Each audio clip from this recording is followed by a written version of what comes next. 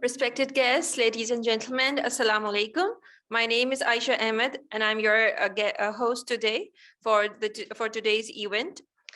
So to start the event with the name of Allah, I would like to call upon Mr. Khalid Iqbal for the recitation of Holy Quran.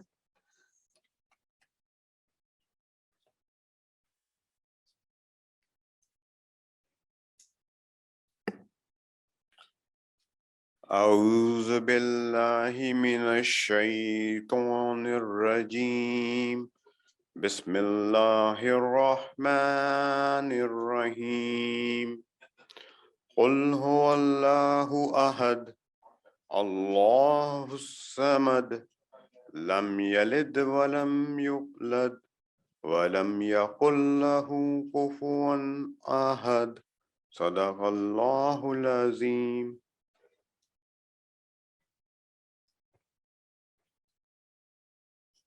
Jazakallah. Now, I would like to request my respected guests to rise in the honor of National Anthem.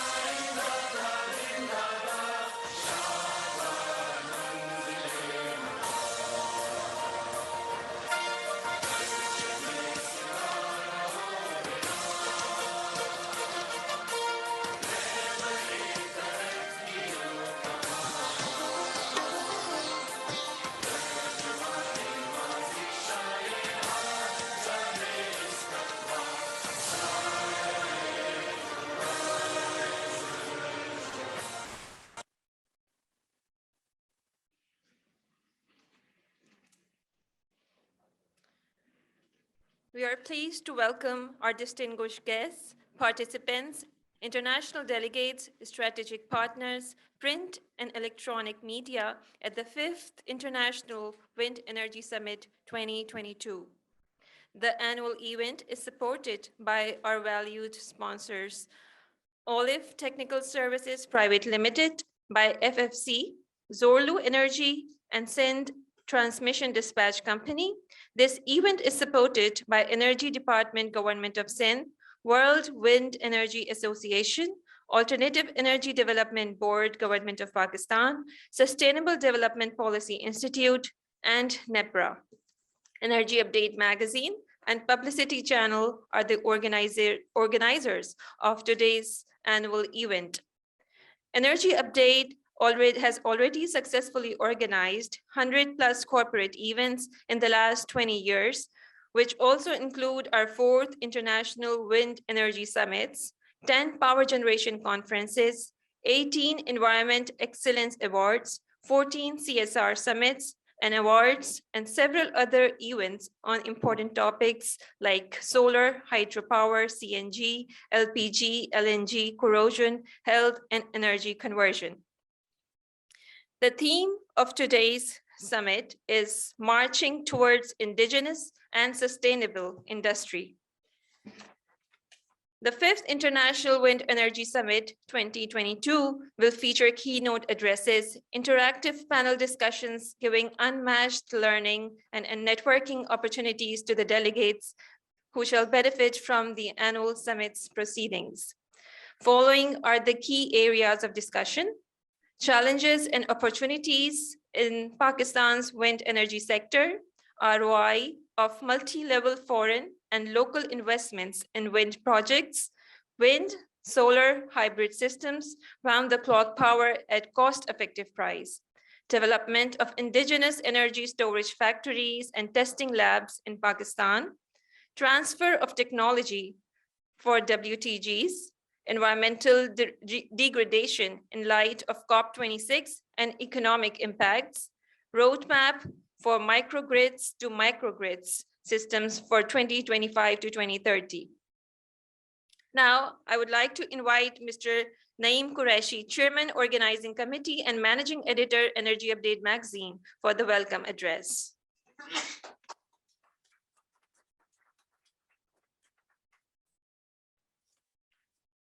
बिस्मिल्लाहिर्रहमानिर्रहीम। जनाब शाहजहां मिर्जा साहब, chief executive alternative energy development board and MD PPIB, Mr. Dr. Naseem Khan, former Vice Chancellor, Hamdard University, Mr. Imran Shah, Sayyid Imran Shah, Head of Energy, FFC Energy and Olive Tech, and Ammar Kasim Saab, Mr. Zishan Ashfaq Saab, Mr. Waqar, Amjad Taliban, یہ بھی تھوڑی دیر میں ہمیں join کر لیں گے، اور ہمارے دیگر جو پارٹیسپینٹ ہیں، السلام علیکم۔ جیسا کہ آپ دیکھ رہے ہیں، کل ہمارا سولر کا تھا اور آج ہم ونڈ پر ایک انٹرنیشنل کانفرنس کرنے جا رہے ہیں، اور کچھ پارٹیسپینٹ ہمارے ساتھ زوم پر ہیں، کچھ ہمارے پاس یہاں پر ہیں، کچھ لوگ پہنچ رہے ہیں۔ بہرحال ونڈ ایک بہت بڑا سیکٹر ہے پاکستان کا، اور الحمدللہ پاکستان نے سلولی گریجولی اس میں کافی بہتری آ گئی ہے، فردر مزید آنے جا رہی ہے۔ جیسے کہ ابھی کچھ دن پہلے شاہجہاں مرزا صاحب نے بتایا تھا کہ 2 کمیشن ہو گئے ہیں، 2 سال 4 میرے خیال ہے سال اور کمیشن ہونے جائیں گے۔ تو بہرحال یہ کہ اس طرح سے جو پروڈکشن ہے ونڈ انرجی سے، ونڈ جو ہے نا ہم حاصل کر سکیں گے، اور ایک چیپر اور انوائرمنٹ فرینڈلی فیول کے سورس آف انرجی کے طور پہ ہم اس کو استعمال کر سکیں گے۔ اور پوٹینشیل کی جہاں تک بات ہے، وہ تو سب آپ کو پتہ ہے کہ 35-40 ہزار میگا واٹ آپ اس سے حاصل کر سکتے ہیں، لیکن بہرحال اس کے لیے بہت زیادہ اس پہ جیسے گورنمنٹ آف پاکستان نے جو پالیسی دی ہے کہ 2030 تک 30% رینیبل انرجی جو ہے نا وہ اس کا ایک حصہ ہوگا ہمارے پاور سیکٹر کا، پاور سپلائی کا۔ تو ہوپ فلی کہ اللہ اس مشن میں کامیاب کریں، اور اس کے لیے سب آپ لوگ پرائیویٹ سیکٹر، گورنمنٹ آرگنائزیشن، سارے لوگ مل کے بہرحال اس کی ایفرٹ کر رہے ہیں۔ اور یہ بہرحال ہمیں 2 چیزوں سے خاص طور سے جان چھڑانی ہے۔ وہ ایک تو یہ ہے کہ یہ ایئر پولوشن جو بہت زیادہ انکریز ہوتے رہ جا رہی ہے ڈے بائی ڈے، اور جس سے بہت زیادہ ڈیزاسٹر ہو رہے ہیں ہر سال۔ شاید اتنی کرونا سے ڈیتھ نہیں ہوتی جتنی کہ ہر سال ایئر پولوشن سے ہوتی ہیں۔ پلس یہ ہے کہ جو ایک سستی بجلی کا حصول جو ایک ہمارا خواب ہے، ہائیڈرو سے، ونڈ سے، سولر سے، اور ان سے جو ہے نا وہ شاید ہمارا پورا ہو سکے اور ہم اس میں کامیابی حاصل کر سکیں۔ تو آج کے لیے میں بہت مشکور ہوں ہمارے تمام اسپیکرز کا، خاص طور سے جو لوگ کراچی سے باہر سے تشریف لائے۔ بیگم رضوی صاحب، سوری میں بھول گیا، بیگم رضوی صاحب ہمارے prime minister housing task force کے چیئرمین ہیں۔ انرجی سیکٹر میں ماشاءاللہ کافی ان کی کمانڈ ہے۔ کل بھی ہمارے ساتھ تھے مرزا صاحب، ہمارے ساتھ کافی پورے دن ہمارے ساتھ رہے۔ میں ان کا بہت زیادہ شکر گزار ہوں کہ انہوں نے بہت ٹائم نکالا۔ اور دوسرا یہ کہ ہماری جو ٹیم ہے انرجی اپڈیٹ کی، اس میں ندیم اشرف صاحب ہیں، خالد اقبال صاحب ہیں، رقیہ نعیم ہے، مصطفیٰ ہیں، اور ہمارے تمام وہ اسپانسر اور سپورٹرز ہیں۔ اور دوسرا یہ کہ ہماری جو ٹیم کے لوگ ہیں اس میں بہرحال میں بہت زیادہ شکر گزار ہوں۔ اسلام آباد سے علیمہ خان اور ہمارے ذیشان اشفاق صاحب نے اس میں کافی ہمارے لیے فیسیلیٹیشن کی ہے، کہ مطلب جو ہے نا اس کا پروگرام کو کوآرڈینیٹ کرنے میں اور اس کو کامیاب کرنے میں۔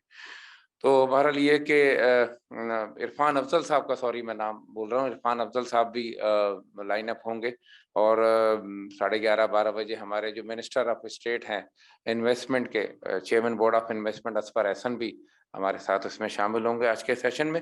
جیسا کہ آپ کو ڈے شیڈول مل گیا ہوگا کہ اس میں ہم مختلف سیشنز میں بات کریں گے، اور آفٹرنون میں جو ایس ڈی پی آئی کے ساتھ ایک سیشن ہوگا۔ کل بھی ایک انٹریکٹیو اور انٹرسٹنگ ایک سیشن ہوا، اور بہت زیادہ جو ہے نا وہ اس کی مطلب پسند بھی کیا گیا، اور مطلب اس میں کافی اچھی ڈسکشن ہوئی ہیں۔ تو ہوپ فلی کہ آج کے بھی سیشن بہت اچھے ہوں گے، انفارمیٹیو ہوں گے، پروڈکٹیو ہوں گے، اور آپ کی شرکت جو ہے نا، ایک دفعہ پھر میں آپ کا بہت شکر گزار ہوں اپنی تمام پوری ٹیم کا۔ Thank you very much. Bahut shukriya, Naeem Saab. Thank you so much for your welcoming words. Now, I would like to call upon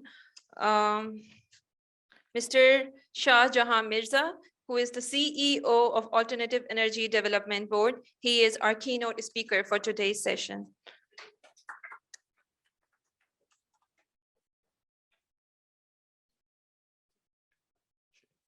Bismillah ar-Rahman ar-Rahim. Assalamu alaikum and good morning. Some people are with us on online Zoom also. Okay, thank you.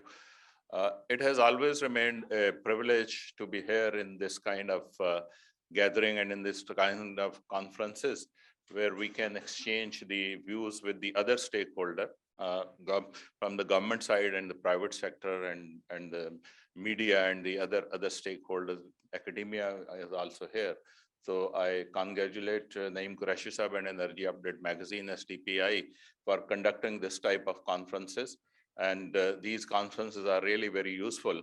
And I always try to spare some time for Naeem Qureshi Sahab because I remember our relationship goes when Qureshi Sahab was thinking to start this Energy Update Magazine. So he came to me in PPIB and we discussed this idea. So my association is as old as Energy Update is old. So we have been trying to take this forward, and I think we have been quite successful in bringing together all the participants and the stakeholder in these conferences. From the wind perspective, as already has been said, we are basically, our power generation mix is heavily tilted toward the fossil fuels. And we have been moving as a country because of whatever reason we say, lack of planning or lack of implementation. In the last 30, 40 years, we have been moving in cycles. We think we have got enough capacity, rather overcapacity, the way we are thinking today, and we stop everything. And then after 5-6 years, we realized that this was a wrong decision and we should do something. And when the situation becomes very bad, कि लोग सड़कों पे हैं और 10 दिन इस्लामाबाद जैसे शहर में 16-18 घंटे की लोड शेडिंग हो रही है, फिर उस वक्त जो है the priority is get whatever we can quickly. No negotiations, no thinking on the price, no thinking on the technology, no thinking on the fuel.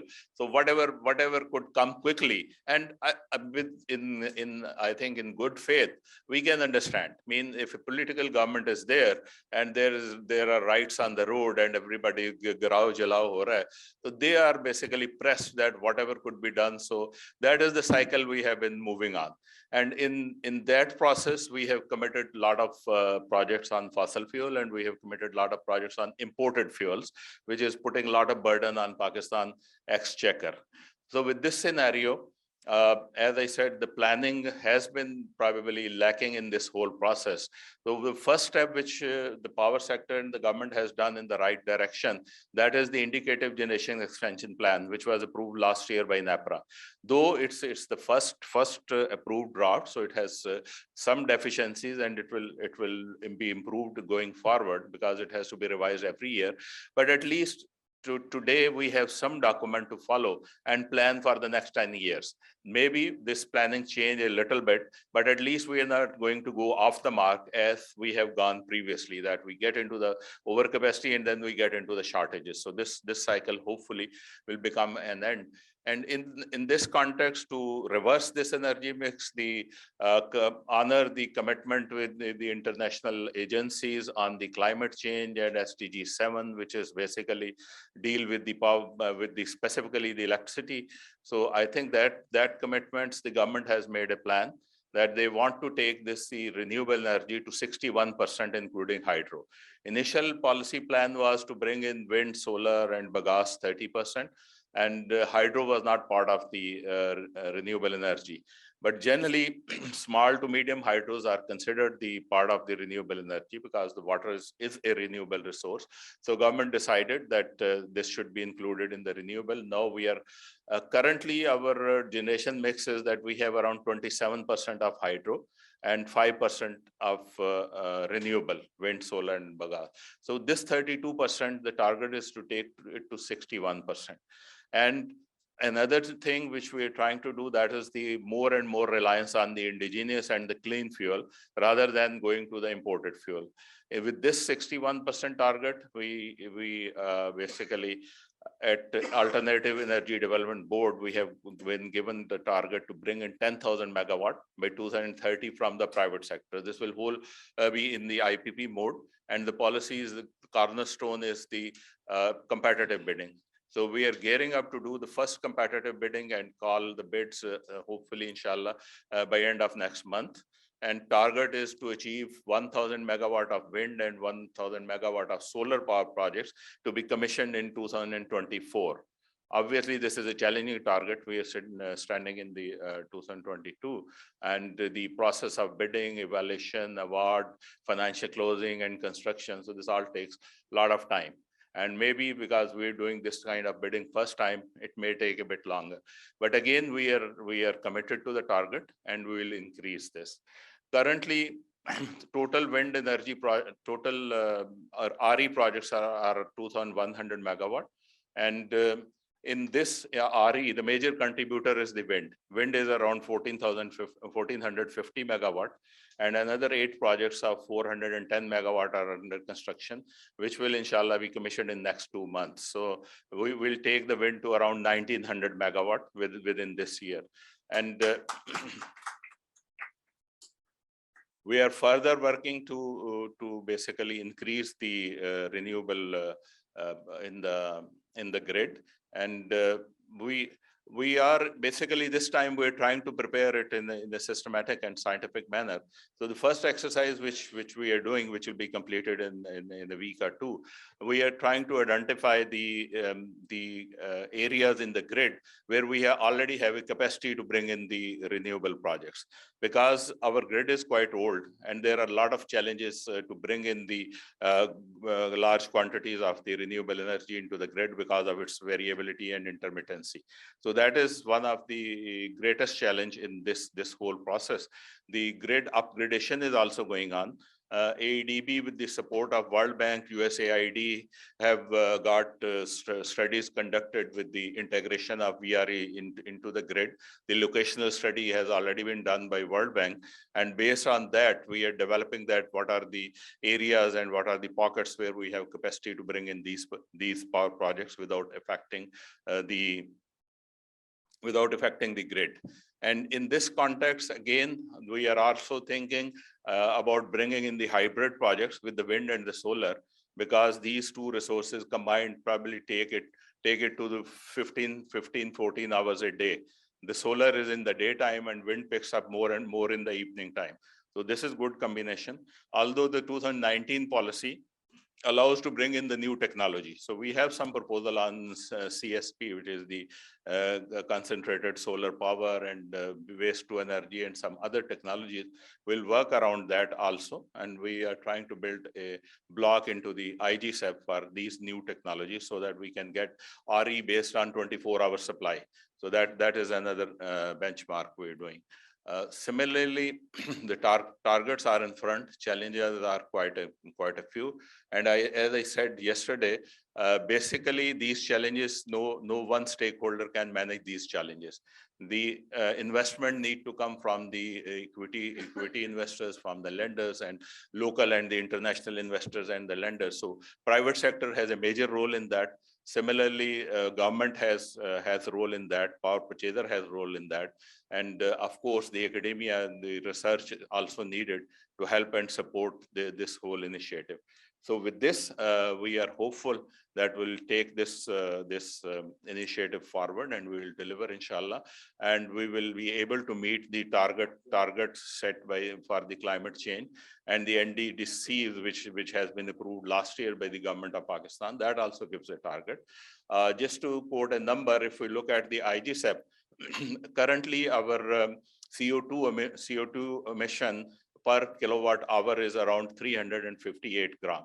Though with this IGSEP implementation, we're targeting it to take it to 198 from the 358 gram per kilowatt hour, which is almost half of that. So if we achieve that, that will be a great achievement. And otherwise, Pakistan has a very low carbon footprint worldwide, but that is probably the first 10 countries which are being influenced and affected badly by the climate change. So with this in target, we are working hand in hand with the government and the private sector, and we always welcome suggestions which comes up, recommendations which comes up from these kind of conferences and seminars with the collective brainstorming and collective wisdom. Thank you very much.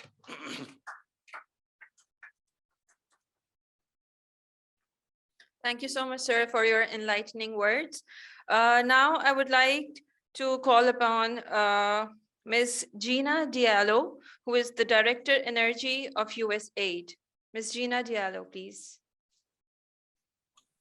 Okay, online. Good morning. Can you hear me? Okay, thanks. Good morning, organizers, distinguished guests, and colleagues. Assalamu alaikum. Thank you for inviting me to speak at this conference. It's my pleasure to be here today, and I feel honored to be among such esteemed speakers. I'd like to begin by acknowledging that USAID has been a long-term partner of the government of Pakistan in addressing the country's national energy needs, and we look forward to continuing our strong partnership in this sector. We applaud the government's goal to diversify its energy sources by expanding renewables. With more than half of Pakistan's forecast emissions coming from the energy sector, there's no other segment of the economy so important to mitigating the impact of climate change. Renewable energy is critical for Pakistan to reduce its emissions. I'll be talking about the renewable industry in general that includes wind as one of several renewable resources. I believe we all agree that cost and climate change are driving the adoption of renewable energy all over the world. Pakistan is on the cusp of a clean energy transition, and the pivot will require Pakistan to invest in smart grids, enable energy markets, unleash the private sector, and improve planning capacities. To fulfill the promise of renewable energy, we must work on policy, markets, and technology. Specifically, we need to create a level playing field that allows markets to allocate resources to renewables, enable the private sector to invest with confidence in Pakistan's energy sector, invest in smart grid technology that can support the seamless integration of variable energy onto the grid, and deepen expertise and reach of planning capabilities that enable policymaking based on data, analysis, and assessment of costs, benefits, risks, and trade-offs. We understand that there are several development opportunities that Pakistan is considering for the renewable energy sector. We appreciate that Pakistan is already working towards transitioning to the wholesale competitive market, which will result in lowering the electricity price and make the overall operations of the power sector more cost-effective. Evidence shows that auctions have resulted in lower prices that lead to expansion of renewables, including wind. Grid modernization will require new technologies and control systems that can efficiently integrate more wind energy and ensure secure and resilient operations by managing the disruptive nature of the new generation type. The Energy Planning and Resource Center, established by the government in the energy wing of the Planning Commission, will help inform sustainable long-term planning and policy decisions to support wind and other renewables. The state bank's concessional financing for renewable energy projects has been instrumental in catalyzing private investment in the renewable energy space. Pakistan should make use of more advanced financial instruments and innovative business models to mobilize private finance for renewable energy. The global climate funds provide financing opportunities to implement the measures announced in the national policies, including renewable energy and electric vehicles, and will help the private sector to develop climate-friendly projects by bridging the capacity, technology, financial, and policy gaps. Going forward, USAID has several tools readily available to complement the Pakistani government initiatives to bring more wind and other renewable energy into the energy mix, reform the energy sector to be more competitive, enhance planning capabilities, and increase the role of the private sector in the energy business. The possible areas where USAID can assist are advisory services and capacity building to support the renewable energy mandates laid out in the IG-7. Devise advanced financial instruments and business models for the private sector to develop renewable energy projects. advisory services to modernize the grid to make it smarter and more resilient by using cutting-edge technologies, equipments, and controls that communicate and work together to deliver electricity more reliably and efficiently. Support implementation of the wholesale competitive market structure.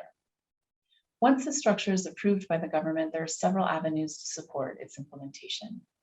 This includes capacity building of the participating entities, especially distribution companies and the National Transmission and Dispatch Company, and most importantly, the National Power Control Center. The market monitoring function is an important element of the wholesale market structure for its transparent operations. USA can support the government designated entity to adopt this role. USAID will continue to support the operations of the Energy Planning and Resource Center located in the Ministry of Planning. Integrated energy planning will help Pakistan reach its renewable energy targets in a secure, reliable, and cost-effective manner. And we will continue to assist climate smart clean energy projects to access climate funds and investors. I look forward to hearing from others today on how we can best support the government and the private sector to expand renewable energy. Thank you. Thank you so much, Ms. Gina, for taking out time and addressing us with your enlightening words. Thank you so much. Now we have a video message from Mr. Stephen Zanger, who is the Secretary General and partner of Energy Update, and he is the Secretary General of World Wind Energy Association. So let's play his message. Ladies and gentlemen, it's my great pleasure for being able to speak to you today at this 5th International Wind Energy Summit. I cannot be with you in person, which I would really prefer to be, but with this virtual mode, it's still possible to talk to you and give you some updates on the global wind power situation. Let me share some slides with you and some latest figures of where wind power stands today. You all know that wind power is a tremendous success story. In less than 40 years, we've reached now a global power share of around 7%, with end of 2020 more than 700,000 of installed megawatt around the world. When we look at the market, the overall installed capacity, and I'm presenting you here preliminary figures, including some estimations for the year 2021. We expect that the total installed capacity has reached by end of 2021 over 830,000 megawatt. The market size in 2021 was similar to 2020. This is what we already know. So when we look at the countries, these are the top 10 markets. China is still an estimation, but our colleagues have told us that it will be in a similar range like 2020 of around 50,000 megawatt. But you see many countries have really installed a lot. The United States, number 3 last year, Brazil, the United Kingdom, also Sweden. So in total, a added capacity of more than 90,000 megawatt. Renewable energy, and wind energy is part of that, is in general successful and is dominating the investment in new power generation capacity. I think this is very important, in particular in these days where we talk about dependencies from fossil and nuclear resources from other countries, imported fuels. You see that now for around a decade, the investment in renewable energy exceeded the investment in non-renewables, including nuclear, gas, coal, and some oil. What you see here is statistics related to, that was finally 2018, that renewable energy in the power sector has already a quite substantial share. We still have a lot of work to do in transportation, where the share is low. But at the same time, of course, we see that it is very clear that transportation will largely be converted to electricity. So power will be much bigger in the future. Heating and cooling will also be electrified in the future. In all these sectors, wind power has to play a role.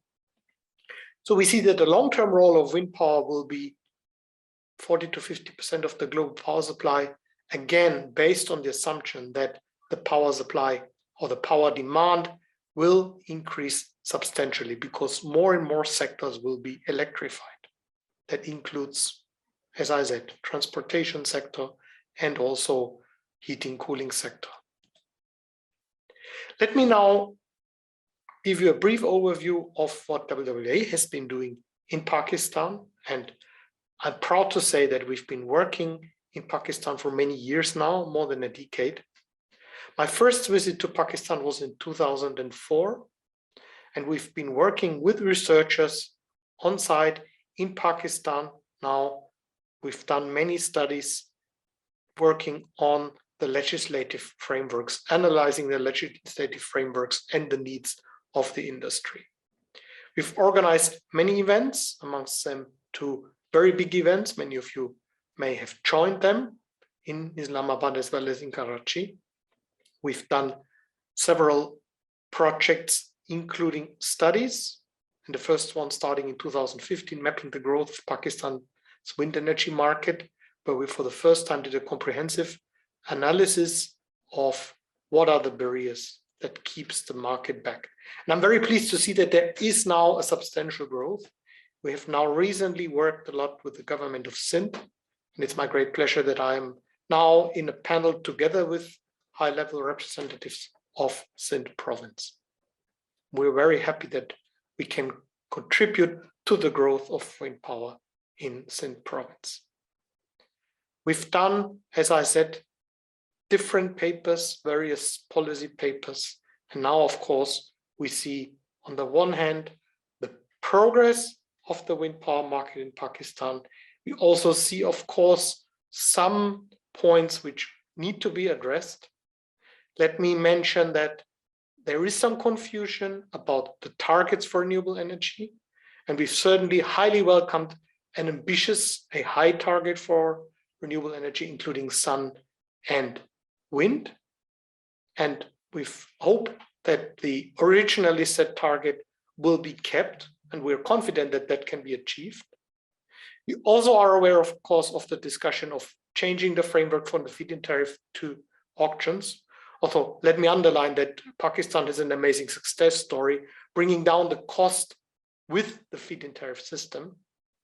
So if you go for the auctions, which I would say the world might soon see another trend, but please make it inclusive. You have a strong sector of small, medium-sized also companies, which are important players in this sector, which are domestic companies, and please, they must be able to still play a role. I can tell you that from my home country, Germany, there is now not only a discussion, but steps taken to exempt certain type of small, medium-sized players from auctions and go back to something like a feed-in tariff. With this, let me look into the future. I think, again, these times of where we have really terrible situation in some parts of the world, this underlines that there is only one way to go for mankind. This is for renewables, renewable energies, which are renewables are energies for peace, for independence. Altogether, we need to harvest, and we will harvest them, and they are more than sufficient to satisfy our energy demand. Let me inform you, and be very happy to meet many of you there, that we will have our World Wind Energy Conference this year in Rimini in Italy, and we've just amended the title, Collaborating for a Renewable Future in Peace. With this, I thank you very much for your attention, and I wish you a fruitful event and fruitful discussions. Thank you very much. Ladies and gentlemen. I would like to now call upon for a vote of thanks, Mr. Engineer Nadeem Ashraf, Director Marketing Energy Update. Mr. Nadeem Ashraf.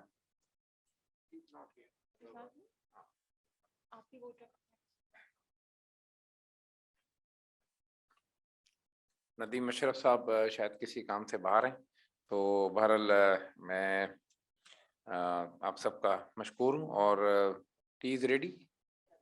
अच्छा, चाय के लिए चाय का एक भी वक्फा होगा 15 minute का। उसके बाद हम अगला जो सेशन है, हमारे जो वैल्यूड स्पीकर्स हैं जिनमें डॉक्टर नसीम खान हैं, सैयद इमरान शाह साहब हैं, अमार कसीम साहब हैं, और हमारे उससे अगले सेशन में जो है ना वो देशान अशफाक साहब होंगे, Saleem Sheikh sahab chief executive STDC government of Sindh, Amjad Ali Aban sahab होंगे, तारा उजरा दाऊद साहिबा होंगी, और इरफान मिर्जा साहब ऑनलाइन होंगे, और असफर एहसन साहब होंगे, minister of state.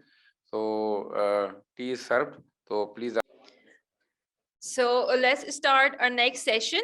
I would like to call upon Mr. Syed Imran Shah, Head of Energy, FFC Energy. Mr. Imran Shah.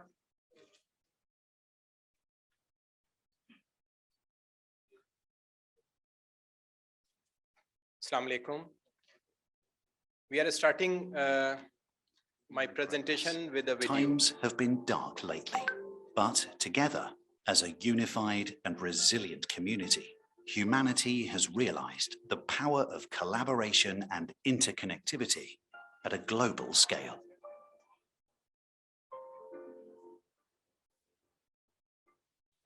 For the last 4 decades, we at 4G Fertilizer Company Limited have worked relentlessly and with sheer commitment to make the planet Earth a sustainable home for us all. With innovative and inspired solutions, we have combined local and global knowledge to solve some of the world's biggest challenges.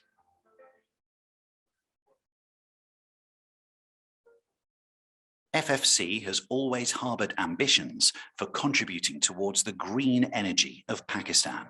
With our foray into the renewable energy sector, we became the pioneers of wind power generation. Starting off with its Jimpir project, FFC Energy Limited has contributed in excess of 1,000 gigawatt hours to the national grid. And with the recent acquisition of FWEL 1 and 2 in Garo, our combined provision capacity stands at 150 megawatt. Certified by DNVGL and being internationally accredited technical training center for wind O&M, we take tremendous pride in our team's technical capabilities and the competency of the services they provide. But more than that, it is the harmony between technology and nature that truly defines our vision for the future. With close to 1 million tons achieved in CO2 emission reductions, our wind farms have practically saved an area of plantation greater in size than the island of Manhattan. The value of knowledge is best recognized when shared, and in order to share the lessons learned from our journey with those who are embarking on their own, we have created Olive. Conceived as a technical services provision arm of FFC, Olive draws vital strength from its parent organization to provide crucial assistance to local and global petrochemical and oil and gas clients. The magnitude of experience our operations and maintenance teams have gained at our own facilities and during the commissioning of various fertilizer plants across continents helps us assist the partners and clients across the globe. A technical training center established in our nascent days has transformed into a state-of-the-art learning and development center located at our plant site, where management and technical trainings have been conducted for clients as far and wide as China to Denmark. Recently, our information systems group has also leaped into the services arena with SAP and Microsoft customized trainings tailor-made and conducted for clients. FFC is honored to be a vanguard of prosperity and the pursuit of happiness. We've come a long way as a world, as a nation, and as an organization. With new challenges and ever-altering dynamics on the horizon, breakthroughs and opportunities await as well. With meticulous planning, collaborations and resilience, we can grow together. We can create a better tomorrow.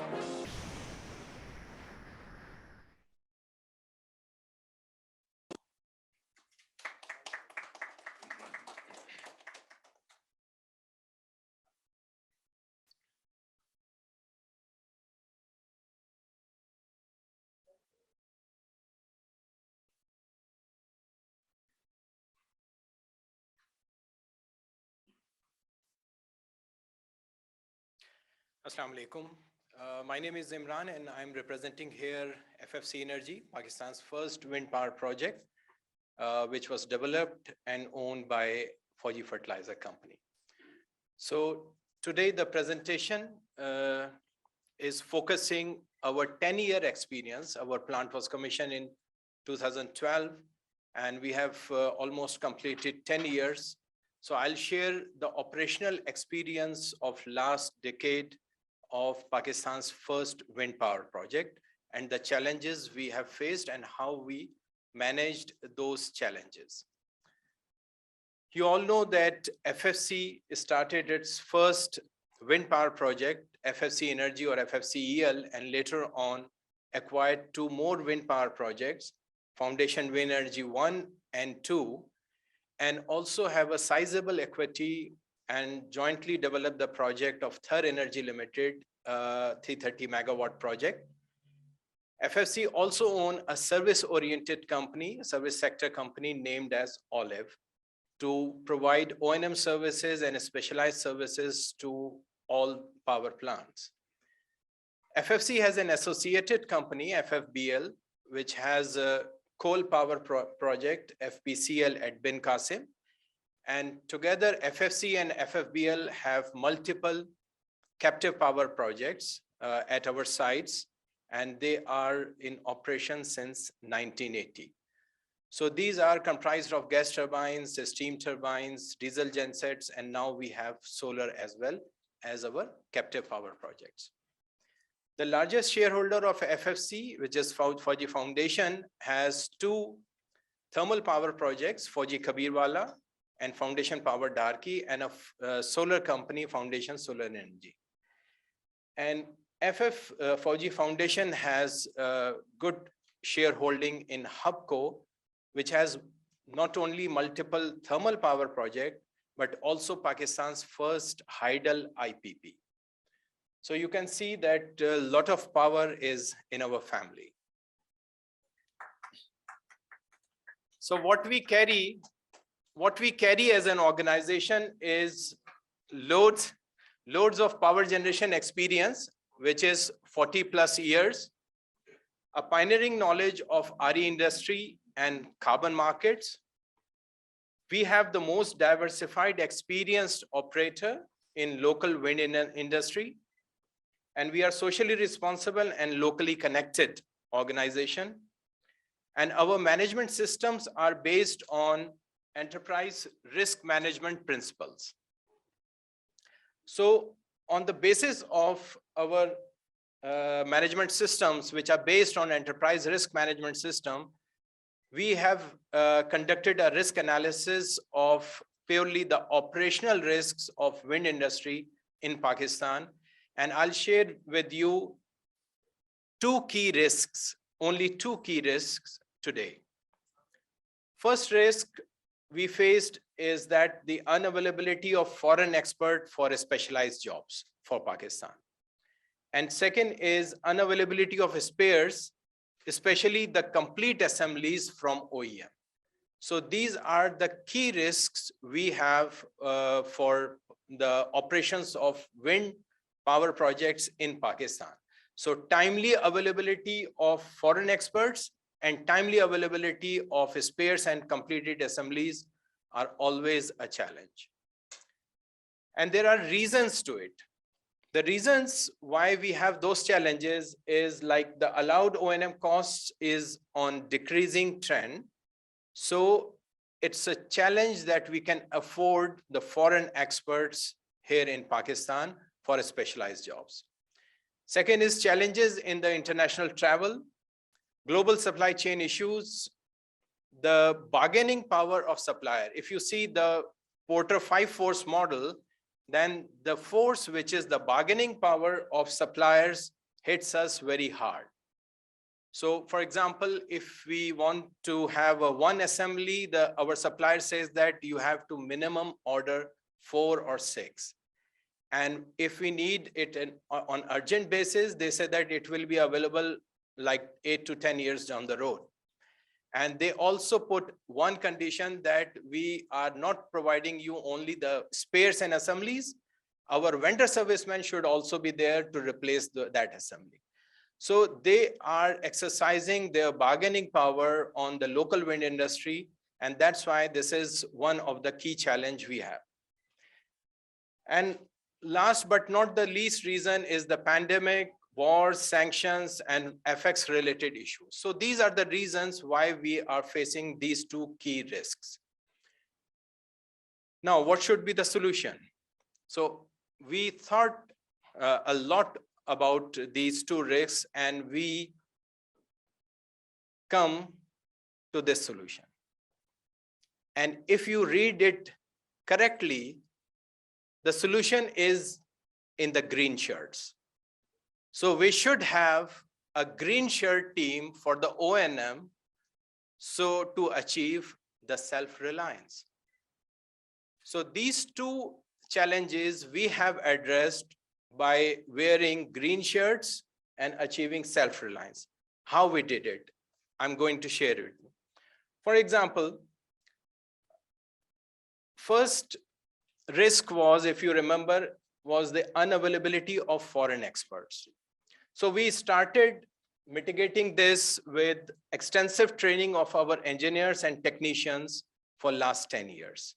Every year we earmarked certain trainings, and we sent our technicians and engineers to Germany to acquire the certifications which only the foreign experts have. So every year we add on certain certifications of O&M, and we stop using their services from that training.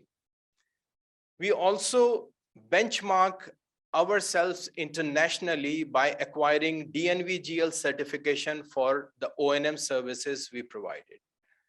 This is a very valuable certification, and only 3 wind farms in the world has this certification, and one of it is FFC Energy. So with this certification, we benchmark each and every O&M activity of our plant with the international industry, wind industry. Next, we established industry's first and only technical training center at our site, where we train our technicians and engineers so that they will become expert in the future. In that technical center, we provided trainings which are GWO certified. It's a global wind organization certified trainings, including technical, safety, and climb and rescue training. We have our simulators for the climb and rescue training, so that we are doing this service to the nation, and we are providing so much training to a lot of wind farms and service providers. The result of our mitigating measures is this one. So now we have a very good, competent, diversified, experienced team we have to achieve complete O&M services all by ourselves, all by the green shirts. No green shirt. Now, we come to the second risk, which was like unavailability of spares and complete assemblies. So how we mitigate this risk? First, we establish multiple supply chains using FFC's vast experience. Because we should combat the OEM's bargaining power, so we must have multiple supply chains with us. And we use FFC's vast experience in doing this, and we have established this thing. Second, we regularly visit international trade fairs and explore secondary market for the spares and assemblies. Third is we regularly establish contacts with new vendors and suppliers. We don't rely on the old ones or the OEMs only. We establish contacts with the new vendors. We also see the obsolescence of the spare parts and assemblies very critically. So we perform strict monitoring and swift actions are taken whenever there is a risk of obsolescence of the spare parts. And last is we do it by better inventory management through SAP, which is based on our ERP system. So these are the mitigants of our second risk. And the result is this one. Every year with that thing, we are improving on our availability factors. You can see that now we are standing at 99.4%, and we are seeing that at a lot of wind farms, the turbines are stopped. They are stopped for 6-7 months even, only because of these two reasons. Either they don't get an expert or they don't get the right spare in time. Kahani yahan khatam nahi hoti. We started to taking further actions on these two things, which includes establish backup support from FFC, FFBL workshops. We have very elaborate maintenance workshops at FFC and FFBL. So we made some contacts with them. We trained their teams, and we use their maintenance workshops to maintain our gearboxes and other equipment. Then we acquire skills in situ maintenance of gearbox. Normally we see that whenever there is a problem in gearbox in Pakistan wind industry, the only solution is to replace the gearbox. So for replacing a gearbox, there should be a 600-ton crane available at the plant. So a lot of costs are involved in that. So we acquire skills to maintain that gearbox in the nacelle. And in that way, we reduce the time for the maintenance and also the cost of the maintenance. Third thing is we started repairing and refurbishing our converters and our turbine controllers. So these two things are, after the gearbox, these are the most critical things of a turbine. So we acquired these skills in last 10 years, and now we are doing these things totally by ourselves. Next is we acquire skills to repair assemblies instead of replacing them. Extensive on-the-job training of trainee engineers and techs on the card, and we establish O&M support system based on Pakistan companies. In order to make and buy decisions, obviously one cannot take all the actions by themselves. So we have clearly defined that these actions we should do by ourselves, and these actions we should outsource. But those actions we outsource to the Pakistani companies, so that we can establish a complete ecosystem within the Pakistan for the wind industry. And result is a very proficient team ready to spread its wings. We are going beyond the borders.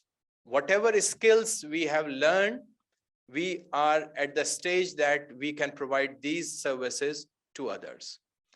In fact, FFC Energy and Olive, which is our services arm, has 4 roles.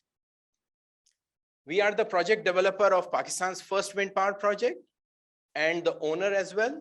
We are providing complete O&M services for our wind farms. Then we also consider ourselves as wind technology specialists because we learned so much skills in last 10 years. And now we are the diversified service provider as well. We are ready to share the benefits of our extensive efforts with wind industry, offer cost and time efficient. I repeat, cost and time efficient complete O&M services.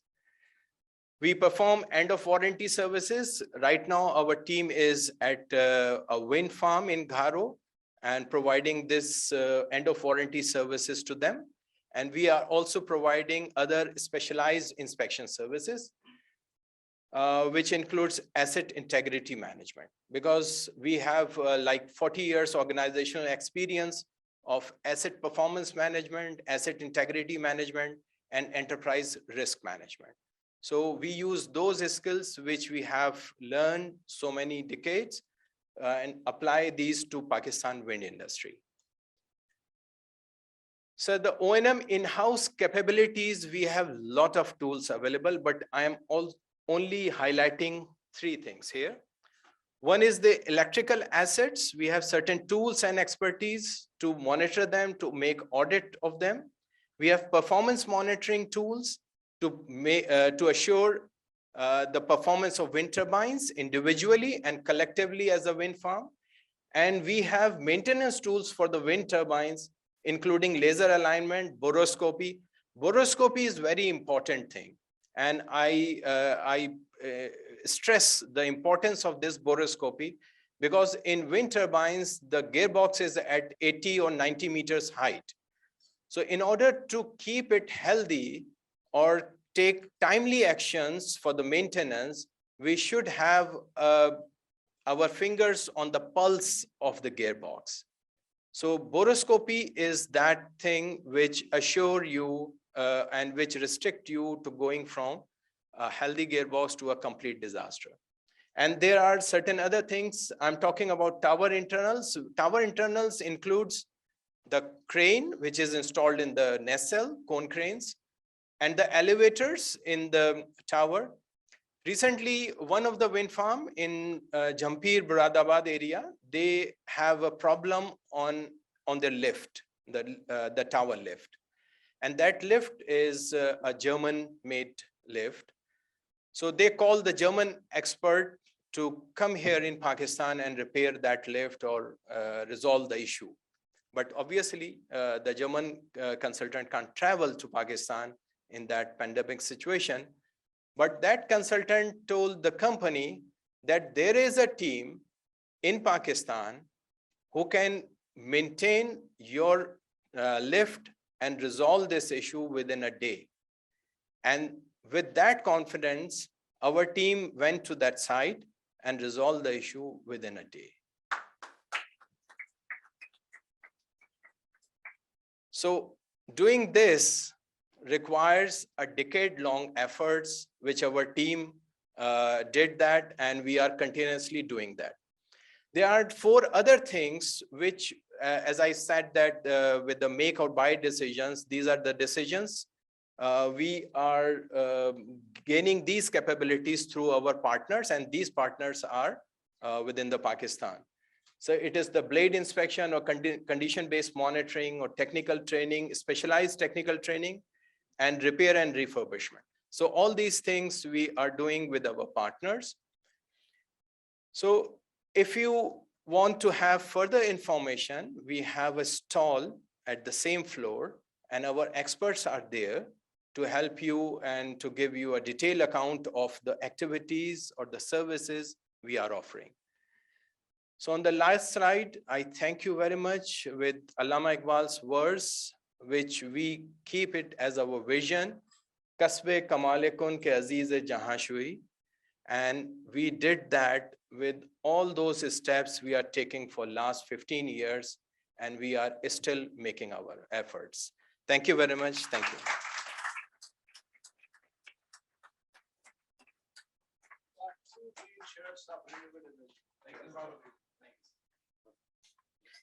Many congratulations to FFC Energy for achieving such remarkable milestones and developing indigenous skill sets.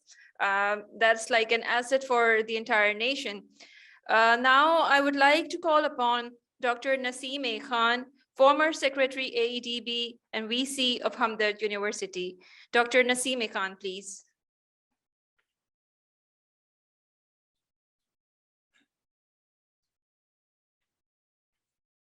बिस्मिल्लाहिर्रहमानिर्रहीम। ये इतने सारे साथियों को यहाँ देख के जो खुशी होती है वो उससे ही पूछें जो जब चल रहा था तो کوئی بھی نہیں تھا. آج کی جو اسٹوری ہے وہ ایک لڑکے کی اسٹوری ہے, اور جس سے وہ حضرات جن کے بچے ہیں, وہ حضرات جو اساتذہ ہیں, وہ جو ہماری عمر کے ہیں, وہ شاید اس سے کوئی استفادہ حاصل کر سکیں. ایک لڑکے کو جو 12 سال کا تھا, اس کے والد نے کہا کہ join the institution to serve the country for its glory, for Pakistan's glory and selfless glory. جہاں وہ گیا جس انسٹیٹیوٹ میں, وہاں اس استاد کا ایک شعر تھا جو اس نے بہت ایمفیسائز کیا تھا. استاد نے, اس نے کہا تھا کہ میر انیس کا شعر ہے کہ غواص طبیعت کو عطا کر وہ لالی ہو جس کی جگہ تاج سر عرش پہ خالی. تو یہ شعر اس انداز میں استاد نے سکھایا کہ وہ بنو جو ایک سر عرش کا جو تاج ہے اس کے اوپر جا کے آپ جا کے فکس ہو جائے. یہ چیزیں جو ہوتی ہیں اساتذہ کی, والدین کی, ان سے وہ جو لڑکا تھا وہ متاثر ہو کے پڑھ لکھ کے امریکہ سے واپس آیا. اس نے کہا اب پاکستان کی خدمت کرنی ہے. وہاں جا کے امریکی بڑے روک رہے تھے کہ جناب چلو آؤ, ہم تم بڑی بہت زبردست قسم کی زندگی دیتے ہیں, لیکن وہ جو تھا کہ ملک کی خدمت کرنی ہے, اس پہ واپس آیا پاکستان کی. جناب اس نے پہلے 1986 میں ایک کتاب لکھی جس کا نام تھا solar energy guide and data book for Pakistan, لیکن جو کہ پاکستان نے لکھی ہوئی تھی اس کتاب کی ویسے کوئی ویلیو نہیں رہی دنیا میں. وہ ہر گھنٹے کا, ہر وقت کا, ہر شہر کا پاکستان کا ڈیٹا تھا سولر انرجی کا. اس کے بعد اسی کتاب بائی چانس پاکستان میں سبوں کو کتاب لکھنے کی عادت نہیں. ایک چھوٹی سی کتاب تھی, زیادہ بڑی نہیں تھی, لیکن چونکہ کوئی اور کتاب لکھتا نہیں, اس کو نیشنل ایوارڈ مل گیا. اس کتاب وہ جناب وہ جو ہے لڑکا جو تھا وہ کہا وہ تو میں تو فن خان ہو گیا ہوں. اسی میں اس کو پرائم منسٹر نے ایوارڈ دے دیا کہ جاؤ پی ایچ ڈی کر کے آؤ. وہ پی ایچ ڈی بھی کر لی. پی ایچ ڈی میں سولر سیل بنا لیا. سولر سیل بنا کے پھر دوبارہ اس کے دماغ میں وہی جو بچپن کا تھا کہ جناب جو والدین نے ٹھوسا ہوا تھا کہ پاکستان کے اندر آ کے خدمت کرنی ہے پاکستان کی, وہی چیز وہاں کا پیٹنٹ, وہی انڈسٹری جو اس سولر سیل پہ امریکہ میں ہے, وہ $4 بلین کی انڈسٹری آ جائے. پاکستان میں آ کے وہ بیچارہ سر مارتا رہا, لوگوں کو بتاتا رہا بھائی یہ سولر سیل ہے, یہ میں بناتا ہوں, بن سکتا ہے, چلاؤ اس کو چلاؤ. کسی نے نہیں سنی, پاکستانی تھا اس لیے. اور اس کے استاد نے کہا بھی تھا کہ تم 3 مہینے واپس آ جاؤ گے بھائی, پاکستان میں کوئی تمہیں لفٹ نہیں کرائے گا. لیکن کیا ہوا, اس نے کہا نہیں میں نے تو خدمت کرنی ہے. بچے نے اس نے کہا میں نے خدمت کرنی ہے پاکستان کی, سولر بنا سے کچھ اور صحیح. اس زمانے میں ونڈ انرجی سولر کا ایک چھوٹا سا اتنا سا حصہ ہوتی تھی.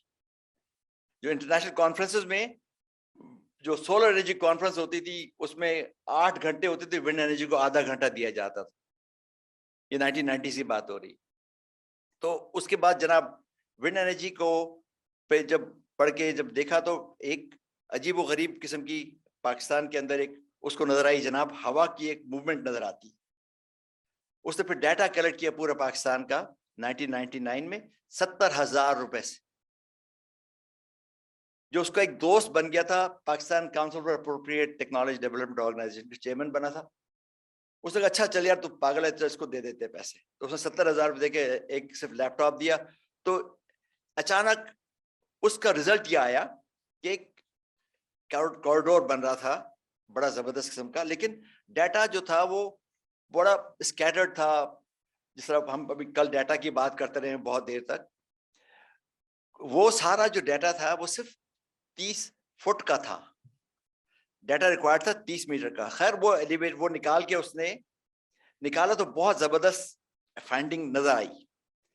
تو جب یہ فائنڈنگ آگے چلی تو ministry of science and technology نے دیکھا کہ باقی اس میں کوئی چیز ہے, تو وہاں ایک विंड डाटा मॉनिटरिंग के लिए एक PC1 बन के वो 30 विंड मास्ट लगे जो उस बच्चे की ख्वाहिश के ऊपर MD वो जो मेट के जो DG थे पाकिस्तान मीटियोलॉजिकल डिपार्टमेंट के, उन्होंने कहा अच्छा चलो तुम्हारी ये बात भी मान लेते हैं, एक कोस्ट पे लगाया गया और एक 100 किलोमीटर अंदर लगाया गया ताकि पानी उसकी विंड की डेप्थ भी मिले।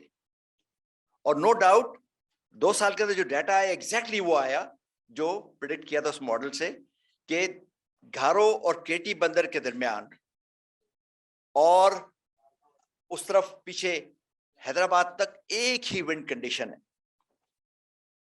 एक ही विंड कंडीशन है। और ये पूरा एरिया जो बनता था ये 50,000 मेगावाट टेक्निकली फीजिबल था।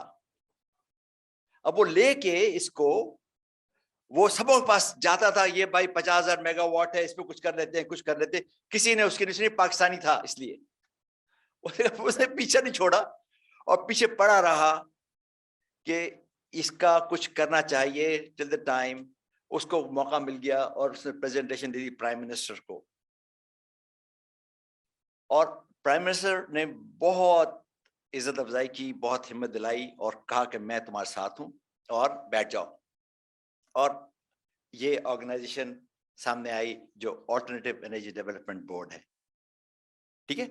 तो वो जो सेल्फलेस होके जो उसने काम किया, उसको ये नहीं कि पाकिस्तान ने रिवॉर्ड नहीं किया, पाकिस्तानी ने कुछ अच्छे बहुत मुखलिस किस्म के लोग आए और ये रिवॉर्ड हुआ और एक ऑर्गेनाइजेशन बन गई जिसके नतीजे में हम सारे यहाँ पे बैठे हुए हैं। इशू ये है कि हमें उसके बाद ना सिर्फ वहां ही नहीं छोड़ दिया, अभी उसकी पूरी पॉलिसी, ये पॉलिसी भी पूरी दुनिया में प्रेजेंट की। ये पॉलिसी के बाद उसकी एक्ट बनाया, उसको ऐसे लगाया कि तुमको हिला ना सके, लेकिन वो ऑर्गेनाइजेशन हिल गई पाकिस्तानी एनवायरनमेंट के अंदर हिल गई।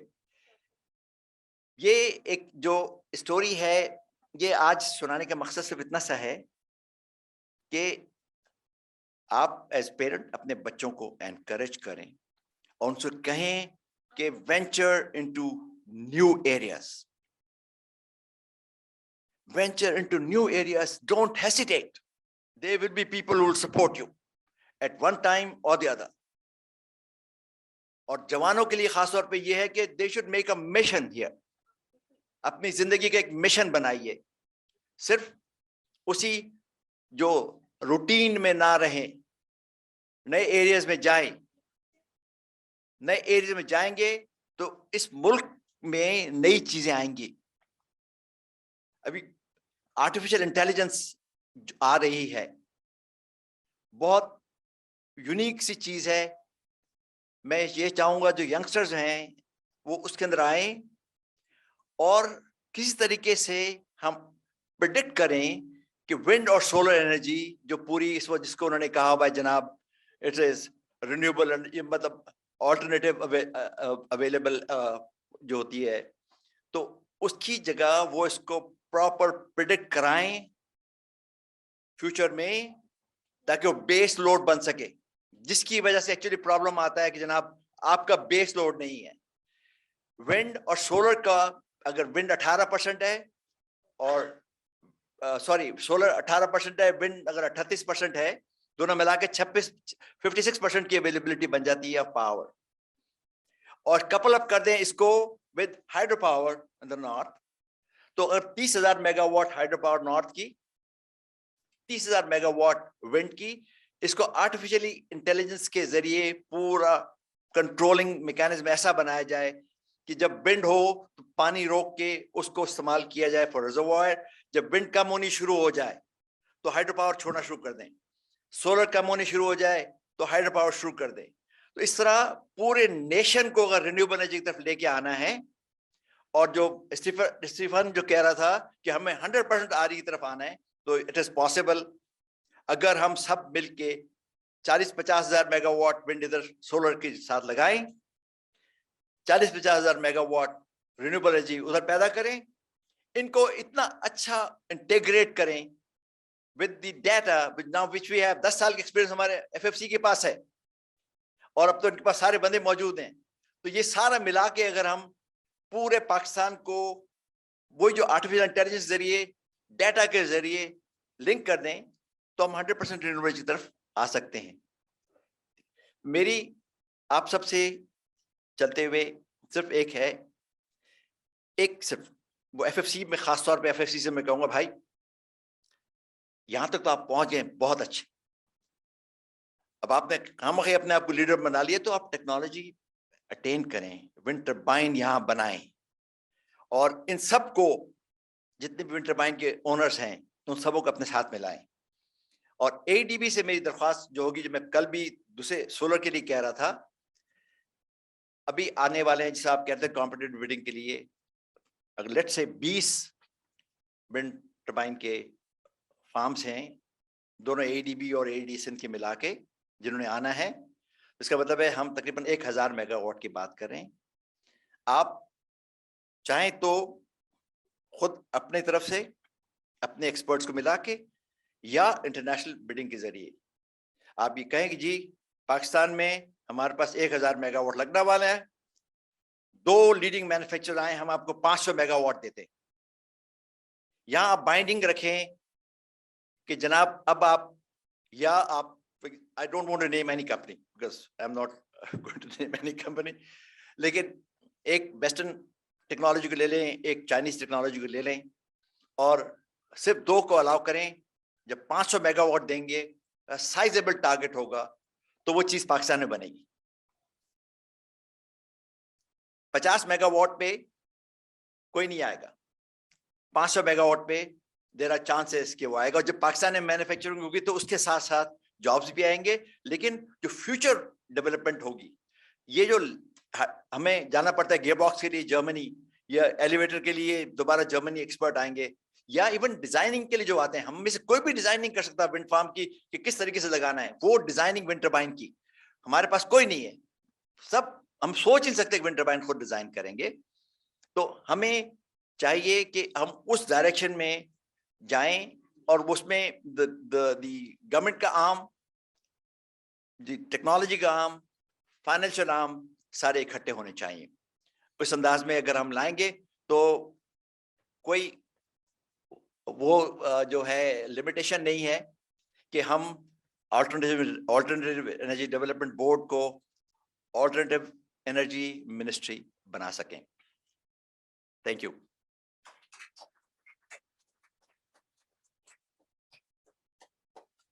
Thank you so much, Dr. Naseem, for your inspirational speech. Now, I would like to call Mr. Ammar Kasim, who is a research associate with WWEA. Mr. Ammar Kasim, please.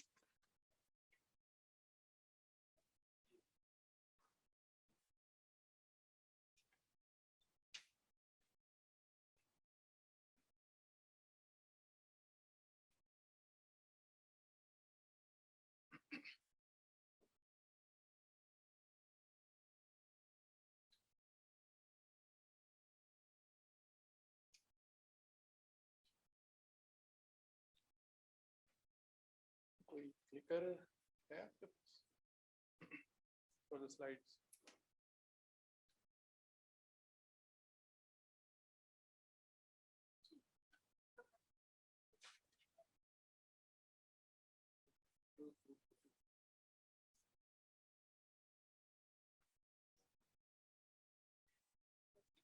Manually आगे करेंगे?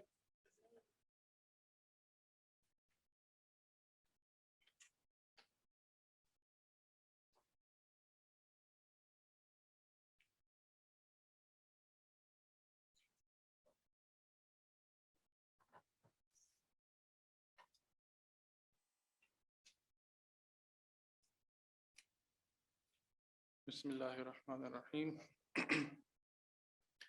I am here representing the World Wind Energy Association and Renewables First, an Islamabad-based think tank. And I would like to take this time to discuss a topic which is going to shape the future of renewable energy procurement in Pakistan in the coming 10 years. The topic is RE auctions. I will start by briefly introducing what auctions are and why they are relevant for our talk today. Then I will move on to some trends that we see globally and some tariff trends which we have seen in Pakistan.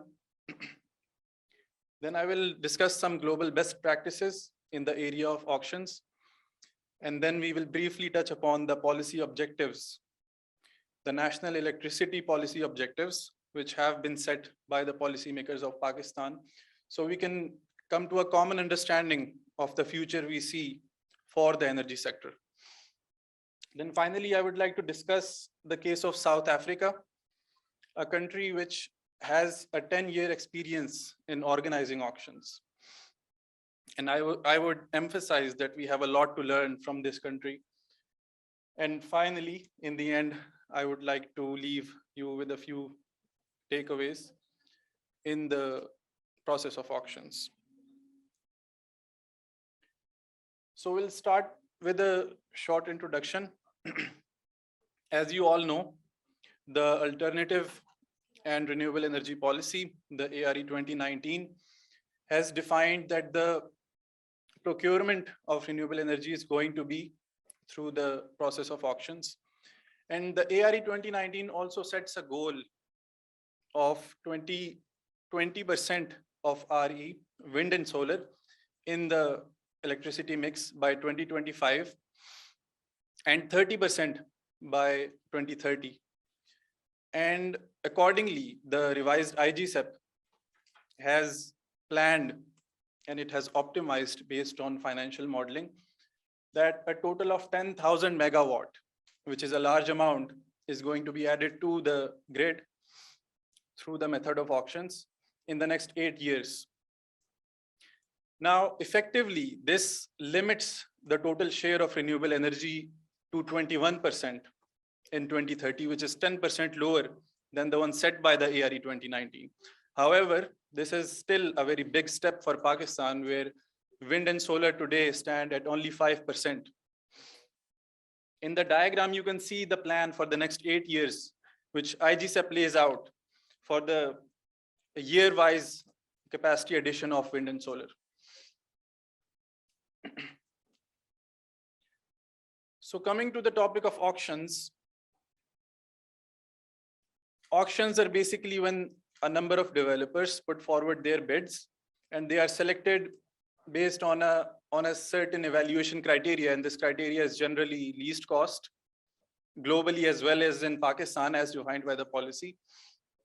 Auctions are competitive, they are transparent, they are efficient, and they are also very flexible to the policy objectives that you want to achieve. And if properly carried out, they can result in cost reduction, they can result in true price discovery of the particular technology.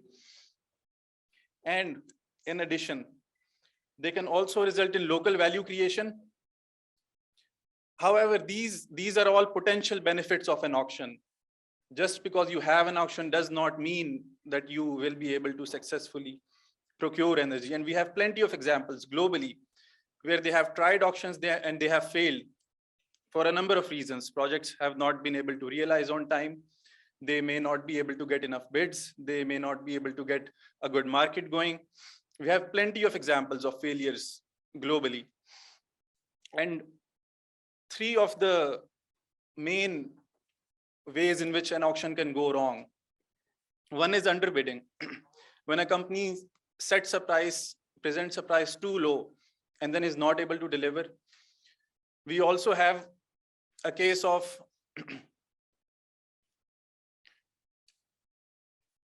in addition to underbidding, we also have cases where the companies are too ambitious or there are too few players in the market. And when there are too few players, they dominate the market by getting most of the volume. And this results in an award concentration which does not disperse the socioeconomic benefits of the auction. So globally, when we see the trends, we see that costs have gone down as a result of auctions. And when we compare them side by side with FITs, we see that in the same years, auctions have resulted in lower costs than FITs. So the cost reduction basically is not just due to cheaper technology advancement, but auctions themselves lead to cost reductions. Coming on to the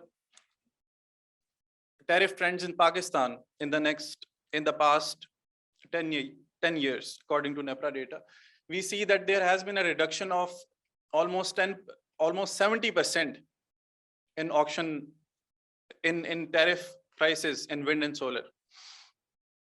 And this is a huge reduction. When we see globally, we see reductions 50%, 60%, 70%, more than 70% is a huge reduction for tariffs of wind and solar. And the one thing I want to bring to focus is that given that we have achieved so much cost reduction, we must focus on other factors that are at play in auction and which can define whether an auction succeeds or not.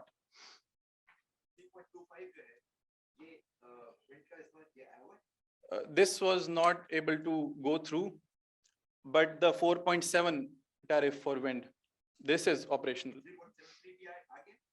This, they proposed this, it was approved, but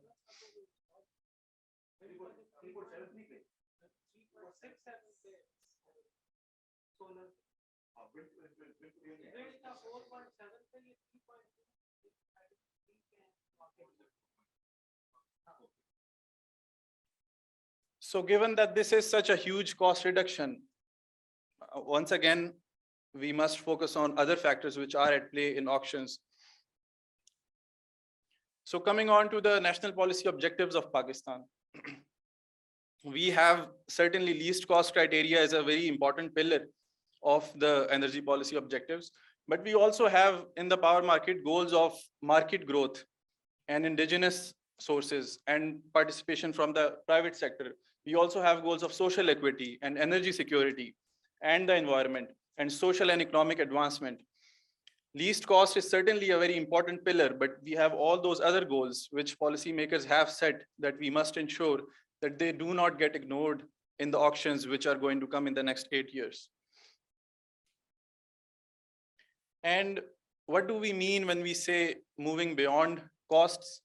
We must look at factors such as adapting the auctions to the particular conditions of the market where this is going on. We must look at the social acceptability of these technologies. We must strengthen the domestic supply chains. And we must also prevent the domination of the market by a few players. Because if this happens, then we don't have active diversity. We have a market which is not able to grow. We have a market which is controlled by a very few players. And in the long run, the sector does not sustain itself. And when you have global supply chain disruptions, you see the sector falling down and the prices immediately going up. So how do countries ensure that there is active diversity and there is inclusive participation from many players in the on ground? In cases we have seen globally from, especially from the Latin American sector, we see that most of the projects were smaller than 40 megawatt. You can see that in the diagram on the right side. In the left diagram, you can see that despite most projects being such a small size, you still have substantial cost reductions in each case. In Brazil, in Chile, in Mexico, in Argentina, you have cost reductions of 50%, 40%, 60%, and so on. So I'll bring the discussion to the case of South Africa, which is a case very relevant for us. The way South African auctions were designed, they did not limit their auctions just to cost. They started procuring energy, renewable electricity through auctions from 2013. This is so they have an experience of 10 years in this sector. And they have last year in 2021, they set a target of procuring 2.6 gigawatts of electricity from renewables. and they successfully allocated 2.58 gigawatts, almost all of it, to different developers in just 1 year. We see that their design included socioeconomic distribution, two different areas. Their design also included a geographic distribution all over the country in the 9 provinces. They also focused on nurturing the domestic market and shareholding. And when we see results, we see that, first of all, they procured more than 6,000 megawatt of energy, and out of that, more than 5,000 is already operational. They produced 60,000 job years for the country, and they mandated that 49% of the involved entities must be local. They must be national South African. And they also mandated that 30%, at least 30% of the shareholding must be South Africa, must be Black South African citizens. And as a result, they had 34% of the shareholders who were Black South African citizens. They focused on the local aspect of it. Then they had a total investment of 41 billion rands, which was coming from foreign sources. And this comes to about $2.7 billion. And this was from foreign investment. But 80% of their investment was from local sources. And it comes up to around 13.7 billion US dollars. And 80% was local investment and 20% was foreign investment. And why is this point so important? Because when you have local investors, they tend to invest their dividends locally. And that leads to local job creation. That leads to local value creation. You have supply chains strengthening. You have a market developing. And the economy grows, and it's good for the country. Foreign investment, on the other side, tends not to do that. So finally, I'll conclude this presentation with some takeaways that in the coming auctions in the next 8 years, we must focus on a market which is inclusive. It does not limit the awards to a few players. It also focuses on dispersing the benefits to a number of areas, to a number of organizations, to make sure that there is a growing market. It must avoid dominance and concentration by a few players of the auctions, and it must lower the barriers to entry. Because when you have very high barriers, this is also another risk that auctions come with, that you can have very high administration costs. And this can be bad for the auctioneer, but more so for the local developer or the small developer who cannot afford these costs, and they are cut out of the system. So the last thing we must focus on is to prevent barriers of entry. And with this, I will conclude. Thank you.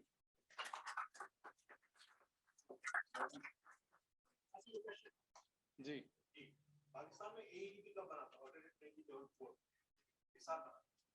I don't know the date. 1980s.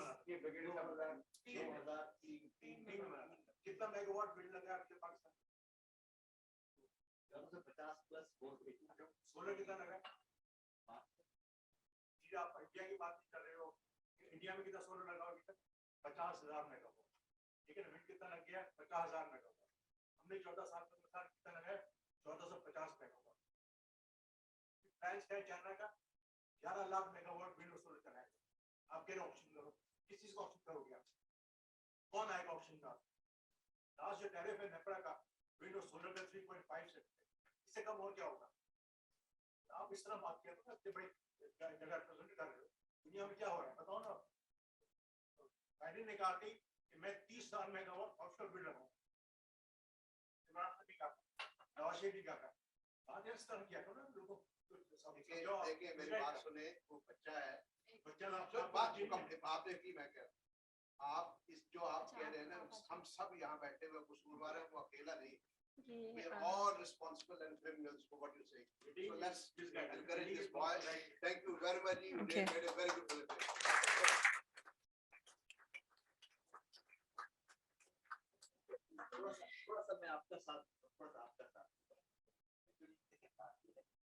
If you allow me. Well, we are going to have a question and answer session. So let's yeah, let's like transfer this scenario to the question and answer session. So I would basically like to thank Amar for his research and for sharing that research with us. Obviously, according to the IGCEP, we do have some, targets that are being, set up by the government and NEPRA. Obviously, very obviously, we are lagging behind other countries because of the changes in policy. We had a 2006 policy from AEDB, then we have a change in policy presently. So obviously, due to the obvious political unrest and the changes in policies, the investor is very much reluctant to come and invest in Pakistan. So we cannot blame the researchers for the current political unrest and situation. They are doing a great job.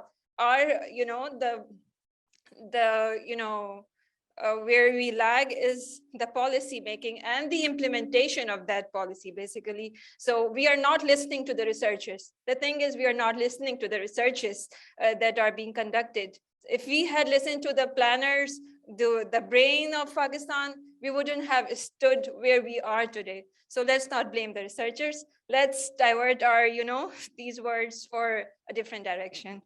Now I would like to invite Mr. Zegam Mahmood Rizvi, who is a renowned energy expert. Mr. Zegam, please.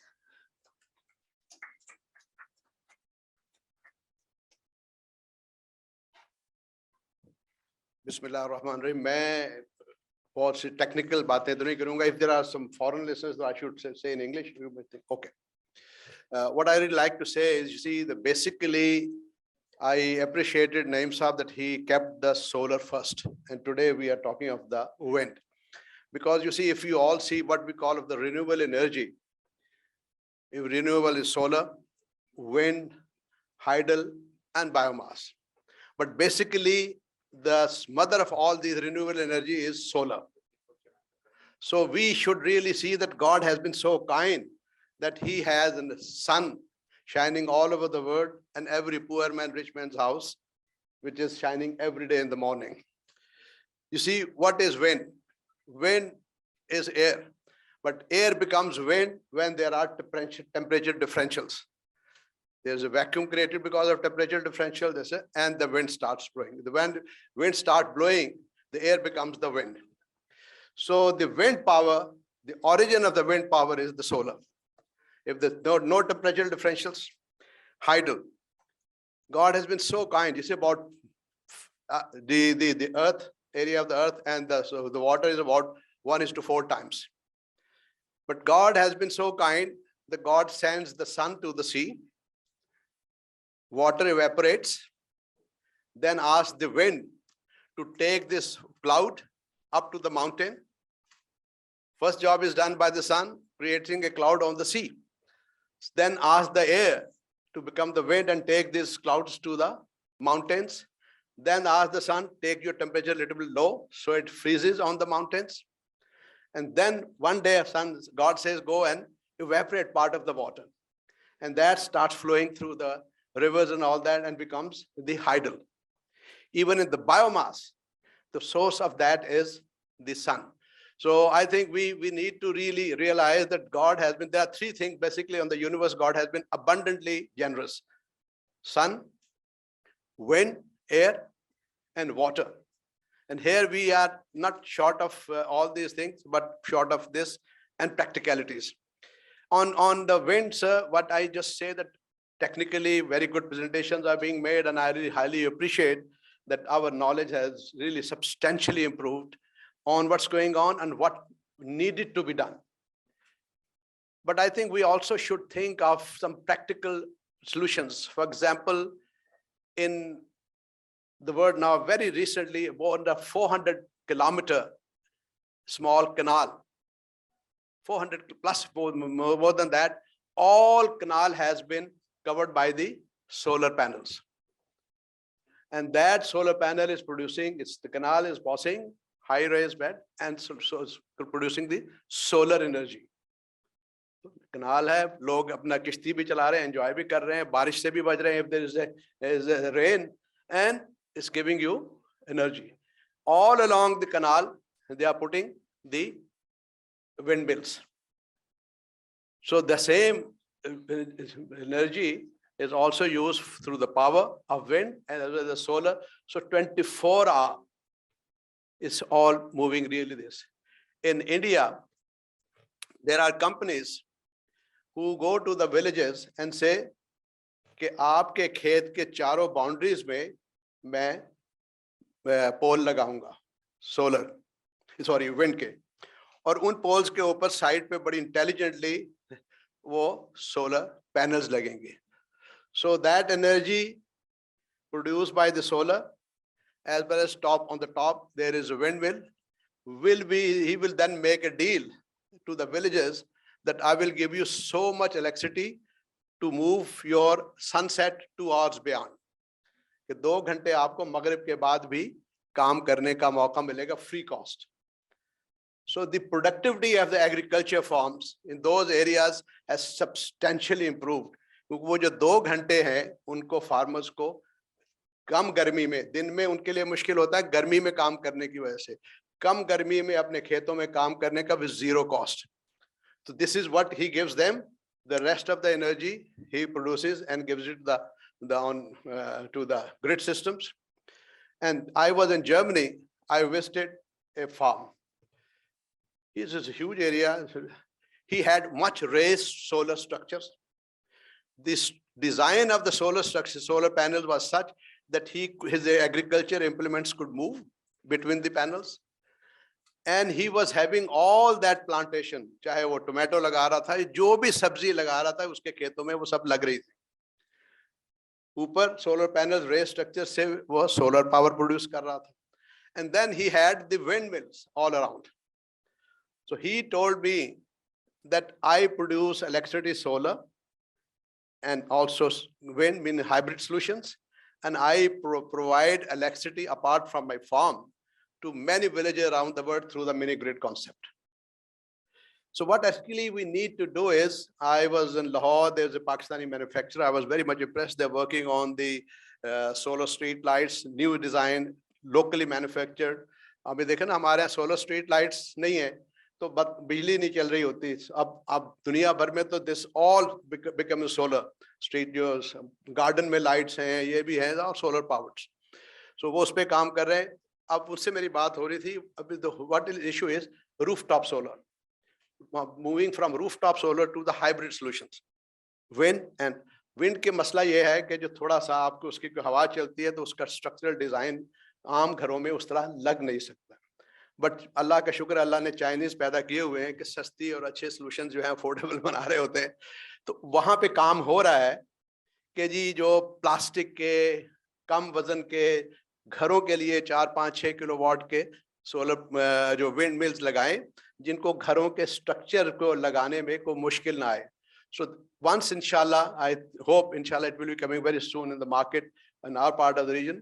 तो फिर हमारे पास कराची में, जैसे मैंने कल भी कहा था, Karachi has 320 sunny days. One of the few cities in the world which has 320 sunny days. But Karachi is not even having 1% roller rooftops. In Stuttgart, Germany, जहाँ पे Einstein पैदा हुए थे, वहाँ पे 160 sunny days. And every second house was solar. Many of them had also wind. And the use of the geothermal. हमने अभी तक जियोथर्मल का जिक्र नहीं किया. जमीन के अंदर जो टेम्परेचर है वो कम बेश उससे आगे पीछे मिलता जुलता जितना सूरज में टेम्परेचर है. हम उस जो जियोथर्मल की जो इतनी बड़ी सोर्स ऑफ हीट है हम उसे इस्तेमाल नहीं करते. अल्लाह रब्बुल इज्जत की अभी तो वो कहता है ना कि वो जो आतिफिशा पढ़ता है वो अखराजतल अर्द अस्कालहा, जब वो बताता है कि जमीन के अंदर क्या है, जो कुरान में अल्लाह ने अखराजतल अर्द अस्कालहा, वो जमीन अपना बोझ जब बाहर निकालती है फिर दुनिया को पता लगता है मेरे अंदर क्या है. So the point I am saying is, Germany में the person I met, he said I have water pump going down, heating my water through the temperatures of the geothermal power. Water comes and all my house की जो warming है वो उस गर्म पानी से होके आ रही है जो geothermal से आ रहा है. So I'm saving lots of gas and all that for heating that water. क्योंकि जर्मनी में आप घरों को हीटिंग के बगैर रह ही नहीं सकते। आपने सुना होगा आजकल रूस के चक्कर में भी सब लोग परेशान ही यही हैं कि अगर गैस नहीं आएगी हमारा बनेगा क्या। So they are using even the geothermal. So combination of solar, combination of wind, as well as the geothermal. Or he said it's not much because the water में सारे design में जब घर बनाया जाता है तो pipe goes down to a certain level, 400, 500, 600 feet, whatever the temperature levels are, gets hot and all that. So I would suggest, Naeem साहब, कि आपने जैसे मैंने कहा आपने वेकअप कॉल हमें दी है, कल से बहुत अच्छी बातें की, आज भी हमें करना हम लोगों ने है, मार्केट ने करना है। तो आई वुड सजेस्ट कि इनको एक वेकअप कॉल इस पे भी दें कि हम इस टाइप के सॉल्यूशंस जो हैं उनको कैसे वायबल करें। वेरी ग्रेटफुल टू यू कि आप हमें वेकअप कॉल दे रहे हैं। मैंने कल इन एक शेर सुना रहा था कि एक सदा गूंजती रहती है कोई जिंदा है, तो नईम साहब आगे से जवाब देते हैं मैं कहे जाता हूँ हाँ है कोई सुनता ही नहीं।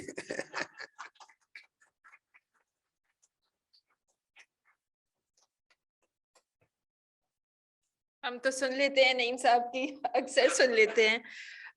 Now I would like to call upon Mr. Tanveer Afzal Mirza, who is the Director Project of UEP. Mr. Tanveer Afzal Mirza, please.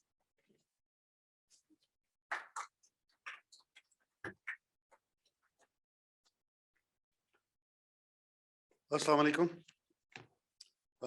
Unfortunately मुझे बिल्कुल लास्ट टाइम के ऊपर ये बात हुई तो मैं प्रेजेंटेशन तो नहीं कर सका, लेकिन कुछ थोड़ी सी गपशप जरूर करूंगा आप लोगों से।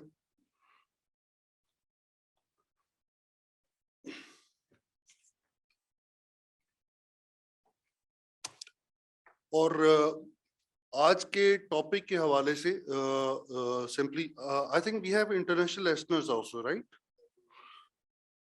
So for today's topic for the wind energy, I would keep myself to these three points, which is the opportunity, challenges, and the way forward.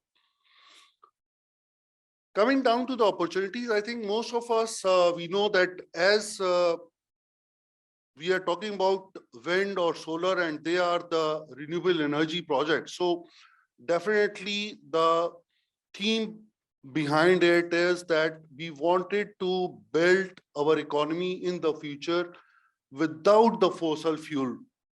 So there are a lot of challenges now in terms of this opportunity, that if we wanted to go for the renewable, either solar or either wind, so we have to make ourselves an economy which is to be based on these two main sectors, and then obviously the other adding factors of hydro, biogas, and all these things. Opportunities are obviously a lot in Pakistan, especially if we are talking about only one wind corridor, which is the established corridor. We have capacity, a known capacity of 50,000 megawatt of wind power energy in this area. At the moment, there are so many constraints or whatever the reasons behind, but hardly how much we have done within these decade, 2,000 maximum. So still, how much is the capacity left? 48,000 or at least 45,000 megawatt is still there. So it's a big opportunity. So are we able to tap it up? So what are the policies, the infrastructure development, and rest. So there is an opportunity. So this is a big opportunity. The second biggest opportunity in this RE sector also is we have a very big coastal belt in Pakistan.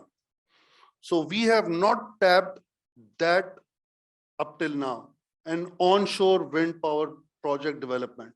So we still have that opportunity available to us. Whether we wanted to do it now, after 2 years, 5 years, 10 years, but RE opportunity is still there. So we have an opportunity over there. Another big opportunity is our population.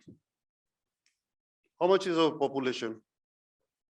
A rough estimate consensus is 220 million. Let's, for example, if we have 220 million population, so we'll come or we will analyze that how many households it becomes. A rough estimate with various studies shows that one average house is around having 6 to 7 people. If we divide 220 million population with number of each household person, it's almost around 37 million households. Do we, all these households have the electricity available? No. Let's, for example, to be on a safer side, I will say, I know, just a rough estimate, 38 million houses, out of 38 million houses, 30% of the houses does not have the electricity at the moment.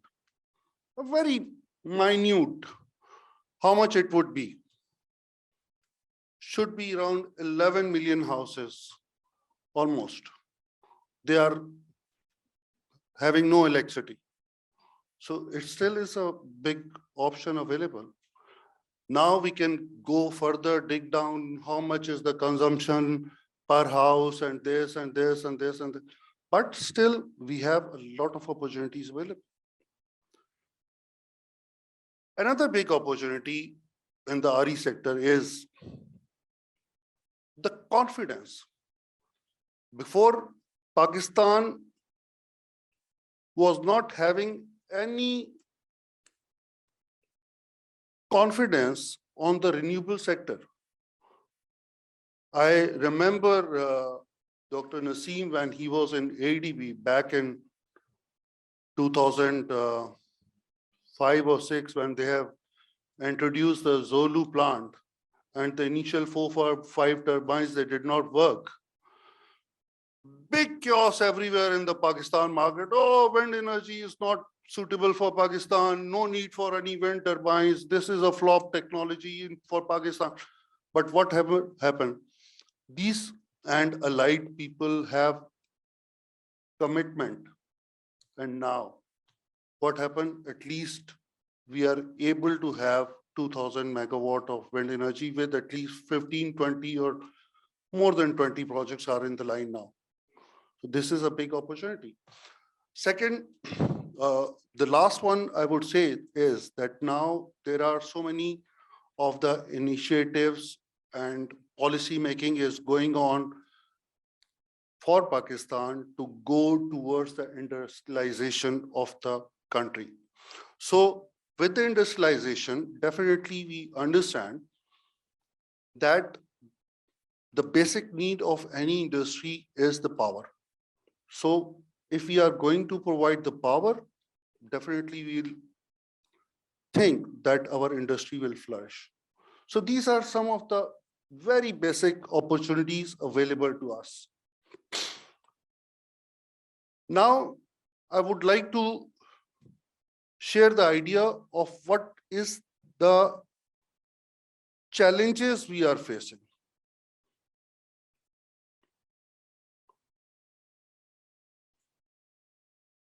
Allow me to say the biggest challenge for Pakistan is the political instability. For all the investors, whether they are local or they are foreign investors. This is the basic of every country. If the country is not stable politically as well as with the security, no investor, local or foreign, is going to invest. So we have to ensure that this prime factor should be carefully monitored in terms of getting the real opportunities for a businessman.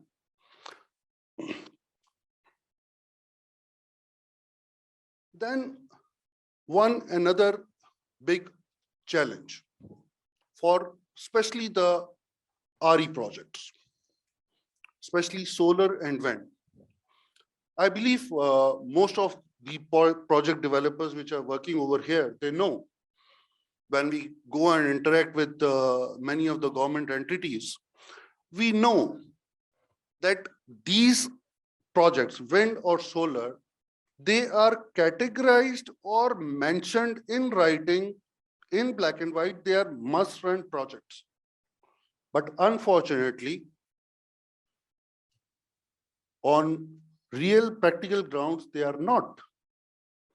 I would request to the authorities in the government entities that if these are the must-run projects, then they should be not only categorized as a must-run project, they should be ensured as a must-run projects.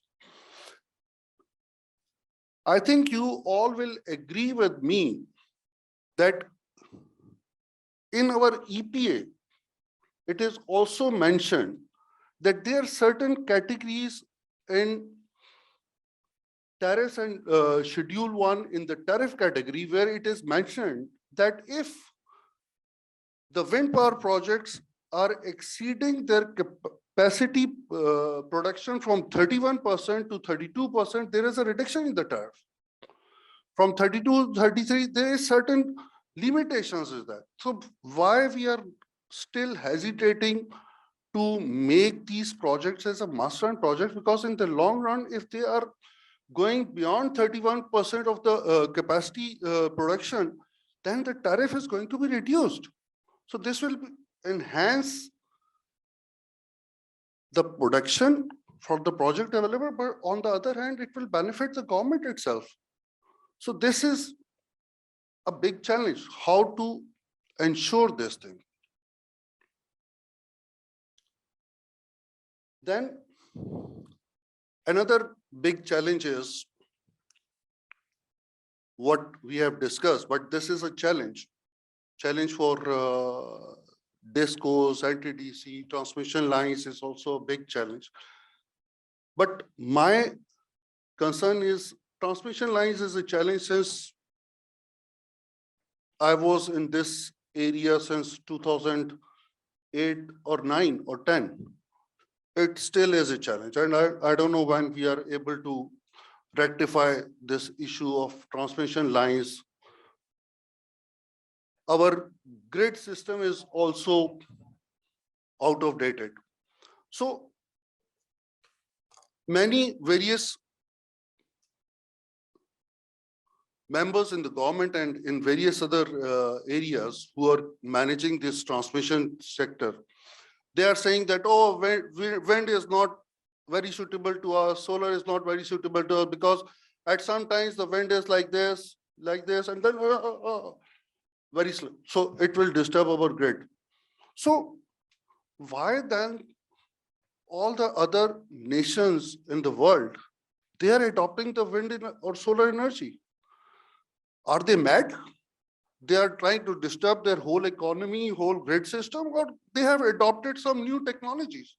So why we are not investing into the new smart grid technology rather than to say that, oh, this is the whole technology is a disaster? Why? What is our frame of mind? Why we are not investing into this smart grid technologies? This is one of the very important factors. But on the other hand, if we are trying to adopt the new technologies, then who's going to make the finances? This is a big challenge as well. So financial impact is a big challenge as well.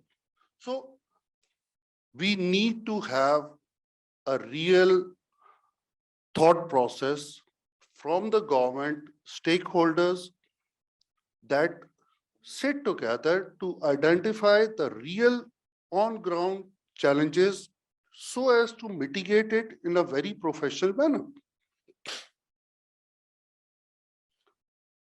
Then, what is the way forward? Because I'm sorry, I don't want to take so much of the time. The way forward is, first of all, is it possible, I would request to the government authorities, is it possible, again, is it possible that once any policy being made to ensure that this is not going to be changed or altered whenever a new government is going to be in place? Why I'm saying like this? Because if I'm an investor and based on IGSEP load or calculations. I wanted to invest this much.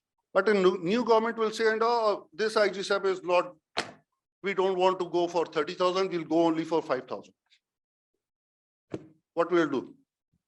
So we have to ensure this thing that once a policy is being made, so I would request a policy should be made not from the government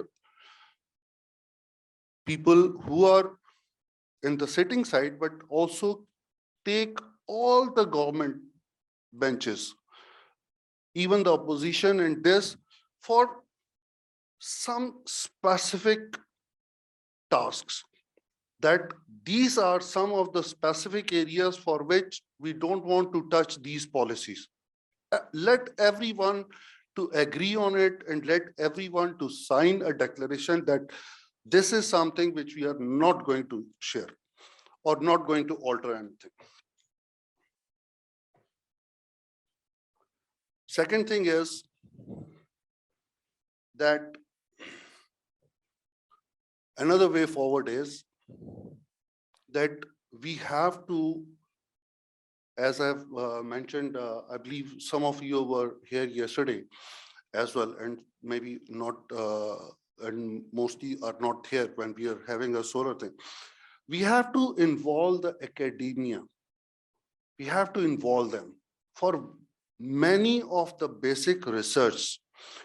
No doubt, at least when we involve the academia for the research and this, at least we will get something, and then we will say that to say that this is the right or wrong, we can, that's a different story, but at least some research has to be there, some working knowledge papers has to be there, which we don't have. Another way forward is for us now, for the wind power sector especially, is a climate change. When the first project was installed for the wind, the climate in Pakistan was totally different. So now what is the latest condition? Do we have some more research? No.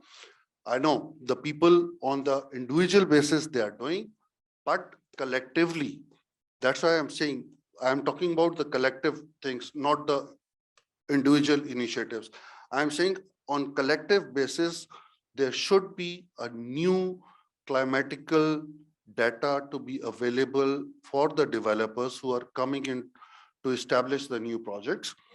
Because based on these research data, the people or the stakeholders would be in a better position to invest. Also, any investor, whether foreign or local Pakistani investor, money related matters is the same throughout the world. Every investor who want to invest wanted to get the profit, wanted to have a safe investment. Once he will get the return, then in the next step, he will say, okay, let me now make myself recognized in that sector. Now, third is, let me become the leader into that sector. So the first important thing is to give the confidence to the investor, whether local or foreign, that investing in Pakistan into these technologies is a safe investment. You will get the proper return, so that then we are going to achieve the second or third steps. Thank you very much.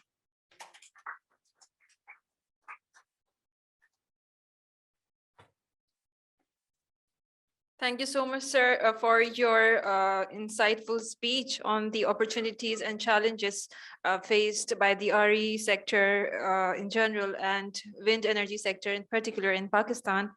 Now, I would like to call upon Mr.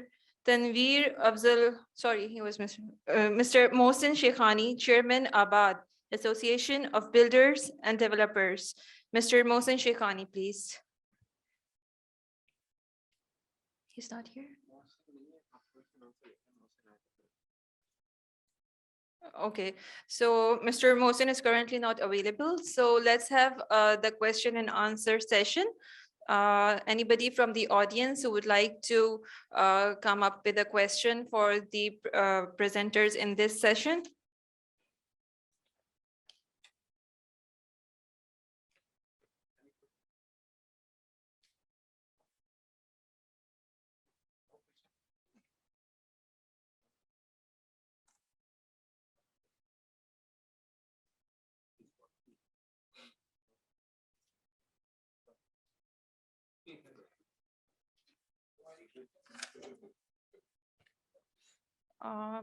Momento distribution.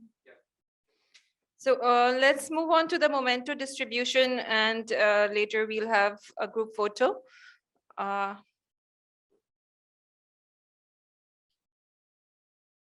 would like to call upon Mr. Naeem on the stage for the momento distribution, please.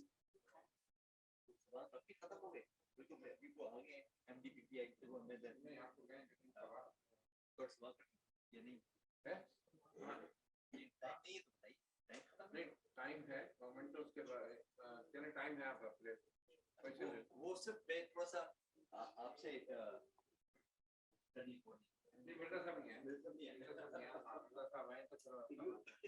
ये तो diesel सब replace कर रहे हैं sir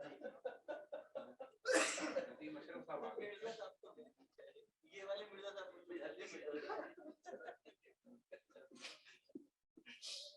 तो memento करा दे फिर असफल ऐसे आपको ठीक है जो आपके पास है Momentos.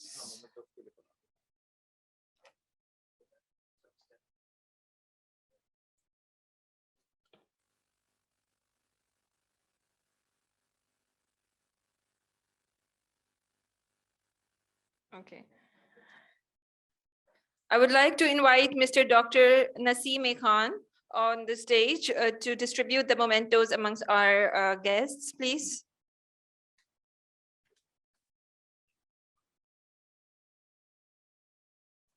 Sure.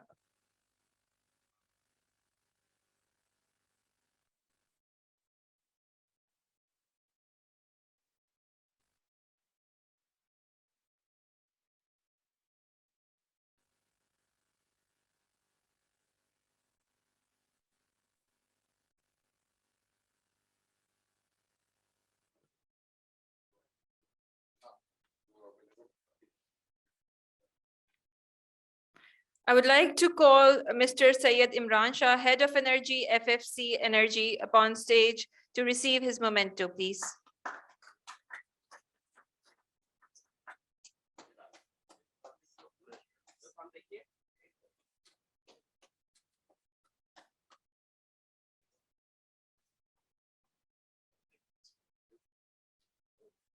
Now I would invite Mr. Ammar Kasim on the stage for receiving his memento.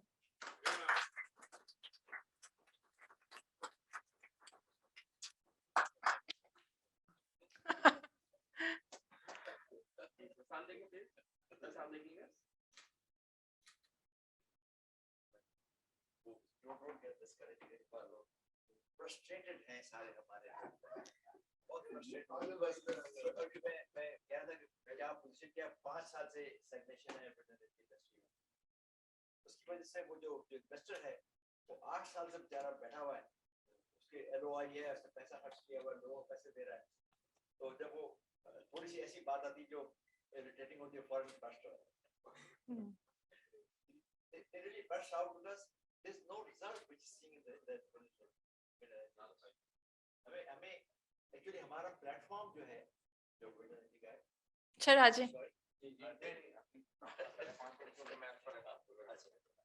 देखिए मैं हमेशा से ये फील करता रहा कि विंड एनर्जी जो है उसका कोई बाली बारिश नहीं माई बाप कोई भी नहीं एक्चुअली मसला ये आता है शुरू में जब हम विंड एनर्जी को लेके आ रहे थे I remember talking to NEPRA for the first time he said कि मुझे क्या पता हवा से बिजली पैदा हो रही right and so we had to take the member of NEPRA and Ministry of Water and Power to show them wind farms operational in the world. I remember the Secretary Science and Technology telling the Minister for Science and Technology کہ یہ جو بندہ جھوٹ بول رہا ہے wind energy سے بجلی پیدا ہوتی ہے, صرف چین میں صرف 60 کلو واٹ کی ونڈ ٹربائن بنتی ہے. یہ منہ کے فیس کے اوپر انفارمیشن آ رہی ہے, کہا جا رہا ہے منسٹر سے کہ میں جھوٹ بول رہا ہوں کہ 60 کلو واٹ کی ونڈ ٹربائن بناتے, چائنا سے زیادہ بنا ہی نہیں سکتا, اب بناتے ہی نہیں. اسے چائنا 1500 کلو واٹ کی ونڈ ٹربائن بنا رہا تھا. بٹ بہرحال ہمارے ڈیسیژن میکرز پہ ونڈ انرجی اور سولر انرجی کا کوئی وہ نہیں بنا ہوا. ایک ان کے لیے پیشن جو ہوتا ہے وہ پیشن کریٹ ہوتا ہے جب بہت بڑا اسٹرانگ بڑا گروپ ہوتا ہے. ابھی اس وقت ہمارے گروپ کے اندر فائنینس والے بہت کم آتے ہیں, جنہوں نے پیسہ لگانا ہوتا ہے وہ بہت کم آتے ہیں, ان کو ٹائم نہیں ہوتا ایکچولی. جو آفیشلز ہوتے ہیں ان organization, they generally do participate. شروع میں جب ونڈ انرجی پاکستان کے اندر آئی تھی, all investors used to be here.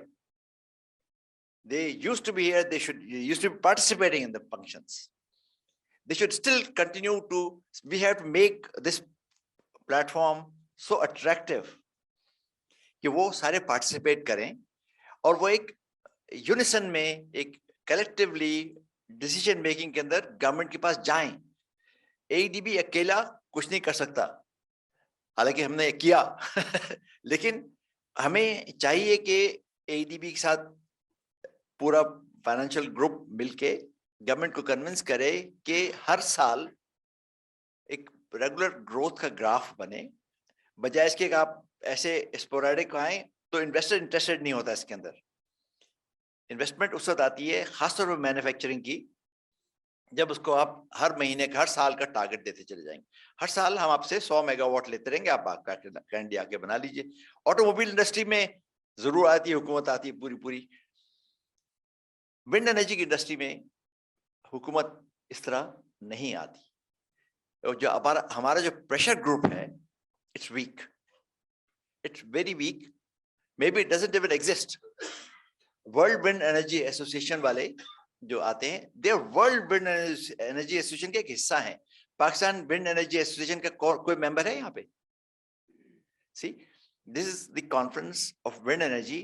Pakistan wind energy کی جو بھی کرتا دھرتا ہے وہ پارٹیسپیٹ ہی نہیں کرتے. Actually, they are the one who are supposed to hold conference every month. اور لوگ بلائیں, اس کو کنونس کریں کہ بھائی یہ اس کو بڑا بڑا سیکٹر ہے, اس کو آپ کریں. میں لاسٹ ٹائم کل بتا رہا تھا 600 میگا واٹ کا کول کا فائر پاور پلانٹ, اس کا اتنی شور ہوتی, اب $1 بلین کا پروجیکٹ یا $5 بلین لگ چکا ہے ونڈ انرجی کے اندر. کوئی حکومت سنتی ہی نہیں, بات ہی نہیں ہو رہی, کچھ بھی نہیں ہو رہا. اگر پریشر گروپ آپ کا آئے گا, اور دوسرا یہ کہ اس پریشر گروپ کے ساتھ میڈیا کو ضرور ہونا چاہیے ساتھ. یہ میڈیا کی جو ایبسنس ہے on promotion of wind energy regularly, یعنی ہمارا یہ FFC کے ڈیسیژن میکر بیٹھے, ان سے میں ضرور کہوں گا, ریکویسٹ کروں گا کہ ہر مہینے میں آپ کو ایک کانفرنس یا ایک TV talk show arrange کرنا چاہیے. ایک ٹی وی ٹاک شو آپ ہر مہینے کا بنا لیں. جتنے ونڈ فارم اونرز ہیں کہیں جی ایک مہینے کو ہم اسپانسر کریں گے, جائیں بات کریں, جو بھی جتنے بھی لیڈنگ ٹی وی پروگرامز ہیں اس کے اندر, اور پرائم ٹائم میں آ کے بات کریں. اور خاص طور پہ آپ نے تو اتنا اچھا کام کیا ہوا ہے, this should be given, this must come on the media کہ جناب اتنی, نعیم صاحب آپ بھی اس کے اندر کچھ کام کیجئے, اتنا اچھا کام ہوا ہے, کس کو پتا, ڈیسیژن میکر کچھ بھی نہیں اس کو اپریشیٹ کرنے کو تیار نہیں ہے ہی نہیں ہے, بیٹھا ہوا ایکچولی, تو کہاں سے آئے گا یہ سارا. ہمیں ایکچولی چاہیے کس طریقے سے اس پلیٹ فارم کے اندر خاص طور پہ سارے انویسٹرز ایک گروپ بنا کے سارے انویسٹر جائیں, بتائیں کہ ہم ایک انویسٹر $100 ملین ڈال رہا ہے, تو آپ آئیں, ہم چلیں پرائم منسٹر کے پاس اور اسے ٹائم لیں. جب آپ باہر سے $2 بلین کے لیے اتنا حکومت شور مچا رہی ہوتی ہے, یہ 10 مل جائیں گے تو $1 بلین بلین ڈالر ہو جائے گا. They should go.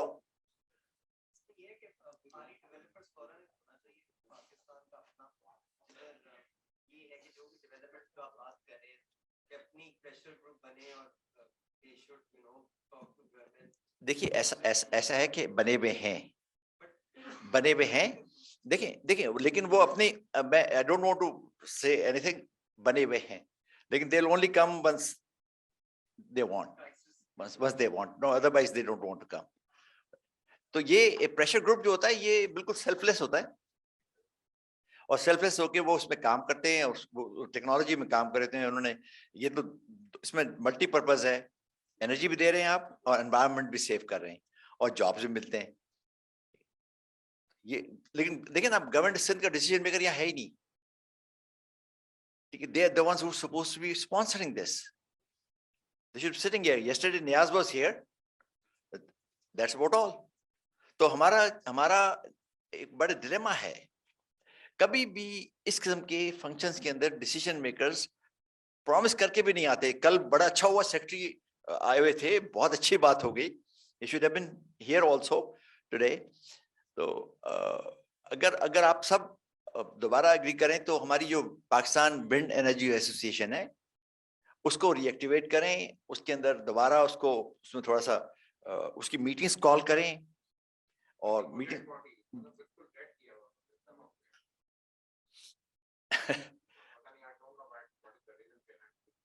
but they see that there is no headway वो उस वक्त आएंगे जब उनको पैसा नजर आएगा पैसा बनता नजर आएगा तब वो आएंगे अदरवाइज नहीं आएंगे लेकिन एक वो ग्रुप होता है जो सिर्फ इंटेलेक्चुअल्स का ग्रुप होता है वही world wind energy association take over Pakistan wind energy association को बनाए और उसको लेके आए उसको आगे लेके आए और there should be some people who are ready to break heads ठीक है ऐसे नहीं होगा जी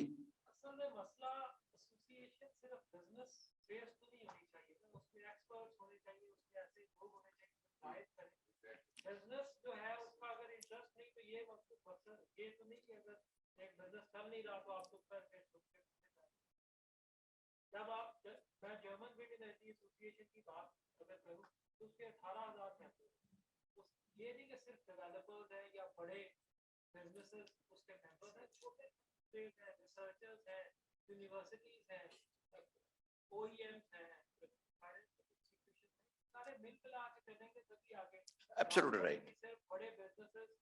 So let's form a forum today with the energy update.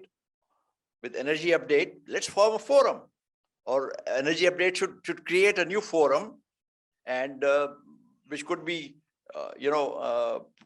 only there for promotion of technology. और फिर हम इन लोगों से बाकी सब लोगों से पैसा लेंगे जिनके विंड फार्म्स हैं जो से फायदा उठाएंगे उनसे हम कहेंगे जनाब हमें स्पॉन्सर करें लेकिन देखिए बात विंड एनर्जी की ही आ रही है मैं आपको जिस तरह बता रहा था कि विंड एनर्जी की प्रमोशन के लिए जिस इंटरनेशनल सोलर एनर्जी ऑर्गेनाइजेशन है विंड एनर्जी ऑर्गेनाइजेशन है और इसको मेरे ख्याल है हम में से कोई भी इस वक्त किसी भी विंड एनर्जी से एसोसिएटेड कोई एसोसिएशन से एसोसिएटेड नहीं है हम में से राइट ये बहुत बड़ी इंटेलेक्चुअल एक खामी है इस टेक्नोलॉजी के अंदर बहुत बड़ी है आप लोग यंगस्टर हैं आप लोग सामने खड़े हो आप लोग खुद ज्वाइन करें hands and create an organisation don't wait for anybody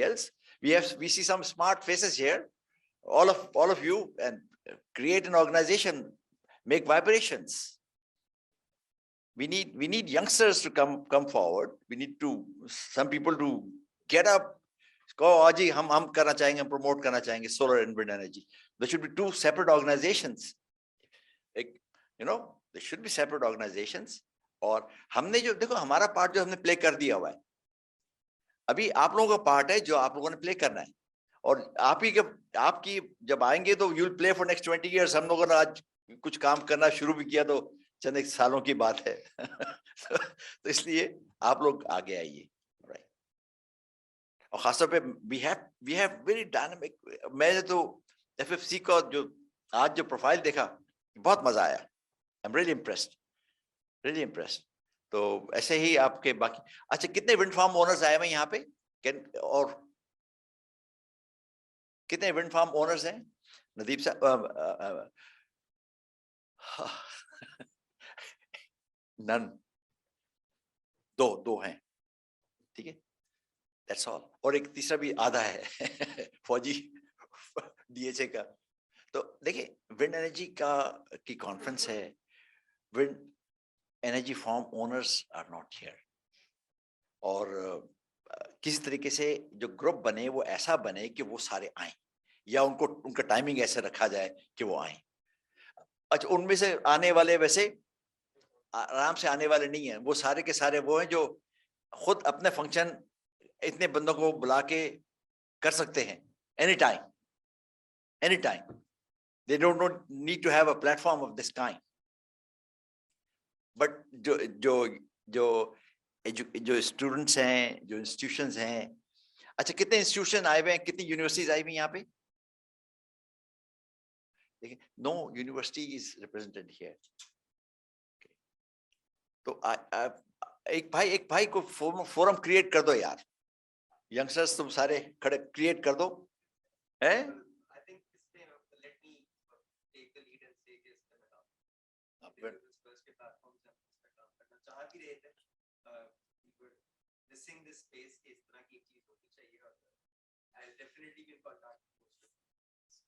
ये आप एक लिस्ट तो ले लेना.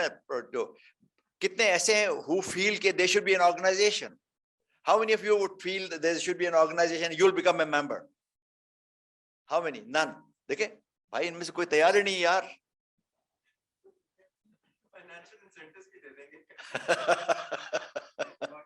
देखो भाई, अगर इस्लामाबाद जाने के लिए 2000 रुपए पर नाइट हो सकता है, तो यहाँ पे भी रख दो यार को वैल्यू यार.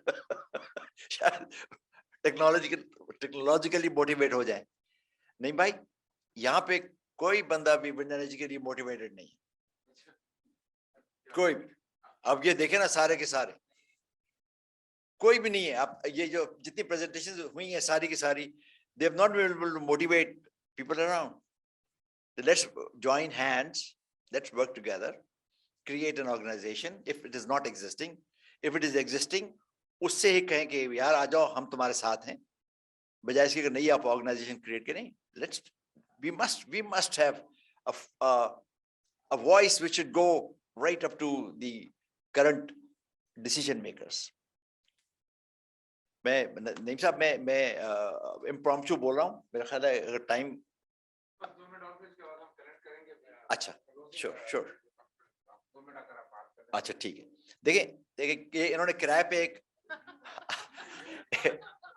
एक आदमी को बुला लिया है कि जाओ बात करो, लोगों को एंटरटेन करो.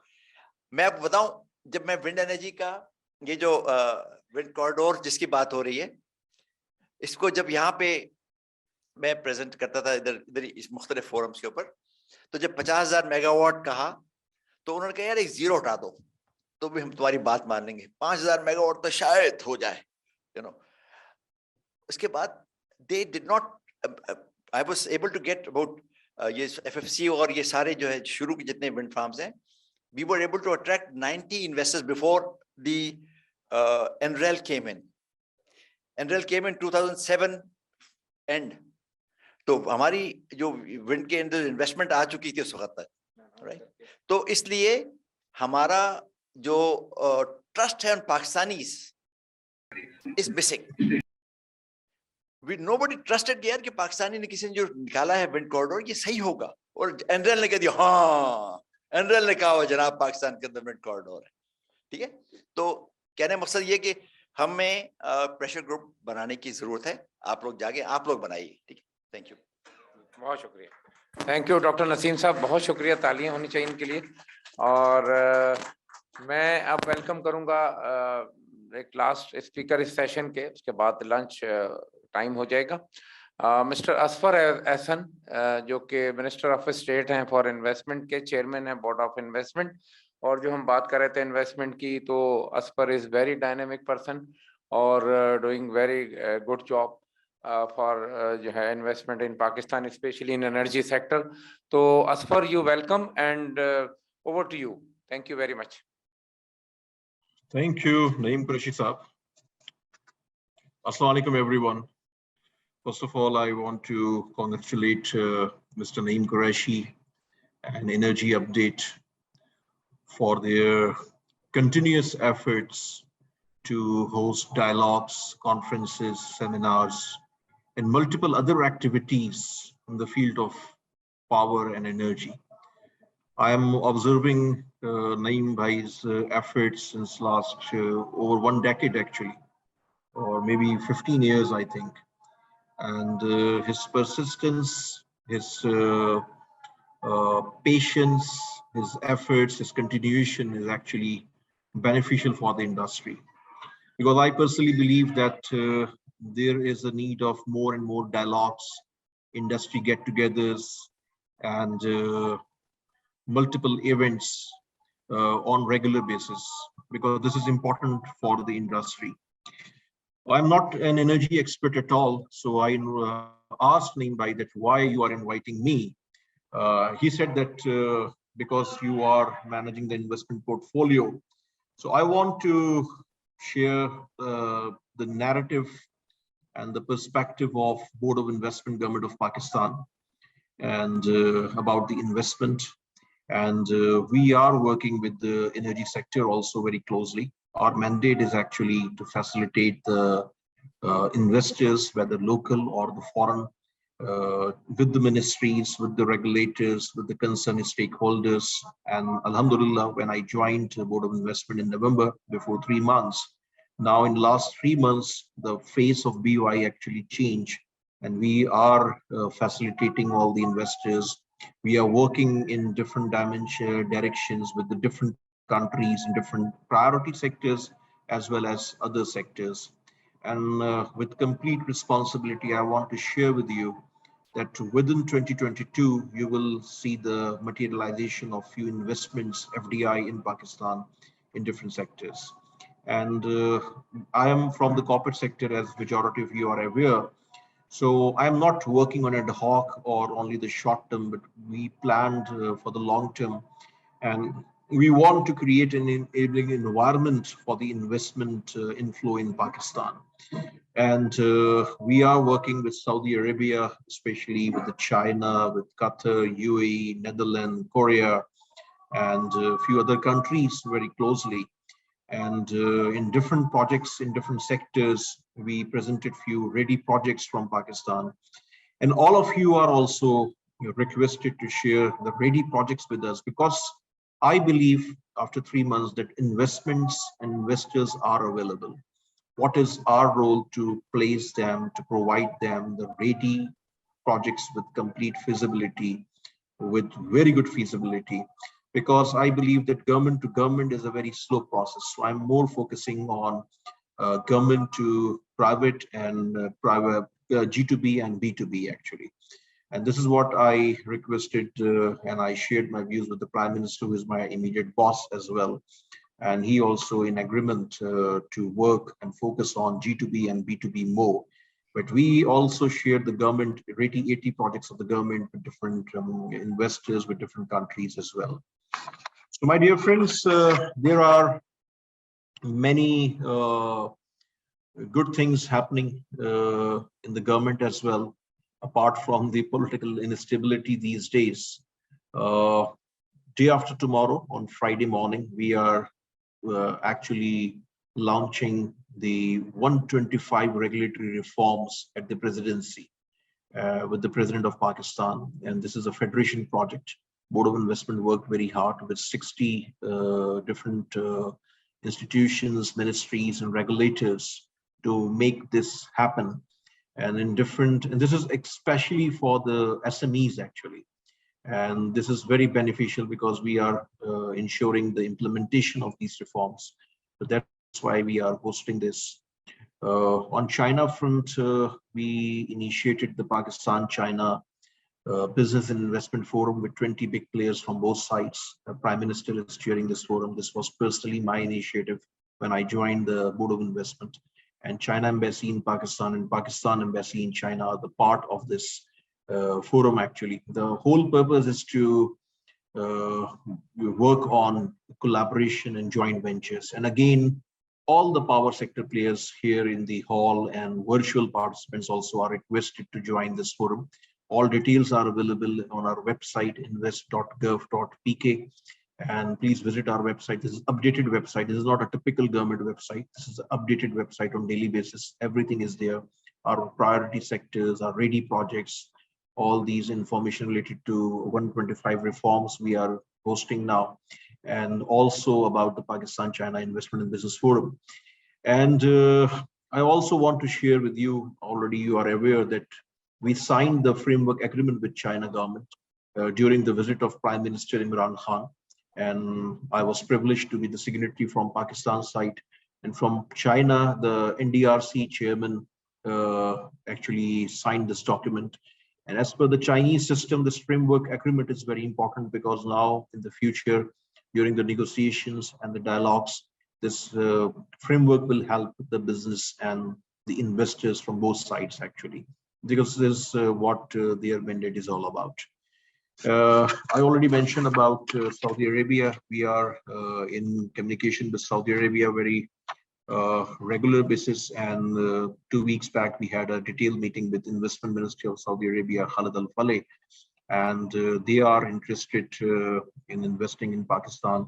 So we are hosting investment meetup next month in Islamabad, Riyadh actually. And I'm going with the finance minister. I engaged the finance minister, commerce minister, governor, state bank, and few other officials. And we are doing focus meetups with the top 40 to 45 big investors in Saudi Arabia. In addition to all these, we are hosting one international investment conference after the Ramzan in Pakistan, and attracting around 300 foreign delegates from all over the world. And we are showcasing our priority projects, priority sector projects. The Prime Minister is chairing the conference and the whole government will be there. And of course, we are hosting one session dedicated to energy as well. As far as the investor confidence is concerned, so my portfolio is the foreign direct investment, but frankly, when I joined the government, before I joined, I tell the Prime Minister that my focus as the Chairman Board of Investment will be 80% to 90% on existing investors, whether local or the foreign. Because I also strongly believe, because I came from the corporate sector of Pakistan, I worked with almost all the major companies in Pakistan in the last 20 years. So I believe that if the local investor, if the existing investor is happy, they are not facing any problems and they are happy with the overall development, this will help us to attract the FDI as well. But of course, on parallel, we are working on the FDI directly also with other countries, with other investors. But I believe that existing players' confidence is more important to attract FDI as well. And confidence of foreign and local investors has immensely increased due to liberal trade and investment policy for policies of our government. For instance, as per OICCI, the Overseas Investor Chamber of Commerce Industry, which is the most prestigious forum with 207 multinationals in Pakistan, the business confidence index, investor confidence has risen by 75%. And result is that there is unprecedented growth, 65% registration of new companies with SECP, establishment of new enterprises in SECs, increase in exports, domestic investment, and credit to private sector. So these are very important points for any investor, because overseas investor survey after every 2 years is a clear evidence. This is the survey of 2020, and last week we hosted their meeting with the Prime Minister, and they shared the complete details of the survey through the media conference as well. The survey is confident, very positive actually. So let me assure you on behalf of Prime Minister and on behalf of Government of Pakistan that government will extend full support and facilitation for your businesses in the energy sector in Pakistan in order to help you translate your ideas into meaningful and sustainable investments and create a win-win environment for all. So thank you again, Naeem Qureshi bhai, for inviting me here. I'm sorry that I'm unfortunately not in Karachi because of multiple meetings at the Prime Minister House. But Naeem bhai is a very dear to me and my elder as well. And he's always very active. So I congratulate him and his team. And I assure him that Board of Investment support and facilitation will be with him. in his future conferences and seminars and dialogues. Wherever you need our support, we are with you, and I wish you good luck. Pakistan Zindabad.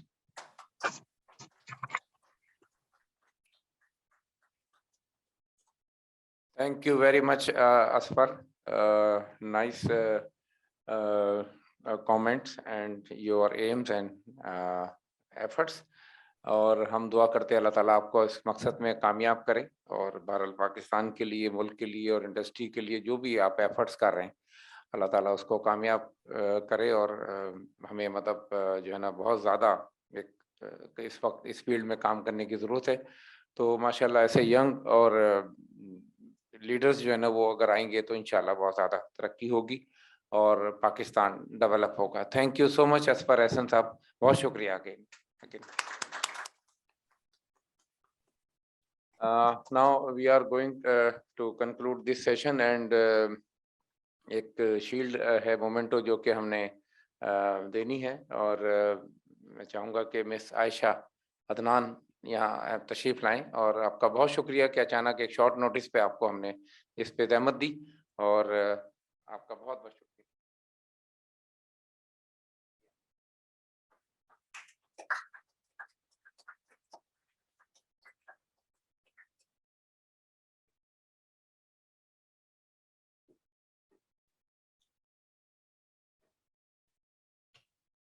हम 40 minute का break ले रहे हैं, और इसमें हमारे lunch है और एग्जीबिशन का विजिट है, तो उसके बाद 40-45 मिनट के बाद हम इसको रिज्यूम करेंगे। Thank you very much.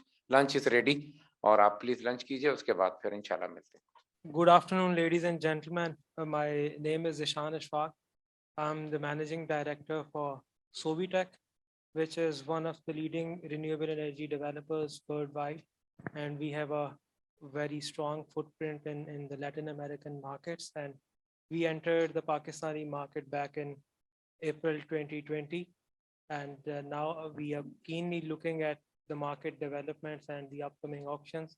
And we'll see as to what shape this market takes, and then we'll make our decisions regarding our investment. So I'm actually here to discuss about the future of wind power in Pakistan. But before we start talking about the future, it is imperative to discuss the past and the present of the wind market in Pakistan. But before doing that, I would request all the panelists of this session to join me on stage, and before I start making my opening remarks. So I would first invite Salim Sheikh Saab to come forward. He's the CEO of STDC, and now I would like to invite Mr. Amjad Ali Awan. He needs no introduction. He's the former CEO of AEDB, and the whole sector is familiar with him. And currently, he's heading the Punjab Public-Private Partnership Authority. And now I would like to invite Mr. Miss Tara Azad Daud, who is the chairperson of Daud Global.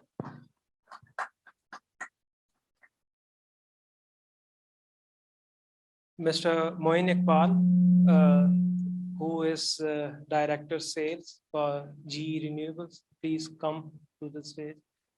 And we also have a panelist who is joining us online, Dr. Irfan Afzal Mirza. He is the CEO of Renewable Resources Private Limited, which is the leading private consulting firm. And previously he was AEDB, and he is regarded as one of the pioneers of wind power market in Pakistan. So before I start the discussion and hand over to my panelists, I would like to discuss about some of the distinct features of Pakistani wind market. So first of all, I would like to highlight that, initially the local developers and entrepreneurs, they spearheaded the wind power development in Pakistan.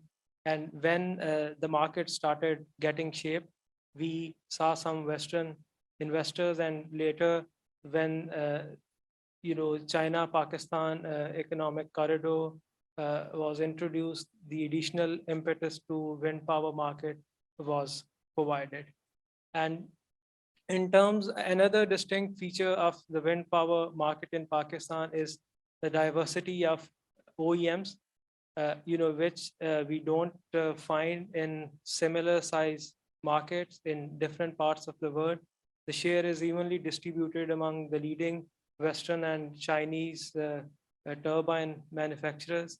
And, we have almost all the leading manufacturers present in the Pakistani market. Another, important feature is that we have seen a tariff reduction under the cost plus regime of around, 70%, more than 70%, which is quite remarkable. So we have gone down from 15 cents to 4.7 cents in less than 7 years, which is, really astonishing, and we don't see it often in other parts of the world. Another feature is that the capital markets have shown interest in the wind market of Pakistan, and so far we have seen an investment of over over $4 billion US, both in terms of equity investments and debt in the Pakistani market. And we also have a quite skilled local workforce which is leading the charge in the Pakistani wind market. But currently, if we look at the wind market, it is facing with various challenges. Some are international and some are local.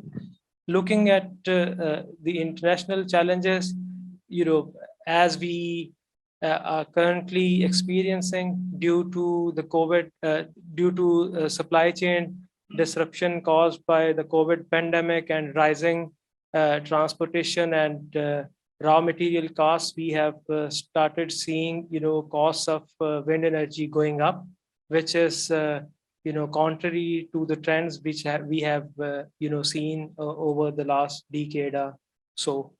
At the local level, there are challenges. The first and the prominent among them is the revision in the RE targets, because renewable share has been decreased from from 30% to 21%. The ARE policy initially targeted a share of 30%, in which the wind had a share of around 8 to 9 gigawatt. That has been reduced to 3 gigawatt, which is not a good number for the next decade. And it's quite a challenge to attract local as well as foreign investors. Another challenge that we have seen recently is the revision of PPAs, because it has sent a very bad signal to the market, and it's not being well received, and it will have a negative impact on the future investments in Pakistan. Another challenge recently is the removal of exemption of sales tax on the import of renewable energy technologies, and an addition of additional 3% advance tax, which will actually increase the cost of setting up wind and solar power plants in Pakistan. And moving forward, we want to reduce the cost of these technologies, but the trends are contrary to that. So without further ado, I would now like to start the discussion with my fellow panelists. So I would start with Mr. Salim Sheikh, and I would invite him for his opening remarks before we start our discussion. Assalamu alaikum. First, I would very thankful to organizers of this international summit on wind, especially Mr. Naim Saab. He is always towards marching renewable energy. So I myself, Mohammed Salim Sheikh, I am a CEO in Transmission Dispatch Company and first ever provincial gate company of Pakistan. So here I join to regarding your question and answer sessions regarding upcoming problems and initiatives जो हमें लेने होंगे इस renewable energy को आगे इस मुल्क में इन्हांस करने के लिए। अनफॉर्चुनेटली कि हम उस लेवल पे इस वक्त नहीं पहुंच सके हैं। जिस तरह जीशान साहब ने बोला कि हमारे पास लॉट ऑफ पोटेंशियल है रिन्यूएबल एनर्जी का। ये अल्लाह ताला की इस ब्लेस्ड ऑफ अल्लाह कि he is given area almost तकरीबन 50,000 मेगावाट तक का हम रिन्यूएबल एनर्जी सोलर और विंड से हम ले सकते हैं। और ये क्लस्टर पूरी दुनिया में बहुत कम होता है कि एक ही चंक में से आप, और अल्लाह ने इस सूबे को, इस प्रोविंस को, इस पाकिस्तान को ऐसी नेमत दी हुई है कि इसकी जो एयर विंड का जो डायरेक्शन है वो इस ब्लेड्स पे चलता है, जो नॉर्मली इसकी एफिशिएंसी बाकी विंड मिल से बहुत कहीं ज्यादा है। मगर इस वक्त बदकिस्मती से कि इस वक्त इनिशिएटिव इतने 50,000 मेगावाट के होते हुए भी तो इस वक्त हम तकरीबन 1500 मेगावाट जो है कि ऑफ टेक कर सके नेशनल ट्रांसमिशन ग्रिड में। तो being a provincial grid company हम इंशाल्लाह यहाँ पे काम कर रहे हैं। ऑलरेडी हम सोलर पे और विंड पे हमने इनिशिएटिव लिए हुए हैं जो हमारे बस में है या जो हमारे पास प्रोविंशियल एक राइट्स है वो नेपरा रेगुलेटर के तहत। तो उसमें ये अल्हम्दुलिल्लाह हमने 500 मेगावाट का रिन्यूएबल एनर्जी का हाइब्रिड का प्रोजेक्ट जो है वर्ल्ड बैंक के साथ साइन किया हुआ है, जिसकी 50 मेगावाट जो है वो माझन से डिस्ट्रिक्ट बद्दीन से वो प्रोड्यूस होगा और तकरीबन 450 मेगावाट जो है वो प्रोड्यूस होगा यहाँ विंड कॉरिडोर से। तो उसका ऑफ टेकर जो है कि वो केई के साथ उनका MOU हो गया है। तो उसकी ट्रांसमिशन ग्रिड जो है वो हमें इंशाल्लाह MOU में हुआ है कि वो STDC ले करेगी। इसके बाद STDC ने अपने तौर पे खुद इन्वेस्टर्स जो आ रहे हैं बाहर से या यहाँ पे लोकल इन्वेस्टर हैं, हम उनको हमेशा उनको बोलते हैं कि आप आए हमारे साथ काम करें। तो इस एफर्ट से इंटरनेशनल कंपनी एंग्रो इस वक्त 300 मेगावाट का renewable first hybrid project of Pakistan, ये पहला होगा जो सोलर और विंड के उस पे कॉम्बिनेशन से जो बनेगा। तो वो जो B2B बेस पे हम कर रहे हैं, B2B बिजनेस टू बिजनेस। तो उनको जमीन भी ऑलमोस्ट अलॉट हो गई है और इंशाल्लाह इसी साल जून के बाद ये प्रोजेक्ट उनका शुरू होने जा रहा है। इसके अलावा STDC प्रोविंशियल ग्रिड कंपनी इस वक्त हमारा अमरेली स्टील के साथ भी रिन्यूअल पे काम हो रहा है। तो मकसद ये है कि इस वक्त जो इतनी कैपेसिटी 50,000 मेगावाट तक की है उसमें इस 15-20 साल में 1500 मेगावाट ऑफ टेक लिया गया है। तो STDC ने बिल्कुल कलील अरसे में बिल्कुल थोड़े टाइम पे तकरीबन हमने 750-800 मेगावाट रिन्यूएबल एनर्जी है वो इंशाल्लाह हम 2025 जून तक इस मार्केट में ले आएंगे। तो मैं आप सबसे यही रिक्वेस्ट करता हूं और कि आप आगे आए, मगर ये है कि जो हमारी गवर्नमेंट की पॉलिसीज हैं, जिस तरह अपना जीशान साहब ने डिस्कस किया कि रिन्यूएबल को बोल तो रहे कि आए आप रिन्यूएबल लगाएं कॉस्ट कम में, मगर उसके बावजूद भी इस वक्त 17% उस पे टैक्स और 3% उस पे इनकम टैक्स लगाए। अब आप मुझे बताएं, और एक CTBCM जो उन्होंने किया है तो उस पे उसका टैरिफ भी 6 रुपये से ऊपर नहीं जा रहा है। तो इस पॉलिसी को गवर्नमेंट को चेंज करना होगा। अगर ये अल्लाह की इतनी बड़ी नेमत है, इससे फायदा उठाना है, फ्यूल कास्ट को कम करना है, हमारी इंपोर्ट को कम करना है, हमारे डॉलर को कम करना है, तो इसीलिए हमें रिन्यूएबल पे जाना पड़ेगा। और हमारे यहाँ पे प्रोविंस के लिए किसी किस्म के जो आप इन्वेस्टर बैठे हुए हैं, इंडस्ट्रियल बैठे हुए हैं, वैसे भी 2022-23 में ये मार्केट ओपन होने जा रही है। तो मैं आपसे यही गुजारिश करता हूं कि आप आए और B2B, बिजनेस टू बिजनेस आप काम करें, जिसकी ट्रांसमिशन गेट वो पूरी हम आपको फैसिलिटी प्रोवाइड करेंगे, किसी किस्म की हैसल फ्री आपकी तरफ होगी। और आगे अगर आप टेकर कई हुआ या हेस्को इंडिपेंडेंट होती है तो हम अपने तौर पे वहां पे आपके लिए मदद करेंगे। मदद इस सेंस में करेंगे कि we are only government entity. ज्यादातर मसले आते हैं राइट ऑफ वे के इशू होते हैं, जो एक प्राइवेट पार्टी को डील करने में कुछ खासी मुश्किलात आती हैं, क्योंकि उसमें काफी लैंड जो है वो रेवेन्यू की भी आती हैं, KMCs की भी आती हैं, लोकल म्यूनिसिपलिटीज की भी आती हैं। तो हम आपको फैसिलिटेट करने के लिए तैयार हैं। बाकी फर्दर जो मेरे साथ बैठे हुए हैं और कोलीग्स स्पीकर्स में उनको हैंड ओवर करता हूं। Thank you very much.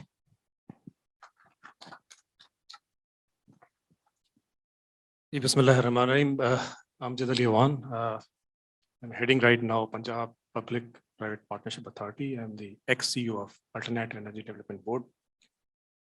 Since last 3 decades, we are listening these voices. Renewable energy is our future. 3 decades.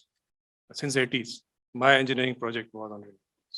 At that time, we were thinking that we'll escalate with quantum speed would not be done.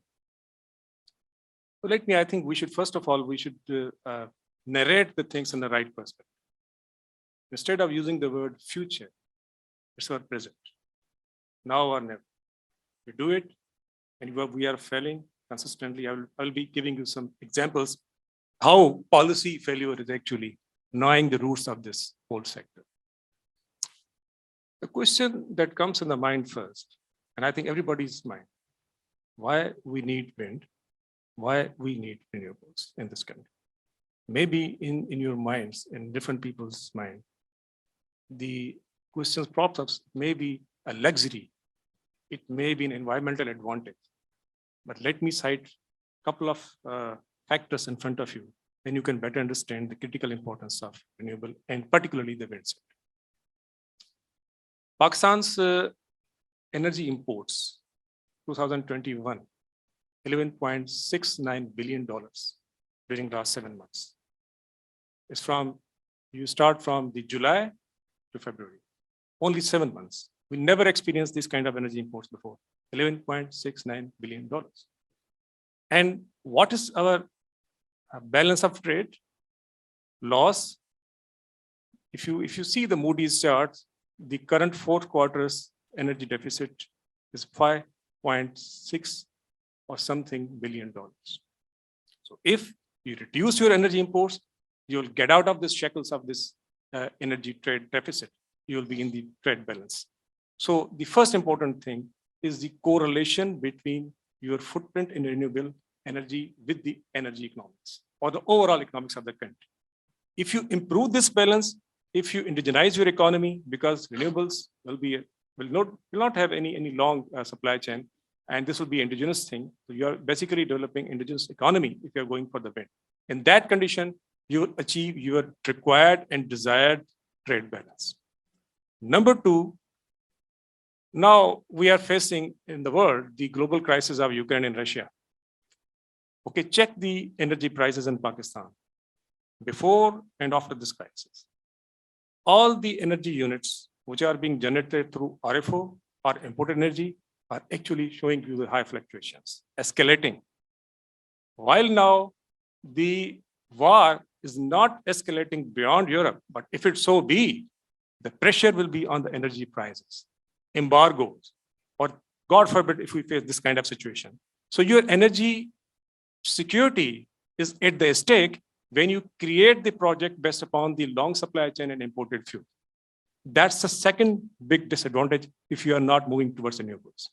Third, we are the signer of the Paris Agreement, and we have the global pressures to increase and enhance the share of renewable in our overall energy mix. And that pressure is increasing. You are not getting financing for the fossil fuels right now. That's the third scenario. The fourth important thing, the energy pricing in Pakistan, particularly electricity pricing in Pakistan, is beyond control. You cannot control it, and I'm telling you, you will not control unless you are attached with your foreign trade imports and other things, this kind of thing. unless the share of renewables is not going to increase in this country, you will not get energy price reduction in this country. So this is the wholesome scenario why we need energy at indigenous level, why we need renewable, why we need wind energy in Pakistan. Coming towards the potential of wind energy. As per the statistic that I see from the USAID and from the NREL, National Renewable Energy Laboratory, USA, that's the organization we in AEDB engaged for the satellite mapping of the wind as well. The potential, the raw and rough potential of Pakistan's wind is 132 gigawatt.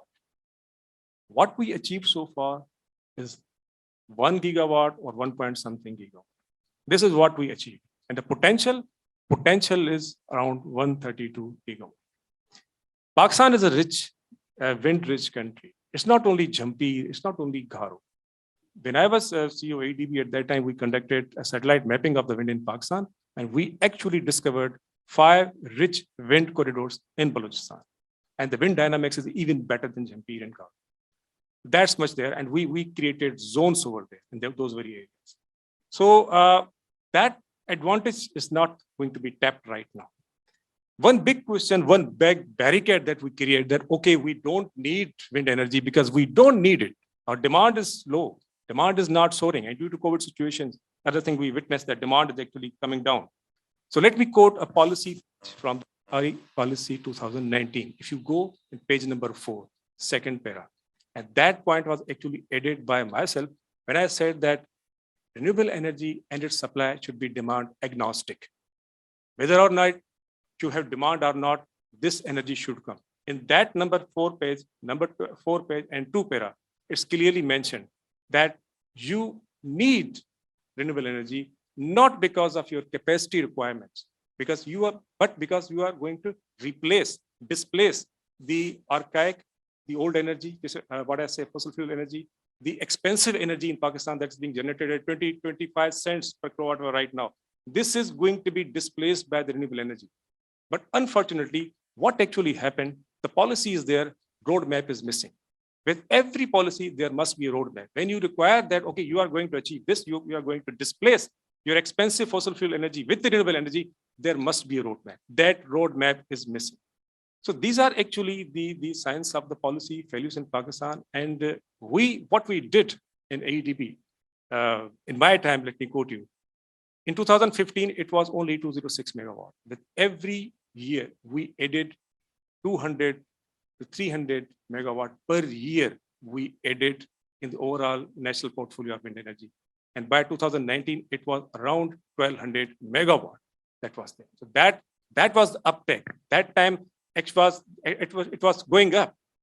So we were at a takeoff stage at that time. But from that stage to that stage that we are witnessing right now, we haven't seen that any new project actually witnesses COD through this new energy policy or new ARE policy.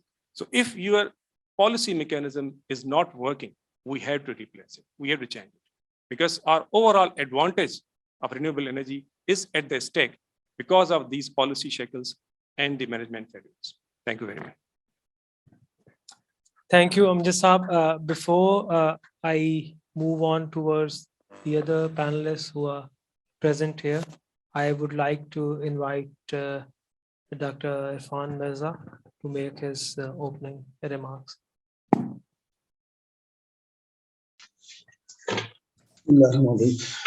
Thank you, Zishant. It is really good to hear from Amjad Saab. He's an old friend. He's a wonderful person. And thank you, Salim Sheikh Saab, for your very nice comments. I would like to thank the organizers to give me the opportunity to sit with these very nice people at this point in time. So I'm the CEO of Renewable Resources. Irfan Saab, agar aap 1 minute इंतजार कर ले, they are trying to set up the speakers. Okay, perfect.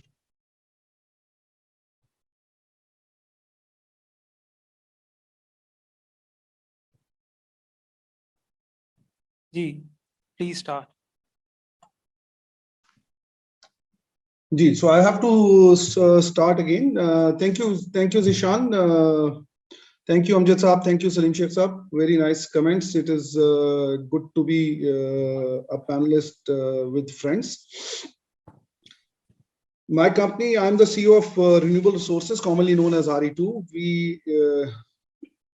We are basically more than 85% of the share in the consulting market, whether it be owner's engineer or lender's engineer. Fansab, if you don't mind, can you switch on your video?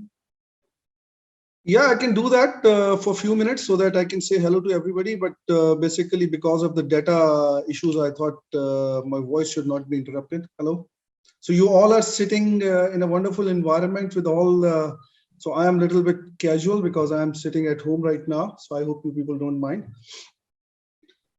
So as long as I didn't have any voice issues, I'll keep my video on.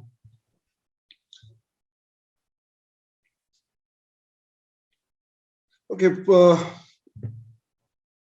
I'm really happy to be present at this session, charting the future of the wind power. Basically, I'm among the very few people who have been involved in this wind sector since its inception. So I have seen the lows and the highs of the wind power. It is like a sine wave. Sometime you have a very, very good support from all quarters. Sometime it is getting low, then again high. So this high and low keeps on going. It's a sine wave, so we should not bother too much about it.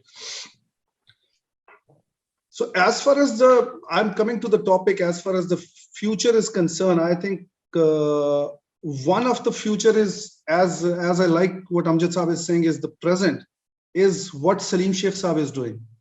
This is exactly something we require at this point in time for the expansion of wind power.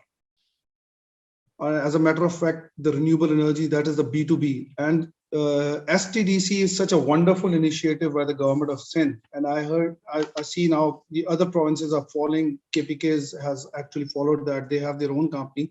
So this is one of the ways. And now after we would have CTBCM in 23, let's say. So this is definitely going to be a serious affair. And this is going to be a serious kind of affair for the promotion of wind or any renewable energies. Very rightly suggested by Amjad Saab that the policy is there. It is basically the framework, how you want to move forward, how you want to see. So basically, we also need to see, being a technical person, the technical constraints at this point in time. I'm not saying right now who's going to solve them. We all need to see, and again, referring that the framework should be there. But basically, if we think that all the 50,000 megawatt is going to come from Jampir and we can take it upstream to north, this is actually not technically possible, and this is not the kind of a reason we have renewable energies. These days I heard after the Ukraine war, and again mentioned by Amjad Saab, that now Europe is saying that we need to have 100% renewable energy kind of a thing, so that we need to have our own energy security. We don't need these wars and things, and for the promotion of peace, we need this renewable energy. So this is basically, we all need to understand that we need to have this renewable energy at a place where we can maximum utilize it. So having said this, so we need the other areas other than Jampir, because there are technical issues as well. We have very good winds in the summers, we have very low winds in the winters. And sometimes because we have very low hydro in the winters as well. So we have to see there in Pakistan, the areas where we have wind in the winters as well. Just to give you an idea, we have been working with Gilgit-Baltistan government. And we are mapping the Gilgit-Baltistan at this point in time. And amazingly, they have winds in winter. So similarly, there are certain areas in KPK where we can have kind of a hydro wind hybrid kind of projects, where there are hydro potential and there is a lot of wind potential as well. So new sites, this is the must. We need to see the localized new sites for wind energy. This is very, very important. We have to do that. we have done the work in the past, but we have to translate that work as we have translated that in Jampir. So similarly, we have to translate all the good work which has been done as far as the data gathering is concerned, as far as the overall kind of identification is concerned. Now we have to translate that into proper place where we can have wind power. Then hybridization, because other than hybridization, it is very difficult to take wind alone, and this is the new concept in the world as well. People are now thinking to couple it with CSP, because with the CSP you have kind of storage as well available with you. Then there is a new approach of hydrogen is coming. People are definitely, these are all costly affairs, but I have seen and I have advocated wind at that time when it is the most expensive from the basket price. So similarly, all the new technologies, all the new initiatives, definitely they are going to be expensive. And the time has proven that when you take a step and you'll say, as in the initial remarks, Zishan has said that we have seen reduction 70% of from the start of the tariffs. So this is where we have to see things. And then the most important, as far as I'm concerned, is you cannot have these things in isolation. It has to have the integrated approach. For example, whatever we blame, whatever we say, whatever we push, but for example, if our utilities doesn't know how to sell the power and how to create new markets, then whatever we do, the surplus energy is a surplus energy. If you put yourself in a utility man's shoes, and the contracts, the kind of contracts we have, because everything has to be reality based. So reality is that they have to pay the capacity payments. Even if they take, so this is kind of a egg and chicken situation, that what we need to do. So it has to be an integrated approach. And in this integrated approach, there is a lot of potential of these available for the utility companies to find new markets. Now we have gas issues. We have imported fuel issues. Now electric vehicles are coming. The electric buses are coming in the world. They are generating so much uses of electricity, and we are very far behind in that. So we can definitely independently think, we can independently promote, we can independently work, but at the same time, we need to understand that there is going to be an integrated approach where we all have to work together to see that the key issue of the power, because power sector is a small animal out of the overall kind of a economic crisis we are going through right now. So in this power sector, we have to see and we have to find the integrated approach to see how things will be. Also this one last thing is that, we want hydro to be renewable as well these days. Okay, I don't mind that. Whatever you want to call it, whatever you want to do, you can shift targets. You can achieve targets by just naming that. Okay, hydro is renewable. Okay, you can do that.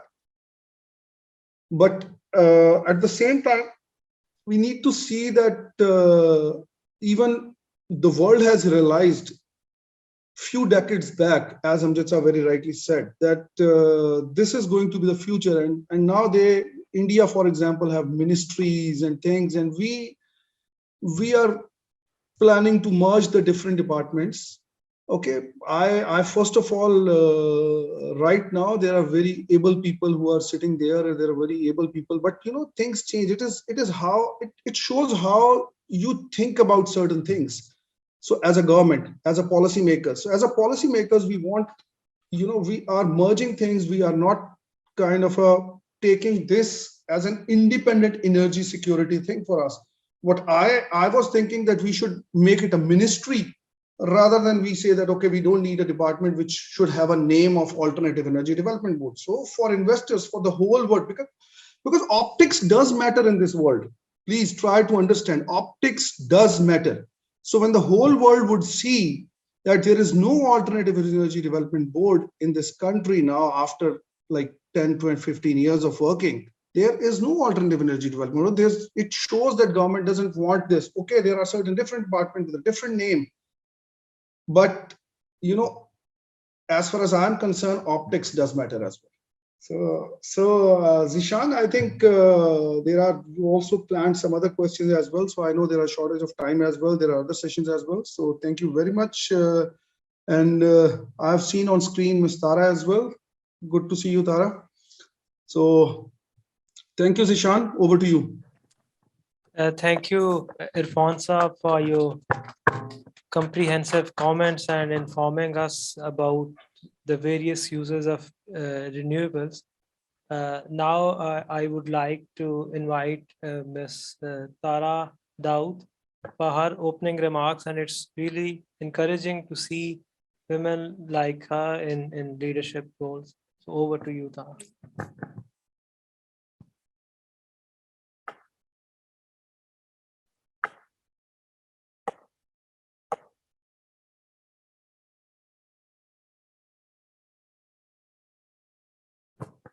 Thank you so much, Zishan. Thank you, of course, to all the organizers of the 5th International Wind Energy Summit 2022. Thank you also to my esteemed fellow panelists, online and in person, and of course, our honorable guests here today. I was asked to first begin by introducing myself. So I'm Tara Usra Dawood. I'm chairperson of Ladies Fund Energy Private Limited, Pakistan's first women-led initiative that will have actually women living on site, which is very exciting.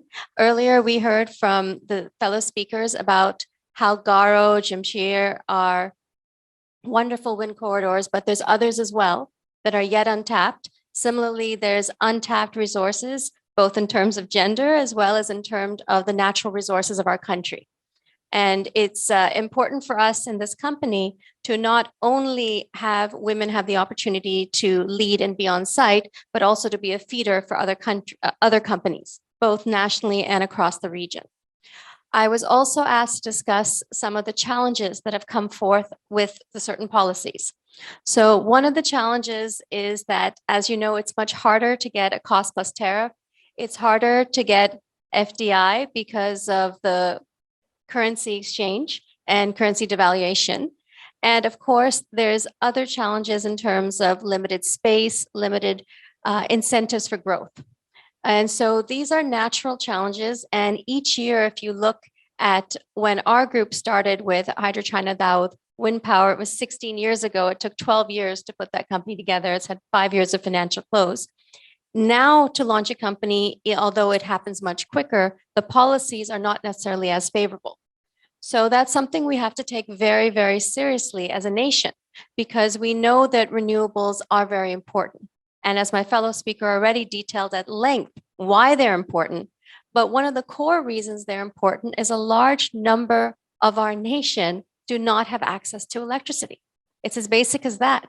So as long as even 1 person, 10 person, 100 people, 1,000 people, 1 million people don't have access to electricity, we have an obligation to work on solutions for them and also to tap various areas. As mentioned, it's not just Garo and Jamshir. We have to seek every part of this nation that has access to wind, and we have these pockets. Those pockets are gifts from God that are simply not being used as yet by us. So there needs to be incentives in policy. There needs to be incentives in companies that already have. For example, many of the sponsors of today's conference and many of the wind companies here today are looking perhaps to scale. They don't have to scale only on the lands they have in Jamshir and Garo. They can also expand in Balochistan and other pockets. And it's really important that if someone has successfully built a company, they should be the first you approach to build another company rather than always looking for new people to build something from scratch. So I feel that the policies should really also work with the stakeholders who have stories of success and the knowledge that we need for scale and to scale across the nation wherever there are those wind pockets. There's also talk about wind pockets in certain parts of the north that have not been mentioned here as yet. Of course, the surveys and studies already seen and mentioned, we'd all should have access to. They should be open source, in my opinion, so that more and more people know when they're making a decision where to build, how to help more people. Excuse me, one of the Further things I wanted to say in the question of challenges. Whether someone has personal challenges, family challenges, financial challenges, or simply policy challenges, anyone who's an entrepreneur or building a business is going to face challenges. This is just a part of life. And while you cannot control the regulator or control the national policies or even control, and sometimes your investors, the bottom line is that anytime you build a project, there'll be obstacles. So what we feel is you need to roll with them, work with them, and find solutions and focus on those solutions, not just the problems. Thank you very much. Thank you, Tara. You have rightly pointed out that there are challenges out there. So be careful if you want to enter this market. So, okay, yeah, exactly. So now I would like to invite my dear friend, Mr. Moin Iqbal, who is the Director Sales of GE Renewables, and he is actually looking at the Pakistani as well as the whole Middle Eastern market. And it's always a pleasure, hearing your opinion. Moin, over to you. Thank you, Dishan, and my esteemed panelists over here.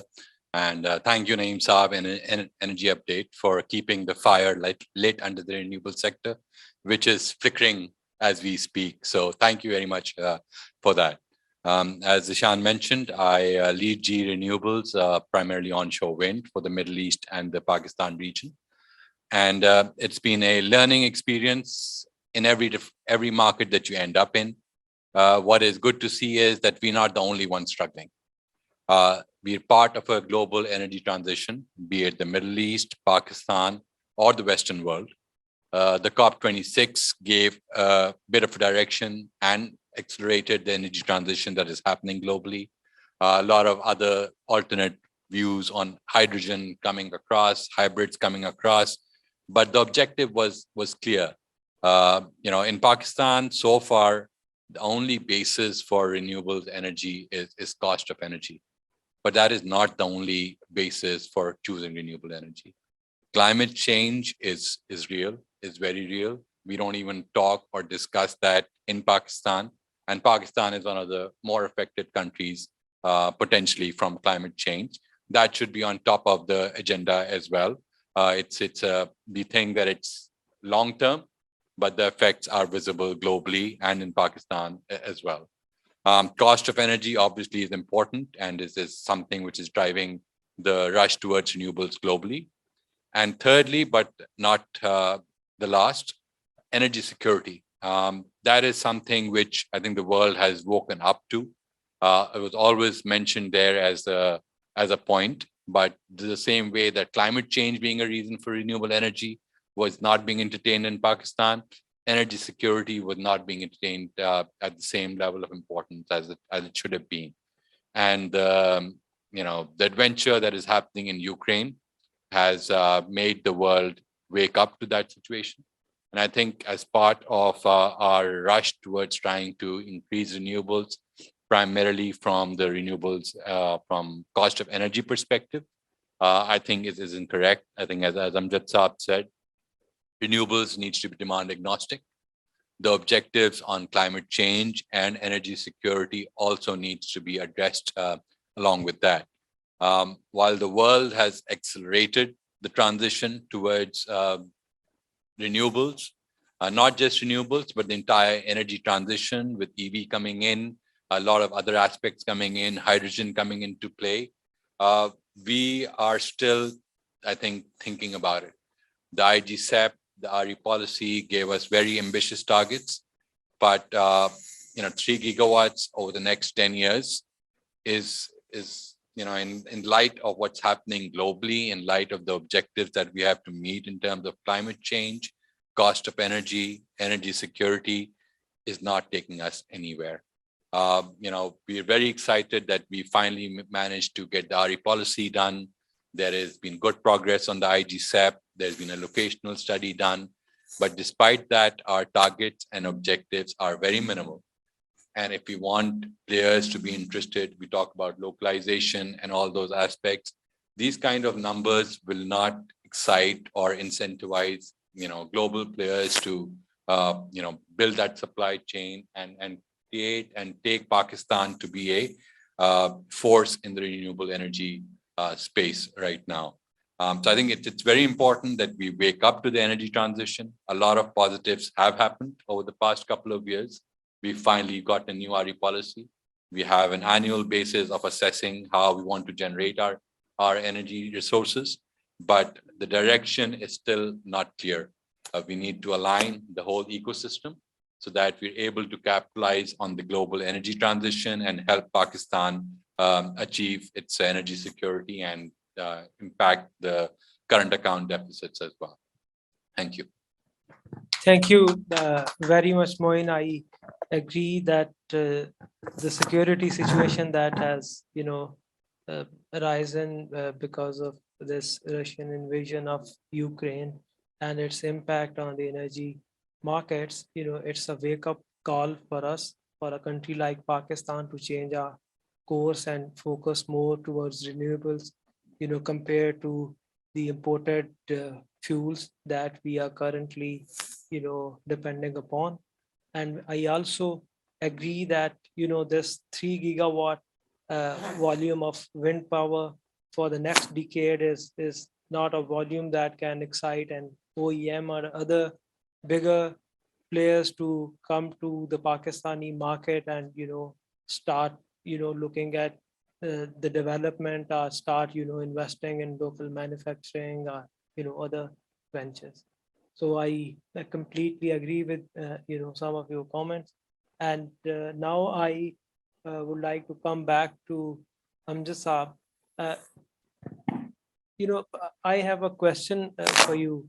We will soon be touching the milestone of 2 gigawatt of wind power installed capacity in Pakistan. And the first policy was announced in 2006 and the AEDB was formed in 2003. And, it has taken us more than 15 years to touch this, milestone. We haven't reached there, but, we will soon be touching that mark. You have worked very closely and you have seen all these developments very closely while you were the CEO of AEDB. What, in your opinion, were the bottlenecks that basically stopped the Pakistani wind market from taking off the way it should have? Thank you very much. That's a very interesting question. If we are going to touch around 2 gigawatt of energy, you all will agree with me that this all deployment of wind energy is coming through the previous policy 2006. Am I right? With this new policy, not a new project has just touched the COD. So the projects, the target that we achieved so far, the successful policy we already put in the shelf. This is what our approach is. And I would like to highlight a couple of more things in front of you. What's the way of the world? What the world is doing in the realm of renewable energy. I will quote some figures in front of you. In 2021, the overall installed capacity of renewables remained 290 gigawatts. That's a record year. Previous year, 2020, it was 280 gigawatts. So with every new year, the share of global renewable energy share is increasing. And as far as the some projections from the International Energy Agency, from 2022 to 2026, every new energy addition, 93% of that will be renewables. That's a fair estimate of the IEA, that from 22 to 26, every year, whatever the new energy will be deployed globally, is 93% will be the renewable energy. So you can better understand the way of the world, how the world is focusing upon this kind of development. And let me tell you that by 2022, there will be 19 countries in the world with footprint of more than 10 gigawatt. So This is the way the other countries are actually chasing you. And let me tell you that by the 2026, almost 4,800 or 5,000 gigawatt will be the installed capacity of the renewables. That's comparable with the deployed energy of now. Now we have the fossil fuels and nuclear combined installed capacity around 4,800 or 4,900 gigawatt. But in 2026, it can be parallel to that. And renewable energy deployment will actually overshadow the deployment of the conventional energy resources. So this is the way of the world. And what we have witnessed so far, I'm coming to your question, in the world, at global level, there is an index developed by the EY, Ernst & Young. And they globally show the countries which are actually going to be the markets for the renewable energy. And they include 40 countries in the world which are ahead of other countries in terms of the renewable energy competitor index. It is called RECI, Renewable Energy Countries Attractiveness Index. It also shows the investment in the renewable energy sector. So let me tell you, by 2015, Pakistan was not in the best 40. Pakistan was trailing back. In 2016, first time Pakistan actually jumped from nowhere to 38 number. In the next year, 2017, Pakistan jumped to 26 number. In the next year, Pakistan jumped to 22 number. So the speed of Pakistan in respect of the competitiveness, attractiveness for the renewable energy market was actually increasing. And who are the countries who are leading? USA, China, and India. These are the top 3 countries. After 2019, we witnessed a fall from there. In 2019, we were even by 2020, we were ejected from this list, and we are presently no more in that competitive index among the best 40 countries. So we are not. At that time in 2019, Pakistan was ahead of Greece, Pakistan was ahead of Israel, Pakistan was ahead of the Sweden, even Philippines, even Indonesia, and Pakistan market was actually developing fast at that time. And all these countries are now ahead of us, and we are falling behind. So this is a clear sign of the policy failure. There is something wrong at the policy level, or the roadmap level, or at execution level, that we are taking this competitive advantage that's inherent with us. So now, what should we do? How can we jump from here? I would like to invite you to differentiate between 2 main approaches. One is the market break approach, and second is a market expanding approach. What is a market break approach? Okay, we initially offered higher tariff for the renewable energy, 15 cents, 16 cents. We tried to rationalize, and by 2019, I believe that the wind and solar were the lowest tariff which are issued by the NEP. So this was actually a success. We actually broke the market, and now coming towards the expanding the market. From this to expansion, you have to have a different approach. Unfortunately, we are falling in the same trap. We are still working on the market break approach, and we should get out of this. What we should do? Okay, we should earmark the big wind parks in this country. When the potential is tremendous, okay, you sketch out the 4,000 megawatt wind park. You sketch out the 3,000 megawatt hybrid park, because in Pakistan, we are lucky that wherever the wind potential is there, solar potential is also there. So go for the hybrid and do for a big wind parks in this country. This is the first approach. Secondly, the missing factors are the technology gaps. We failed to integrate renewables with the rest of the conventional sources. That's the technology fault. That's the technology gap. But we are harping on the same theme, that because we cannot integrate, it cannot be done. Yes, it can be done. Other countries are doing the same thing. They are chasing their targets fast. But because of the incapacity at our level, the policy failures at our level, we are still caught in the middle.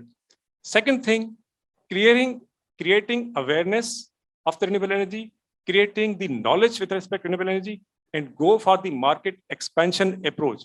Break these shackles and go for the stage, whatever the world is doing. So I think this approach we need to differentiate and then employ the actually right expansion market approach. This kind of thing actually will work Pakistan. And secondly, and lastly, I would like to quote that renewable energy has a distinct advantage. It has a flexibility of a scale. I mean, you can create a 4,000 megawatt park. At the same time, you can deploy solar cells at your backyard, couple of kilowatts, couple of 34 kilowatt, 40 kilowatts net metering, whatever is happening right now. So scalability is advantage. In the remote rural areas of Pakistan, as Madam Tara has mentioned about it, renewable energy is the only way to engage your rural communities, which are living in the far-flung areas. That's the only way. Because I myself experienced, I was working with IFC during Lighting Pakistan program, and in the remote areas of Thatta, where the transmission line was no more, and there was no prospects that transmission line will be there. So we engaged the communities. We giving them solar cells at the same price they were purchasing the kerosene. So in those areas, we experienced this successfully. In Pakistan, the rural communities are sparsely concentrated, and renewable energy, particularly solar and biomass, is the only way to create access to those remote areas. And I think that policy should work at the provincial level, at federal level, to engage our rural communities in those areas. So renewable energy is actually helping you not only at the grand scale, at the national grid, rather at the urban and at the rural level as well. Thank you very much. Amjad Saab, you have rightly pointed out in your initial comments that change of goalposts cost us dearly, and it has been quite detrimental to the growth of wind power in Pakistan. And I have a follow-up question from Dr. Irfan Mirza that, in the ARE policy, we saw a target of 30% by 30% of renewables by 2030 in the power mix of Pakistan. And that was later reduced to around 20% in the IGSAP. So how do you see, this change in the initial targets and the revised numbers under the IGSAP, and what will be the impact of, such changes in investors' confidence?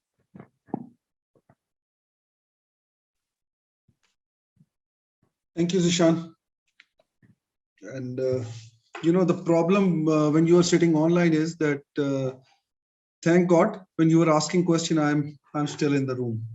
So sometimes you don't know when the video is not on. So and please conclude your remarks in 2 minutes, because I've been told to end the session in less than 10 minutes. Okay, Zishan, please don't mind and tell me when the 2 minutes are about to over. No worries. Okay, so again, let's be practical on things. Actually, let's first at least appreciate the people and the professionals who made this IGSAP. This is kind of an annual document, and they have a lot of baggage to actually sort out.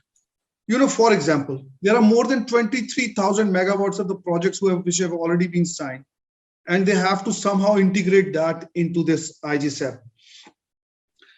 And this is kind of an annual plan as far as up till now, as far as the grid code is concerned, they have to revise annually. And then it is based on, at this point in time, the 5% served demand. Actually, the concept should be the 5%, even if it is 5%, definitely this they have taken from the history, it should be computed demand. So I hope you understand the difference between the served demand and the computed demand. Served demands mean they are not counting the load shedding at this point in time. So when you are not counting the load shedding, so there is a lot of things which you have already not served, and you are only seeing the demand over and above that. So this is a serious dichotomy, but okay, maybe I wish and I hope that they will sort it out in the next issues. And if somehow, again, as I told you in my initial comments, if this 5% demand would be, please imagine, if this 5% demand would be 7%, 10%, what is going to be the impact? Because after those 23,000 megawatts, all the new projects which they have taken in this IGSAP are wind or solar projects, because these are the only least cost options available at this point in time. So, as far as I am concerned, we should not bother too much as far as this IGSAP is concerned at this point in time.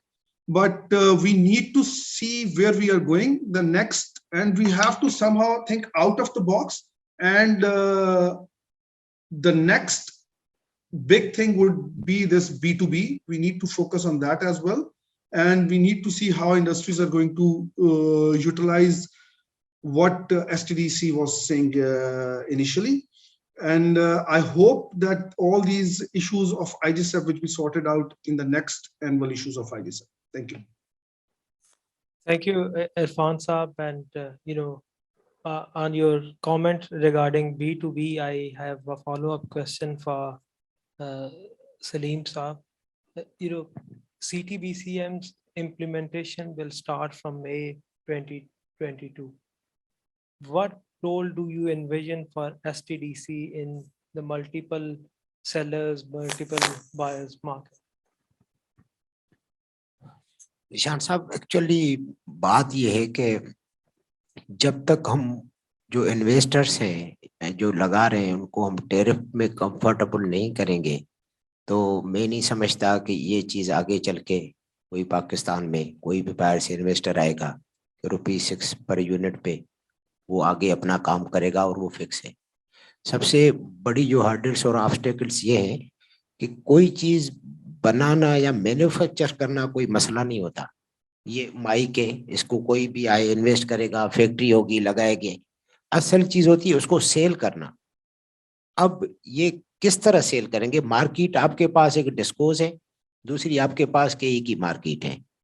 अब काफी यहाँ पे है, मैं madam तारा बैठी हुई है, तो शी इज आल्सो इंटरेस्टेड। मना ये फर्स्ट विमेन लेडी है जो इस फील्ड में अल्हम्दुलिल्लाह आई है, तो बजाय हम इनको इनकरेज करने के लिए अब ये पावर प्लांट लगाने के लिए तैयार है, सोलर हाइब्रिड करने के लिए तैयार है, जमीन अक्वायर करने के लिए तैयार है, इन्वेस्टर लेके आने के लिए तैयार है। अब हम उसको बायर नहीं दे सकते। Being a transmission grid company, मैं तो खाली विलिंग कर सकता हूँ ना, मैं उसको आगे डिस्ट्रीब्यूट तो नहीं कर सकता।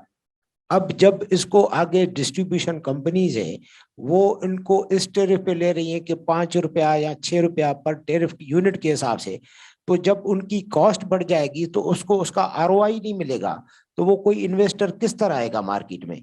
तो असल वही चीज है, हम घूम फिर के उसी जगह पे आ रहे हैं कि जब तक हम पॉलिसीज को चेंज नहीं करेंगे तब तक हम 2030 क्या आप 2050 का भी न्यूज़पेपर उठाएंगे तो इसी प्रॉब्लम्स पे बैठे होंगे जहां पे आज बैठे हुए हैं।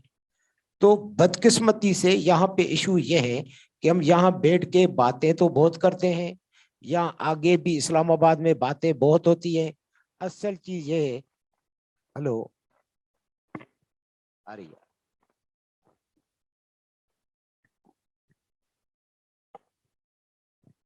असल चीज यही है कि आज का भी आप अखबार उठाएं और 10 साल पुराना भी उठाएं, चीजें आपको वही मिलेंगी, डेट खाली चेंज होगी उस पर, ठीक है ना, डेट चेंज होगी, वही मसले होंगे, वही चीनी बढ़ गई, वही बिजली बढ़ गई। करना क्या है हमें? जिस तरह सर ने बताया कि इस वक्त डेट इतना है कि इस वक्त हमारी इंपोर्ट बिल 9 मंथ का इतना आया है, तो हम कैसे सरवाइव कर सकेंगे? अब ये पॉलिसी आप और हम नहीं बनाएंगे, इन्वेस्टर नहीं बनाएंगे, ये पॉलिसी वही होगी जो गवर्नमेंट साइड पे बनाते हैं। अब हमारी आवाज वो सुन रहे हैं, नहीं सुन रहे, उस पर क्या करना चाहते हैं? तो इस किस्म के इन्वेस्टर आ रहे हैं हमारे पास, मैं डेली उनसे मीटिंग्स करता हूँ, मैं उसको कहाँ कंफर्ट करूं? मैं तो ट्रांसमिशन और गेट के लिए आया हूँ भाई, कोई चीज मुझे कोई विलिंग तो तब होगी जब आगे कोई उसका बायर होगा। तो असल चीज यही है कि जब इस चीज को हम फोकस नहीं करेंगे, हम यहाँ कितने भी मीटिंग्स करते रहें, इसका कोई हल नहीं निकलेगा। तो इस पे इदारों को आगे आना चाहिए, गवर्नमेंट सेक्टर को आगे आना चाहिए, फैसिलिटेट करे, तो इससे हमारा मुल्क का जो ज़र मुबादला है वो भी बच जाएगा और हम आगे निकल जाएंगे। तो चीज़ें वही है, बाकी further. Yes sir.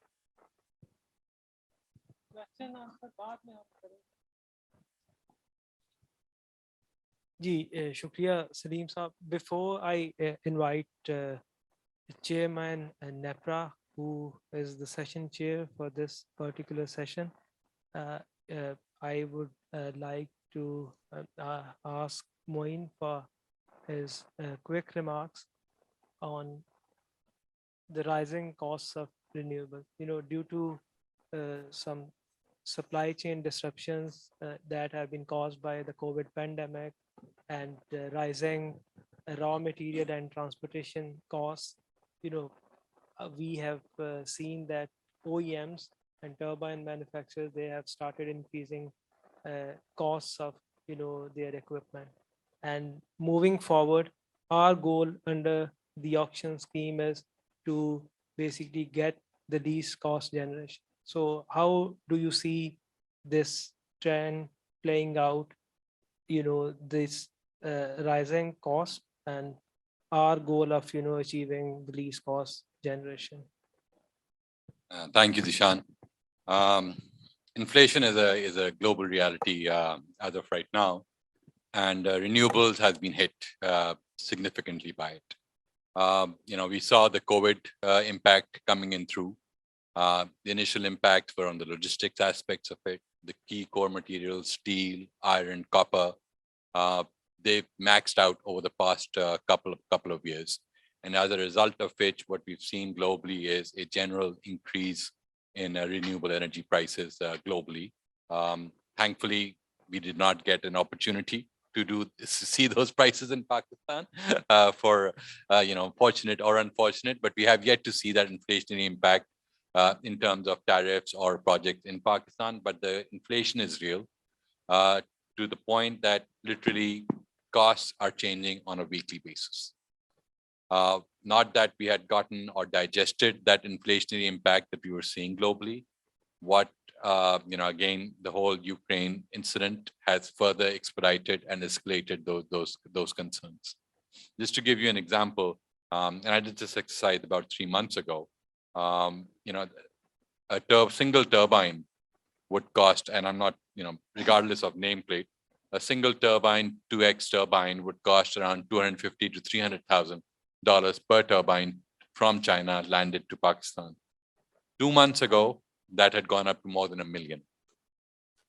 So, project viabilities have gone through the shelf. Projects have been closed out. Projects have not been able to achieve financial close. So it's a challenging time for the entire industry. From an OEM perspective, it's been a struggle. Not just GE, all the global OEMs, Gamesa, Vestas have struggled with this perspective. And it's very clear that market share is no longer an option. That is not an objective. Objective is to be able to survive. Objective is to be able to make some money on the table. Otherwise, they will walk out of deals. That's the scenario that is happening, because otherwise, these people will not survive. So that's a real reality that we have to do. I think the only time that I've been happy or not concerned about the delay in the bidding in Pakistan is now, because if we have it today, it'll be a real challenge to meet our objective of getting the lowest cost of energy. And that's something that we need to acknowledge, and we need to work with the various stakeholders within this whole ecosystem, be it the developers, the lenders, the regulators, as to how to achieve the renewables objective.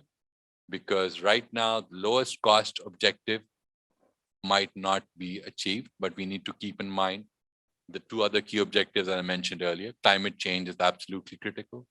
Energy security is coming out to be even more critical from that perspective. So yes, we might see a bit of a hit on the inflationary impact onto renewables, but the kind of volumes and pipelines that we are looking at globally, and the COP26 and now the Ukraine incident is gonna give that impetus. So yes, a short hitch in terms of optimizing the renewable cost, but I think it's just a small hitch. In a year or so, or a couple of years, I think we should be able to achieve the lowest cost objective as well. Thank you, Moin. I hope Chairman NEPRA and CEO EDB are, listening to what you have just said, and upcoming tariffs would be reflective of the latest market trends. Now, I'm very pleased to invite Mr. Tosif Hassan Faruqi, who is Chairman NEPRA, and he's also chairing this session. I would like to invite him for his closing remarks for this session. Over to you, Tasif Sir. बिस्मिल्लाहिर्रहमानिर्रहीम।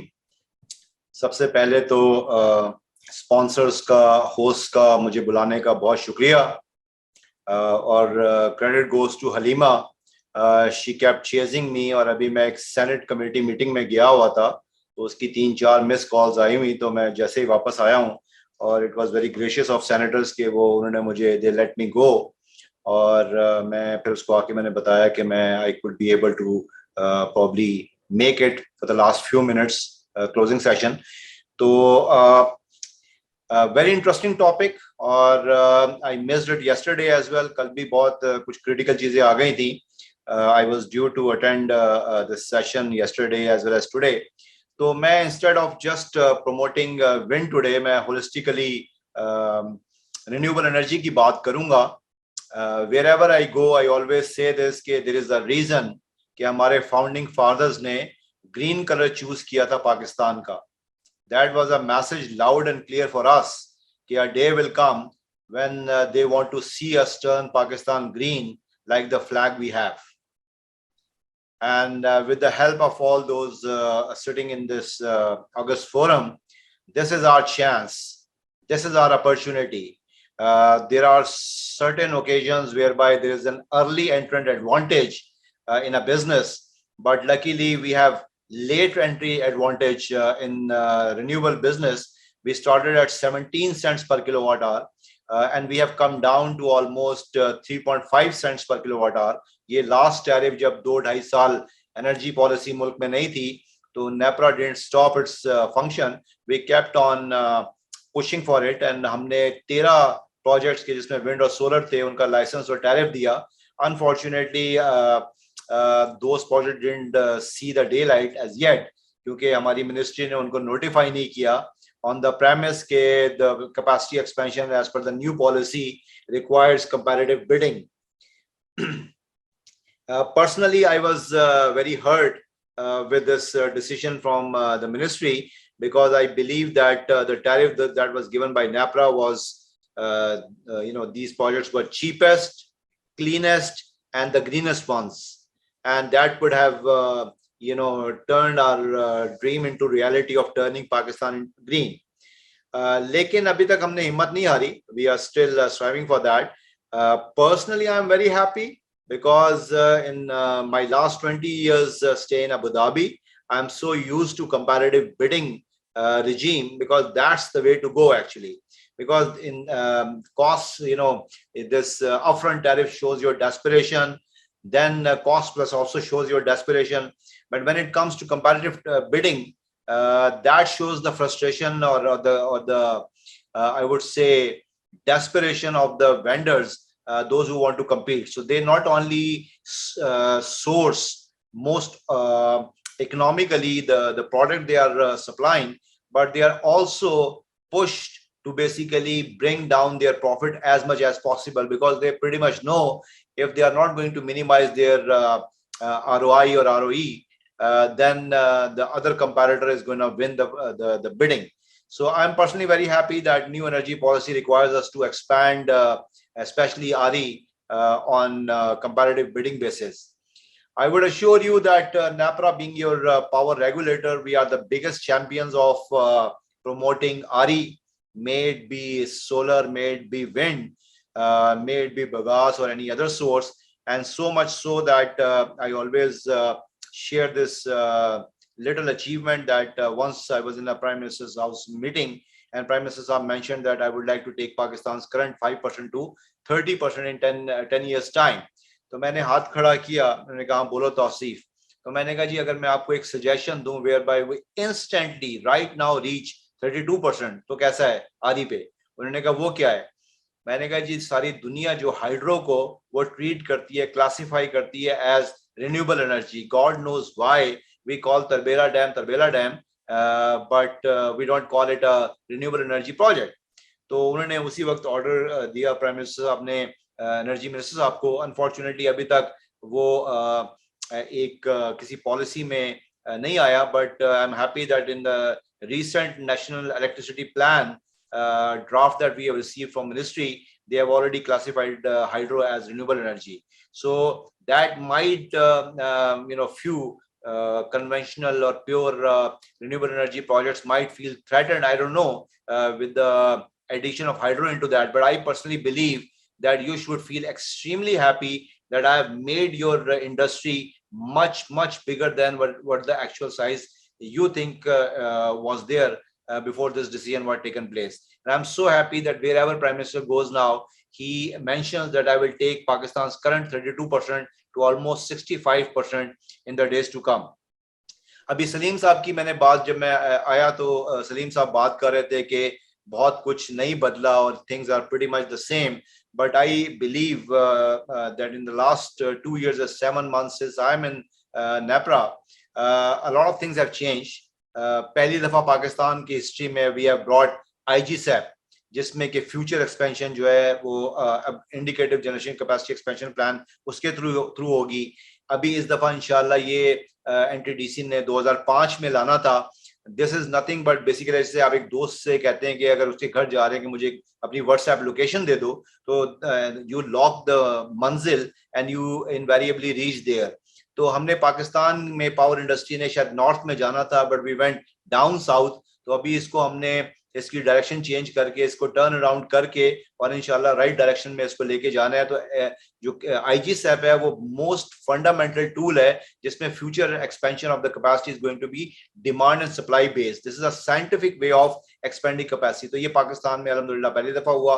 Wheeling के बड़े जबरदस्त regulation, investor friendly regulations और consumer friendly regulation हम लोग लेके आए. Unfortunately discoms ने उस पर स्टे ऑर्डर ले लिया, but they are very much in the field.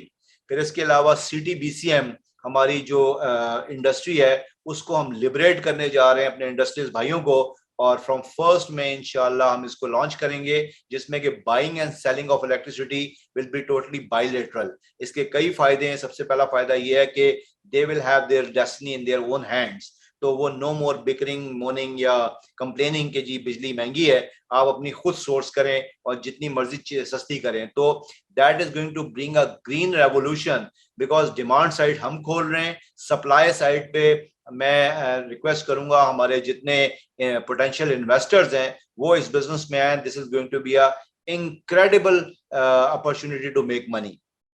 तो इसमें दूसरा सबसे बड़ा फायदा है कि गवर्नमेंट की जो सॉवरेन गारंटीज थी वो रिजीम अब खत्म. अब government doesn't need to be bulldozed या burden of these exorbitant cost. Circular debt को ये बहुत अच्छा एड्रेस करेगा, और इसमें बहुत सारे फायदे और भी हैं कि आपकी ओवरऑल जो मार्केट प्राइस है वो इंशाल्लाह इवेंचुअली नीचे आ जाएगी, specially with bringing the competition. देखिए हम में पावर सेक्टर में और टेलीकॉम में मेजर डिफरेंस क्या है. एक जमाने में जो टेलीफोन कनेक्शन था वो 12 साल एवरेज वेटिंग टाइम था. नाउ अब आप एक जाएं और कहीं से जाके भी फोन कनेक्शन ले लें. There are two things required. One is technology, the other is competition. तो पावर सेक्टर में इस वक्त technology is very much there. The only thing we are blocking deliberately is competition. तो इंशाल्लाह वो हम ओपन करने जा रहे हैं. Market will see a huge change.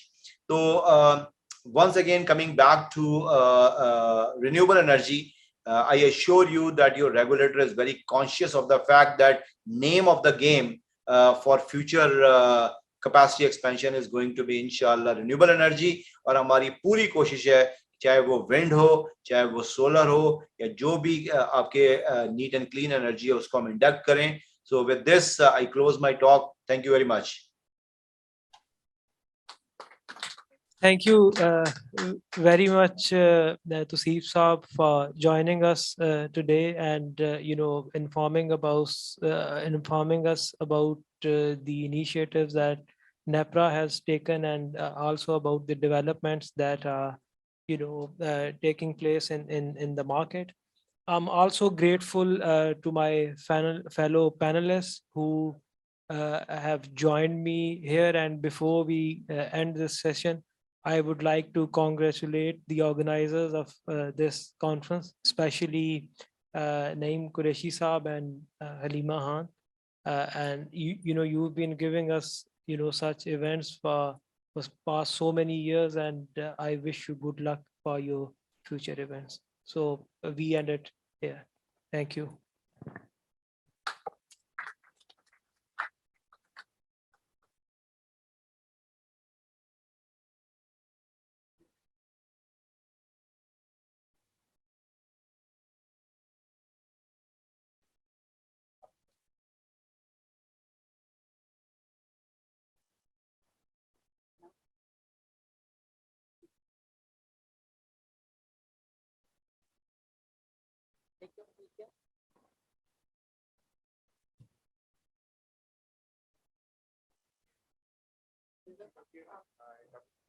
अगला सेशन हमारा है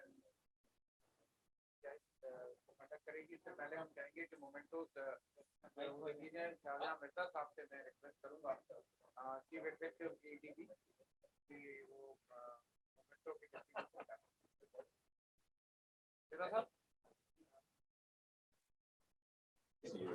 हेलो हाँ मिर्जा साहब ये मोमेंटोस के लिए जरा प्लीज आ जाइए जी। अमजद अवान साहब मोमेंटो है आपके लिए thank you very much for coming. और अमजद अवान साहब आप तशरीफ रखें वहीं सर। अमजद अवान साहब के लिए एक वो है शील्ड लीजिएगा। Thank you very much. Madam Tara Uzra Dawood.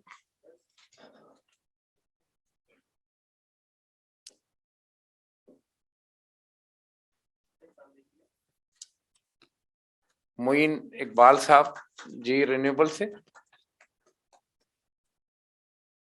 And Saleem Sheikh sahab chief executive sent transmit distribution STDC sent transmission distribution company से सलीम शेख साहब।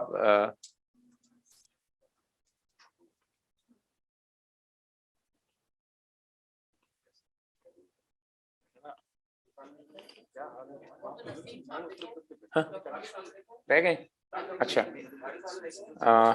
एक मिनट। And moderator of this session mister Zeeshan.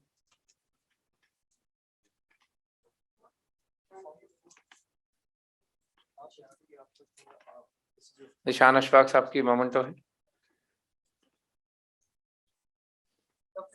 Ji. And doctor Naseem Khan sahab तशरीफ रखते हैं। डॉक्टर नसीम खान साहब के लिए एक एप्रिसिएशन शील्ड है। Farmer VC Hamdard university and former secretary ADB doctor Naseem Khan. Thank you very much. And please all the speakers and panelists please come on the dais for the group photo। Sheikh साहब आइए जरा group photo के लिए। अमजद अवान साहब, दीशान साहब, मोइन अपना अमजद अवान साहब आप आइए। मैडम तारा आप आ जाइए। मैं आ रहा हूँ मैं आ रहा हूँ।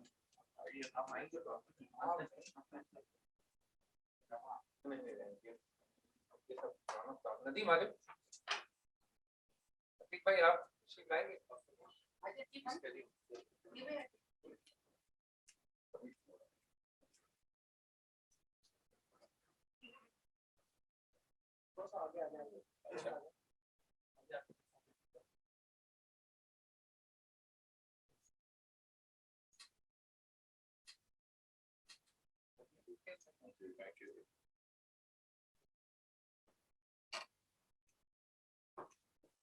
आहद नजीर साहब यहाँ मौजूद हैं सर आइए जी। अच्छा thanks. Over to you, Mr. Ahad Nazir, moderator of the SDIP जो है वो panel discussion on wind energy challenges and development. Please.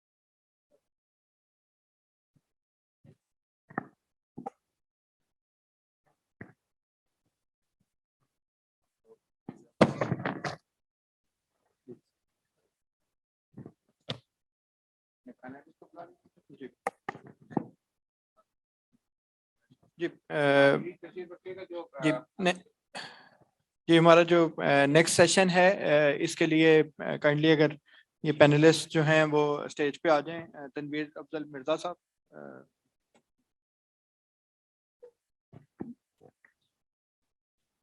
G I think ہمیں عرفان مرزا صاحب آن لائن جوائن کر رہے ہوں گے, اور اس کے علاوہ یہ مس آمنہ انصاری ہمیں آن لائن جوائن کر رہی ہوں گی.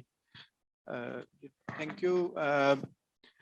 جی میرا نام احد نذیر ہے, اور یہاں پہ آ کے بات کرنا میرے لیے شاید تھوڑا سا مشکل ہو رہا ہے, کیونکہ تقریباً سارے اساتذہ جو ہمارے ہیں وہ یہاں پہ بیٹھے ہوئے ہیں. بریگیڈیئر صاحب ہیں, کاشف صاحب ابھی بیٹھے تھے, آئی تھنک وہ باہر چلے گئے. یہ وہ لوگ ہیں جنہوں نے ڈائریکٹلی یا انڈائریکٹلی مجھے کم از کم انگلی پکڑ کے چلنا سکھایا ہے. تو میں سب سے پہلے تو ان لوگوں کا شکریہ ادا کروں گا کہ آج جو کچھ میں بول رہا ہوں وہ شاید انہی لوگوں کی کاوشوں کا نتیجہ ہے. جی میں ریپرزینٹ کر رہا ہوں سسٹینیبل ڈیولپمنٹ پالیسی انسٹیٹیوٹ کو. ایس ٹی پی آئی ایک تھنک ٹینک ہے, اور پروبیبلی پاکستان کا شاید سب سے بڑا تھنک ٹینک ہے. اس ٹائم ہم لوگ انرجی کے اوپر کافی کام کر رہے ہیں. شاہجہان مرزا صاحب ہمارے ساتھ ریگولرلی انٹریکٹ کرتے رہتے ہیں, اور ہم لوگ جو ہے کلین انرجی ٹرانزیشن کے اوپر آج کل ہمارا کافی فوکس ہے. میرے دو پورٹ فولیوز ہیں ایس ٹی پی آئی میں. ایک میں centre for private sector engagement کو ہیڈ کرتا ہوں, اور جتنا بھی پرائیویٹ سیکٹر سے ریلیونٹ ہمارا کام ہوتا ہے, چاہے وہ بزنس ریگولیٹری انوائرمنٹ کے حوالے سے ہو, باقی کسی حوالے سے ہو, وہ میرے تھرو ہوتا ہے. اور دوسرا میں پروجیکٹ کوآرڈینیٹر ہوں جو انرجی کے پروجیکٹس ہوتے ہیں. تھوڑا سا میں آپ کو بیک گراؤنڈ دے دوں. کافی حد تک جو ہم ڈسکس کرنا چاہ رہے تھے وہ پچھلے سیشن میں بھی امجد صاحب کے تھرو کچھ ڈسکشن ہو گئی, لیکن ہماری پالیسیز میکنگ کے اندر جو انٹرنسک ایشوز ہیں ان کے اوپر آج کل میں کافی کام کر رہا ہوں as a student of public policy. میری یہ جو مجھے اب تک سمجھ آئی ہے, آف کورس وہ پیپر میرا ان پروگریس ہے, ہمارا بیسک مسئلہ جو ہے وہ ایک سمپل تھیسس ہے, ریفارم ورسز ریولوشن. ہمارا تھوڑا سا اورینٹیشن ریولوشن کی طرف زیادہ ہے, ریفارمز کی طرف کم ہے. سی پیک آیا تو ہم نے اسے گیم چینجر بنا دیا, کسی نے اسے ایسٹ انڈیا کمپنی بنا دیا, لیکن کسی نے یہ نہیں سوچا کہ ہمیں اسٹرکچرل چینجز کیا لے کے آنی ہے تاکہ وہ ہمارے لیے فائدہ مند یا نقصان دہ ہو سکے. کیا بیسک اسٹرکچرل چینجز ہمیں اپنے سسٹم کے اندر لانی تھی اس کو وہ کرنے کے لیے. اور اس میں صرف گورنمنٹ کو بلیم نہیں دیتا, اس میں پرائیویٹ سیکٹر بھی اتنا ہی انوالوڈ ہے. ان کو جہاں پہ گورنمنٹ نے انوالو کیا تو وہ اس طریقے سے انوالو نہیں ہو پائے. اور وہ جو میجر 3 پلرز ہیں پبلک پالیسی کے, انکلوسیوٹی, کوآرڈینیشن اینڈ اگر میں تھرڈ بات کروں کنسسٹنسی, تو ان تینوں کے اندر جو ہے وہ دونوں پارٹیز کی طرف سے کبھی کبھی لیگ آتا رہا.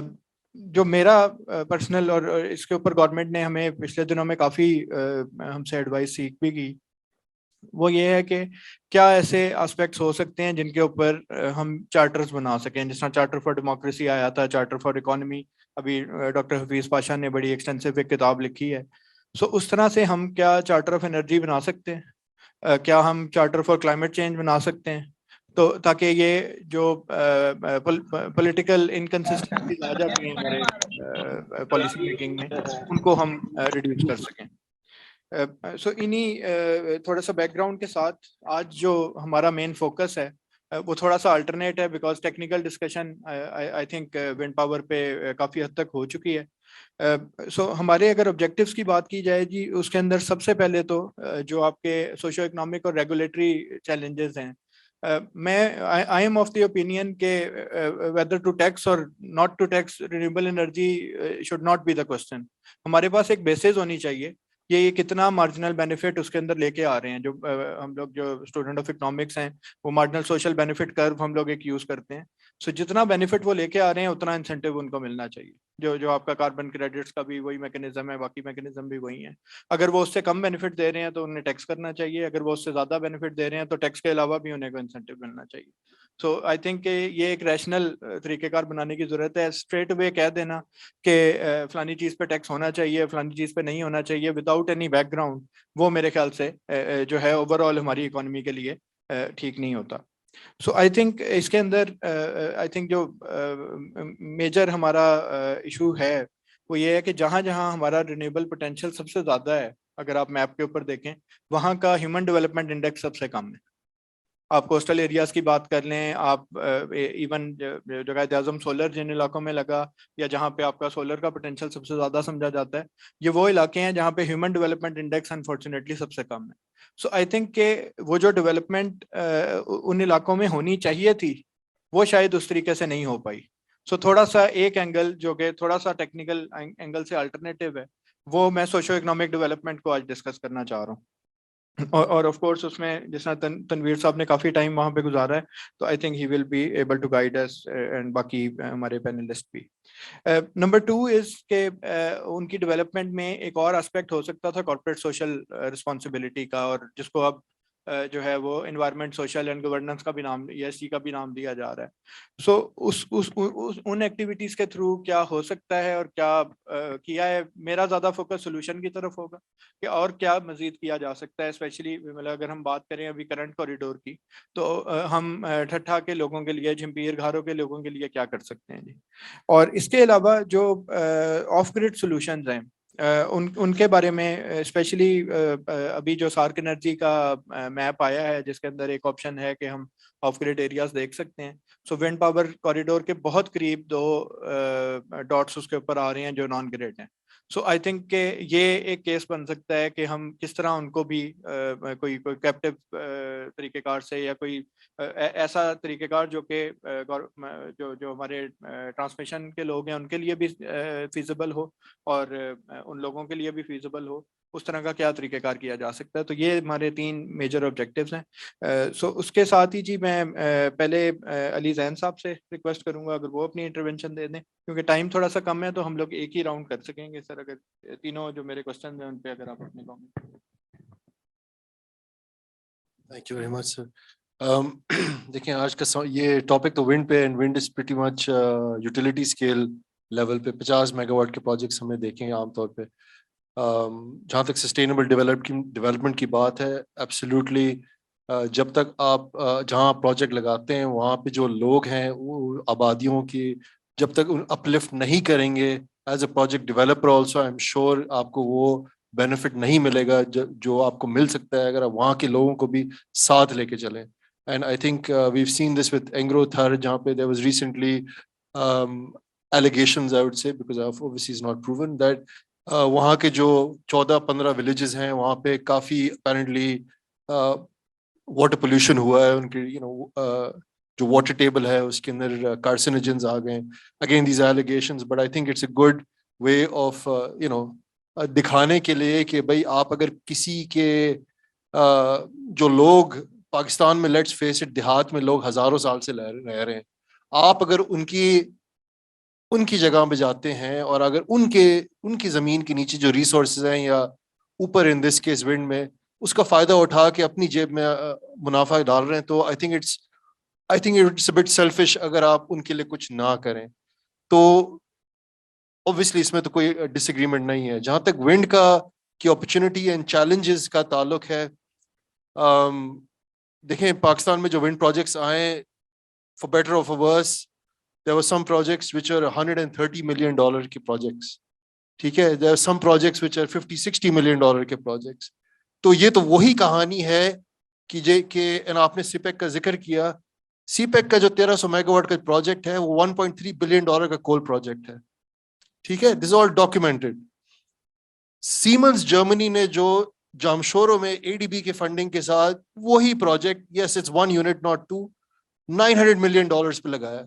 अब आप मुझे बताएं, मैं तो जब बच्चा था मुझे तो यही कहा गया था कि भाई German technology is the best. How is it possible कि जर्मन टेक्नोलॉजी $900 मिलियन में लग रही है और आपको चाइनीज 1.3 बिलियन में बेच रहा है, right? So I mean there are certain ground realities that unfortunately we have to face living in this country. तो प्रोजेक्ट डेवलपर, चूंकि मैं प्रोजेक्ट डेवलपर नहीं हूँ, मैं तो ट्रांसमिशन स्पेशलिस्ट हूँ, तो let me approach this from that perspective. ہمارے ونڈ کے پروجیکٹس کی سب سے زیادہ کیپیسٹی فیکٹر کہاں ہے؟ اگر اوبویسلی جمپیر میں ہے, گھاروں میں ہے. اگر آپ وی آر ای لوکیشنل اسٹڈی دیکھیں ورلڈ بینک کی, تو چاغی میں بلوچستان میں 50-55-60% کہتے ہیں کہ کیپیسٹی فیکٹر ہے. اب چاغی میں کون پروجیکٹ لگائے گا, آپ مجھے بتائیں. سیکیورٹی آپ کو کون وہاں پہ گارنٹی کر سکتا ہے؟ It's very difficult, right? So there are certain obvious challenges to putting up projects in certain areas. جمپیر میں اگر دیکھیں تو وہاں پہ آپ کا جو مین پاور ایویکویشن کی کیپیبلٹی ہے 220 kV پہ. جمپیر 1 گرڈ اسٹیشن ہے, اس کے 1000 MVA 4 ٹرانسفارمر لگے ہوئے ہیں 250 MVA کے. اگر N-1 کنٹینجنسی کمپلائنس پہ دیکھیں تو دیٹ مینس 750 MVA آپ کا جمپیر 1 پہ ہے, 750 آپ کا جمپیر 2 پہ ہے, اینڈ آپ کے 250 میگا واٹ MVA کے 2 ٹرانسفارمر گھروں میں لگیں گے جب وہ سب اسٹیشن آئے گی. تو to cut a long story short, آپ کے پاس اس وقت گنجائش ہے another 500 megawatt worth of wind projects کی with the existing grid capacity. So this is obviously a challenge. اگر آپ 500 سے آگے بڑھیں گے, because as the last session you heard کہ IGCEP میں ہزار کے اینیول capacity increases ہیں. So you have to get beyond just the existing grid. Think about کہ بھائی آگے جو grid extension ہوگا اس کو ہم کس طرح پلان کریں گے.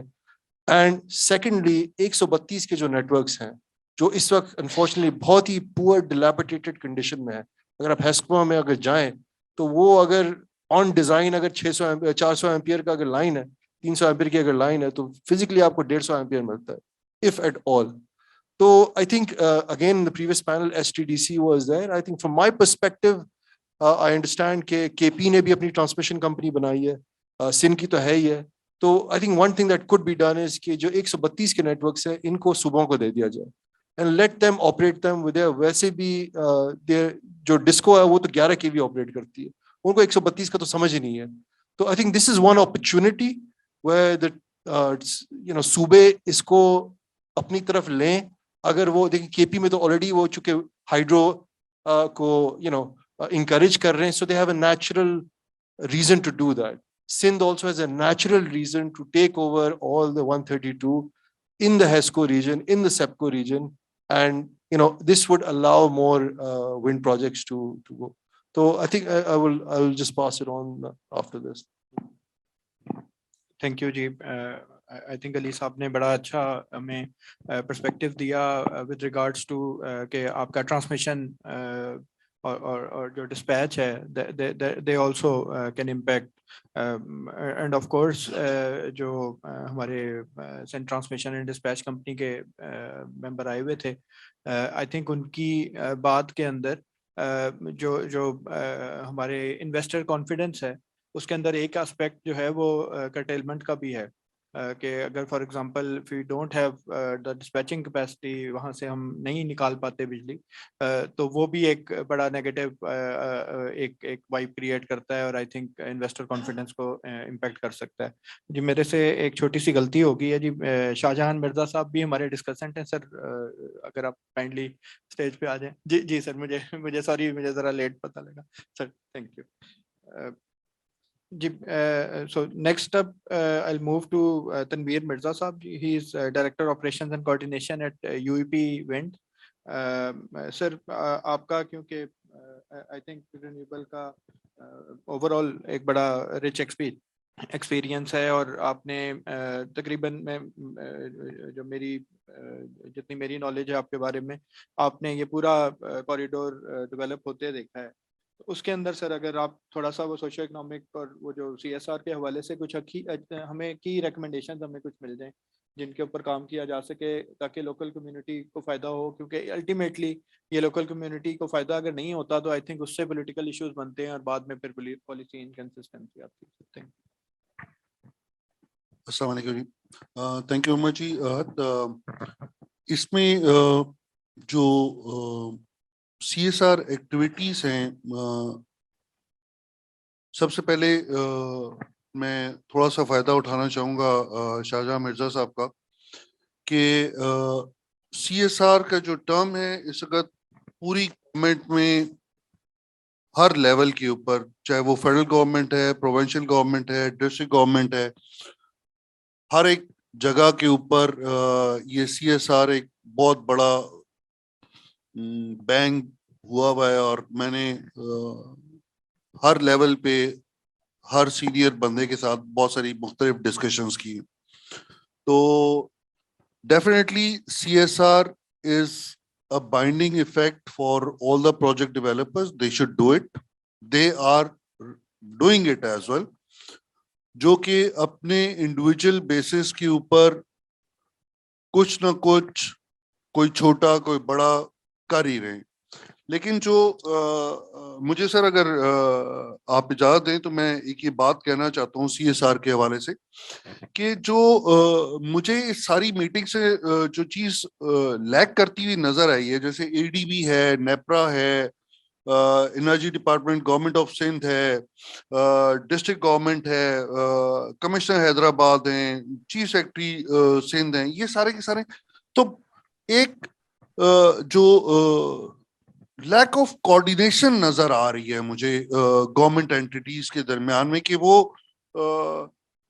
ہر کوئی پروجیکٹ ڈیولپر کے اوپر تو وہ کہتا ہے کہ یار تم یہ کرو, تم یہ کرو, ہم تمہارے ساتھ ہیں, ہم یہ کرنا چاہتے ہیں, لیکن پریکٹیکلی اسپیکنگ کہیں پہ بھی کوئی یونٹی ان سارے ڈپارٹمنٹس میں نظر نہیں آ رہی. کیونکہ اب اگر میں ADB کے ساتھ بات کرتا ہوں تو ایک الگ بات ہے, نیپرا کے ساتھ ایک الگ بات کرتا ہوں, DC آفس ٹھٹھا کے ساتھ الگ بات کرتا ہوں, DC جامشورو سے الگ بات کرتا ہوں, energy department government of Sindh میں جاتا ہوں تو سیکرٹری صاحب سے الگ بات کرتا ہوں, چیف سیکرٹری مجھ سے الگ بات کرتے ہیں, کمشنر صاحب الگ کرتے ہیں. تو میں کئی دفعہ کنفیوز یہ ہو جاتا ہوں کہ کیا جو میں کر رہا ہوں وہ غلط کر رہا ہوں, کیا میں وہ سارے کام کرنا شروع ہو جاؤں جو گورنمنٹ کے اپنے باسکٹ میں ہونے چاہیے تھے, یا کیا ہے, میں تھوڑا سا کنفیوز بھی ہو جاتا ہوں.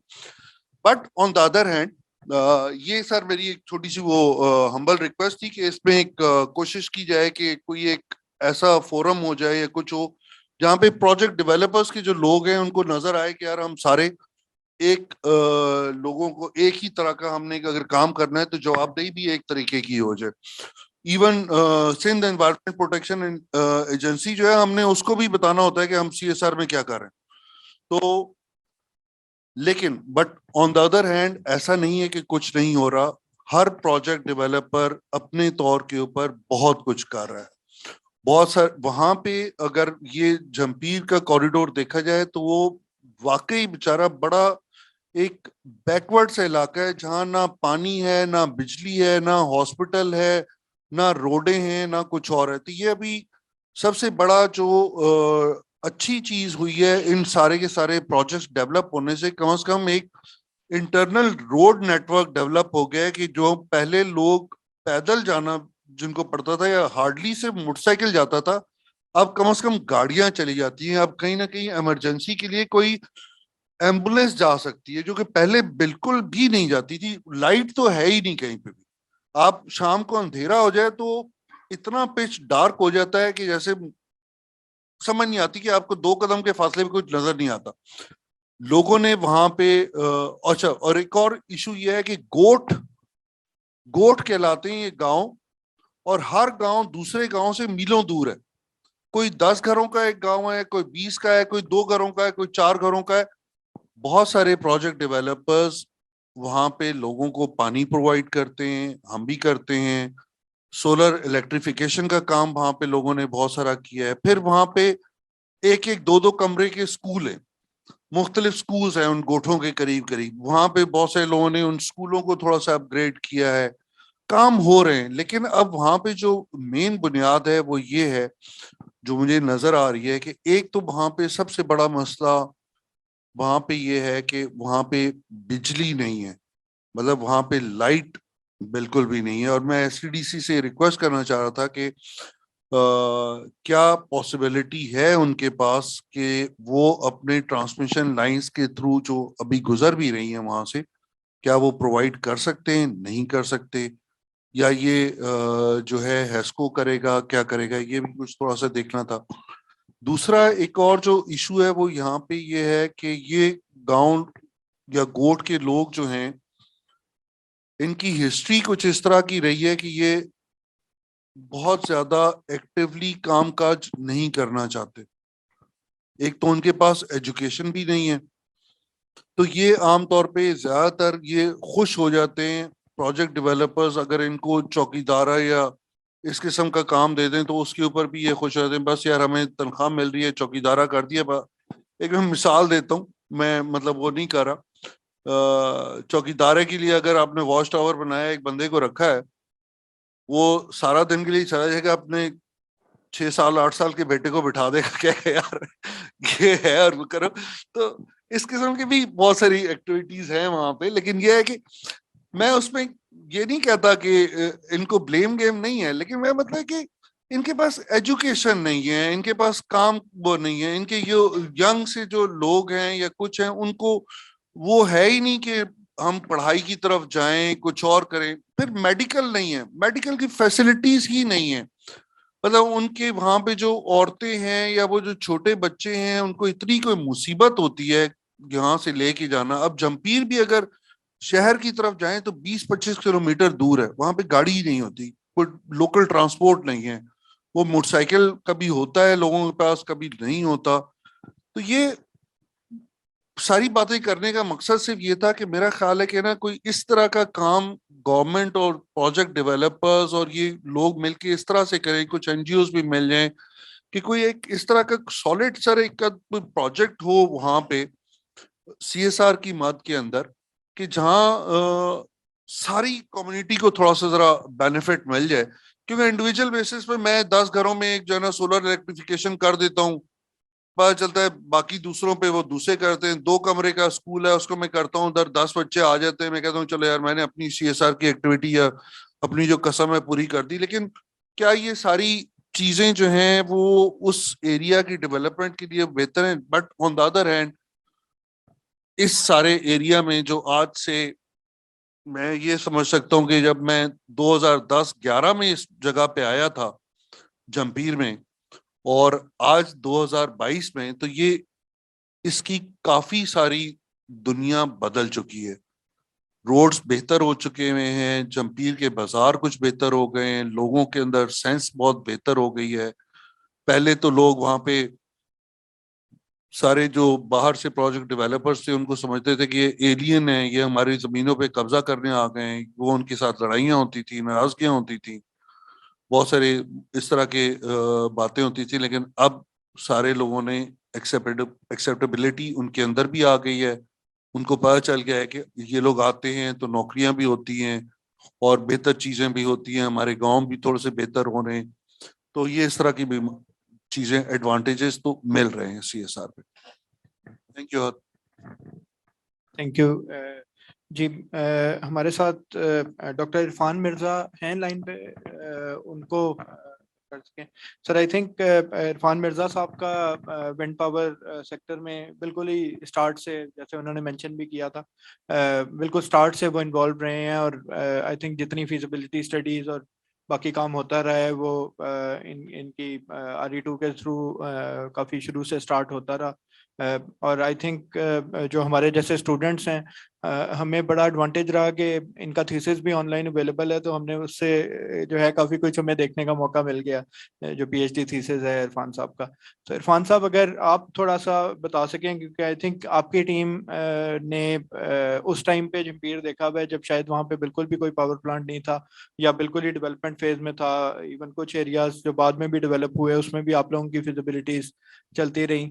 سو اگر تھوڑا سا یہ سوشو اکنامک ڈیولپمنٹ کے حوالے سے آپ ہمیں گائیڈ کر سکیں. Thank you sir. جی تھینک یو, السلام علیکم, بہت شکریہ. میں سب سے پہلے تو میرے کچھ بہت پرانے اور بہت اچھے دوست موجود ہیں, چونکہ میں آن لائن ہوتا ہوں تو مجھے نظر نہیں آ رہے تھے.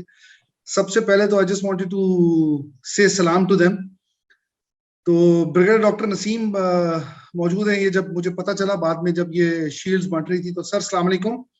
شاہجہاں مرزا صاحب چونکہ شیلڈز دے رہے تھے, میری شیلڈ انہوں نے لی, سر میری شیلڈ لے آئیے گا آپ. تو مرزا صاحب کو میں سلام کرنا چاہتا ہوں.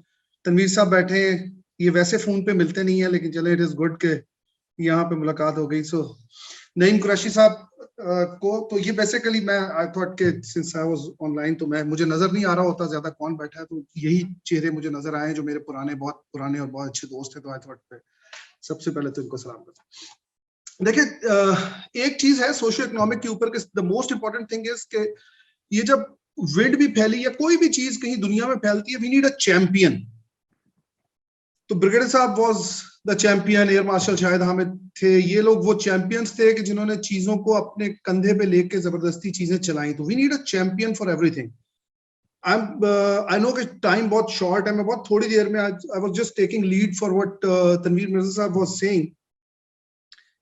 हमारे पास ना कोई इंटीग्रेटेड मैकेनिज्म नहीं है, हर कोई एक छोटा छोटा सा काम करता है. We need a champion. मैं बल्कि मिर्जा साहब से रिक्वेस्ट करना चाहूंगा उनकी प्रेजेंस यहाँ होते हुए कि if AEDB can become that champion through provincial government, energy department Sindh को साथ ले और जो डिपार्टमेंट्स उनको साथ ले, what we need to do is to create an impact. Because Jhimpir एक कॉरिडोर है, अभी यहाँ पे 2000 मेगावाट है, कल 10,000 मेगावाट आएगा, over the period of time आएगा. ये ब्रिगेडियर साहब का भी विजन था, मैंने इसलिए ब्रिगेडियर साहब की मौजूदगी में, ब्रिगेडियर साहब की इजाजत से, we need to have a technical university there, we need to have a big kind of a hospital there. आपको पता है अमेरिका में हम सब बहुत सारे लोग बाहर से पढ़े हुए आए हैं, चीजें हमें पता है, अंदाजे, तो आपको देखते हैं university towns are little far from the cities as well. वो पूरी पूरी टाउन्स होते हैं, फिर वहां पे डेवलपमेंट होना शुरू हो जाती है. तो we need to have this kind of a big engineering kind of a university जिसमें ये टेक्निकल एजुकेशन और इस तरह की चीजें, ये जंपीर के अंदर इससे ज्यादा हमारे पास कोई भी ऐसी यूनिवर्सिटी नहीं है. जैसे डेनमार्क में DTU है और इस तरह की यूनिवर्सिटी जिसमें actually real time renewable, because this is the future. आगे चीजें जा रही हैं. आज हम ऑनशोर विंड टर्बाइंस की बात कर रहे हैं, एंड मिर्जा साहब वुड सेकंड मी, अभी थोड़े अरसे में हम ऑफशोर विंड टर्बाइंस की बात करना शुरू हो जाएंगे. और अभी मैं B2B की बात कर रहा हूँ, अमरीली के साथ बात हो रही है, हम यूए अपना वर्ल्ड बैंक के प्रोजेक्ट में इन्वॉल्व है. अली ने बहुत अच्छी बातें की, अली ने आपको बहुत रियलिस्टिक बातें बताई, यही रियलिस्टिक बातें मैं बता रहा हूँ. आप IG साहब को जितना मर्जी ब्लेम कर लें, बट IG साहब इज अ रियलिस्टिक डॉक्यूमेंट. उसमें 23,000 मेगावाट बेचारों ने कवर कर रहे थे. तो प्रोफेशनल्स, क्योंकि मैं सरकार में रहा हुआ हूँ, जो प्रोफेशनल्स काम करते हैं वो बहुत डेडिकेशन और मेहनत से काम करते हैं. आप उनको जितना मर्जी ब्लेम कर लें, पॉलिसीज को जितना मर्जी गलत कह लें, लेकिन हमें एक ओवरऑल इंटीग्रेटेड सिचुएशन को भी देखना है एक कंट्री की. हम उस जब तक इंटीग्रेटेड उसमें नहीं देखेंगे तो हम पीस मील में किसी को भी बुरा और अच्छा कहना शुरू कर देंगे और जजमेंटल होना शुरू कर देंगे. तो ये हमारे पास रियलिस्टिक चैलेंजेस हैं. तो CSR के पॉइंट ऑफ व्यू से मैं सिर्फ ये कहना चाहूंगा कि बाकी तनवीर साहब ने बहुत डिटेल से बात कर दी. इस पर्टिकुलर इलाके के लिए एक बड़ा हॉस्पिटल, एक यूनिवर्सिटी टाउन, और ये तमाम लोग जो है ना, ये प्रोजेक्ट्स जो हैं, अगेन मिर्जा साहब को तो पता है ये करते हैं. ये तमाम, कोई IFC फाइनेंस्ड है, कोई एशियन डेवलपमेंट बैंक फाइनेंस्ड है, ये सबके CSR बजट्स होते हैं. ये आपको फाइनेंसिंग ही नहीं देते जब तक आप इनको CSR अपना ना बताएं कि जी मैं इतना परसेंटेज ऑफ माय बजट में CSR के लिए रख रहा हूं. तो अगर ये सारे लोग इंडिविजुअल काम कर रहे हैं, जरूर करते रहे, लेकिन इनको भी साथ मिलाएं, गवर्नमेंट भी फंड पूल इन करे, GIG बैठी है माशाल्लाह, और ये इस तरह के बहुत सारे लोग मिलके अगर हम, but what we need is a champion. तो ये अगर हमें एक चैंपियन मिल जाए जो कहे कि यार मैं इसको पुल ऑफ करना चाहता हूं, तो ओनली देन आई बिलीव कि अगर हम, मैं समझता हूं कि इस इलाके के बहुत सारे मसाइल हल हो जाएंगे. अगर हम, क्योंकि जॉब क्रिएशन ये सब सेकेंडरी बातें हैं, उनके पास खाने पीने को नहीं है, वो कैसे ठीक नौकरी करेंगे. जब आपके पास, वो पंजाबी का हमारा मुहावरा है ना कि जिन्हों दे घर दाने उन्होंने कमले भी सियाने. तो जिसके पास पैसा खाने को ही कुछ नहीं है, हाउ कैन ही, मतलब यू ट्राई टू सी कि यार वो हमारे लेवल पे आके चीजें कर सके. तो सबसे पहले आप पूरे सोशली अपलिफ्ट करना है उस इलाके को. अब वहां पानी पीने का नहीं है, आप कहते हैं कि यार वो काम सही तरह करना शुरू कर दें. सो बेसिकली ये अपलिफ्ट करने के लिए बहुत जरूरी है कि हम एजुकेशन, हॉस्पिटल, ये दो चीजें करें. वो यूनिवर्सिटी टाउन आएगा, वहां से लोग एजुकेशन लेके छोटी छोटी सी एक टास्क समझने के, यार क्लास कैसे चलाना है, विंड टर्बाइन का ये जंगला कैसे आगे से हटाना है, so on and so fourth. उस इलाके के हिसाब से एजुकेशन होना शुरू हो जाएगी, टेक्निकल एजुकेशन, और वहीं से वो यूनिवर्सिटी टाउन बनना शुरू हो जाएगा और चीजें. तो ये है मेरी हम्बल सजेशन कि इंटीग्रेटेड वे में काम करें, रादर देन कि हम एक स्पोरेडिक एफर्ट्स करते रहे, जो कि बहुत अच्छे कर रहे हैं लोग. आई मस्ट कमेंड एवरीबॉडी, बहुत अच्छी एफर्ट्स कर रहे हैं, लेकिन इंटीग्रेटेड एफर्ट की और एक चैंपियन के होने की सख्त जरूरत है. Thank you. Thank you. I think ये बिल्कुल चाइना में भी मुझे जाने का 2-3 दफ़ा मौका मिला, तो वहाँ पे बिल्कुल यही मॉडल फॉलो होता है कि जिस जगह पे जो रिसोर्स है उन्होंने उसी से रेलेवेंट वहाँ पे यूनिवर्सिटी बनाई हुई है. और नॉर्मली वो यूनिवर्सिटी जो है उधर की जो इंडस्ट्री होती है वही उसे स्पॉन्सर करती है जी. So my last speaker before I move over to Shahjahan Saab is Miss Amna Ansari. She's Senior Manager Consultancy at Bridge Factor Private Limited. Ma'am आपसे थोड़ा सा जो मैं पूछना चाहूँगा, एक तो हाइब्रिड सॉल्यूशंस के हवाले से और दूसरा जो सिक्योरिटीज के हवाले से हैं फॉरेन लेंडर्स के with wind IPP. Thank you. जी अस्सलाम वालेकुम, मेरा नाम आमना अंसारी है और मेरा ताल्लुक ब्रिज फैक्टर प्राइवेट लिमिटेड से है. Bridge factor has been established since 2005 और अभी renewables में इरफान साहब और most of you probably are familiar with us. We have established a niche in renewables, and to date around 11 power plants, wind plants are operational, and there are 8 that will be operational very soon. And we've advised the project developers on this front. I'll just touch a bit upon the CSR that has been discussed so far. Just want to add 2 cents to it. I just feel whatever all the points that were brought forward are very, very valid, and this should be given due importance. But prior to that, needs assessment should be carried out. जो CSR का एक proper होता है कि existing infrastructure अगर है, क्या है, उसको build on करें ताकि हम efficiently जो है पैसे utilize कर लें, double up नहीं हो खर्चा. और दूसरा ये है कि थोड़ा locals में, I mean, this is what I've observed, and I think all of you must have observed when you visit other countries, especially, is that the local people are very proud of, maybe the local handicrafts there, or, the small things that that particular town or area is known for. So maybe the locals should also be, other than, getting vocational training and technical training, they should know how to represent, the region that they stand for. And, the fact that Jimpi's wind potential is just excellent. It's something to be proud of, and that the locals should also be aware of all of that, and along with Sindh culture, etc. Okay, coming to the challenges of hybrid solutions. So technically, they're very, very doable, especially when we talk about construction of new renewable projects.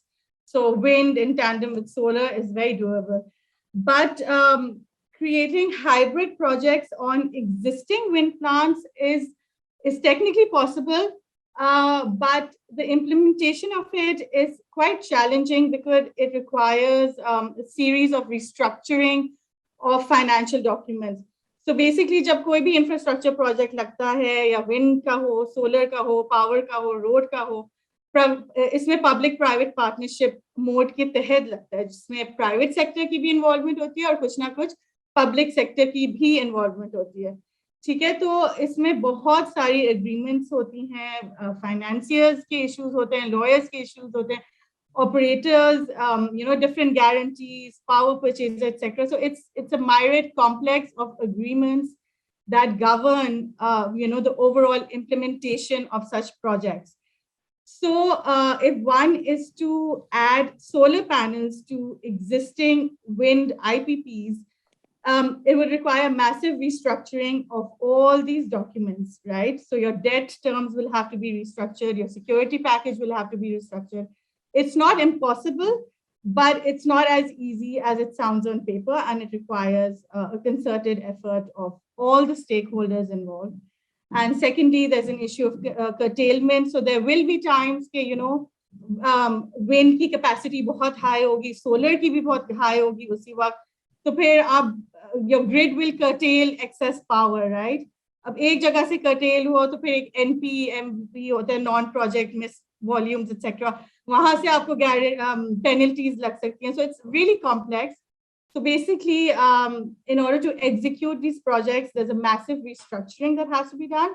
I think efforts are underway, but I just wanted to bring it to this forum to sort of escalate this amongst all the stakeholders. दूसरी बात रही foreign lenders की, तो basically the 3 main things, I mean, more or less, जो local lenders को चाहिए होता है वो foreign को भी चाहिए होता है, but the 3 main points that I'd like to sort of focus on is number 1, the cost overrun support. So for example, if your project is costing $50 million, or if it's expected to cost $50 million, during the construction phase, the foreign lenders require 7 to 10% of cost overrun support or contingency support in case, you know, your power plant cost exceeds the amount that is initially envisaged due to different factors. Secondly is your 6 months debt service reserve account. So इसमें ये होता है कि आपके जो भी debt servicing आपको करनी होगी once the project is operational, you need to have 6 months of, you know, those committed amounts in a particular account, or you have to have guarantees in place or your SBLCs in place of that equivalent amount. And thirdly is your government of Pakistan guarantees for your PPA, etc., that in the event of default, the government of Pakistan will step up and then it will meet obligations that are due to the foreign lenders. So that's pretty much from my side. Thank you, Amna. So, ji, lastly, sir, I'll move forward to Shahjahan Mirza Saab. Sir, agar aap kindly thoda sa conclude kar dein.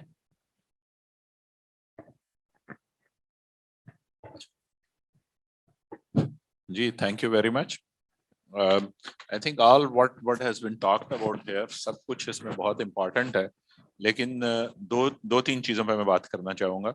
Particularly जो CSR वाला issue raise किया गया है, actually ये मेरे इस notice में नहीं था कि कैसे हो रहा है. अली ज़ैन ने जिक्र किया एंग्रो का.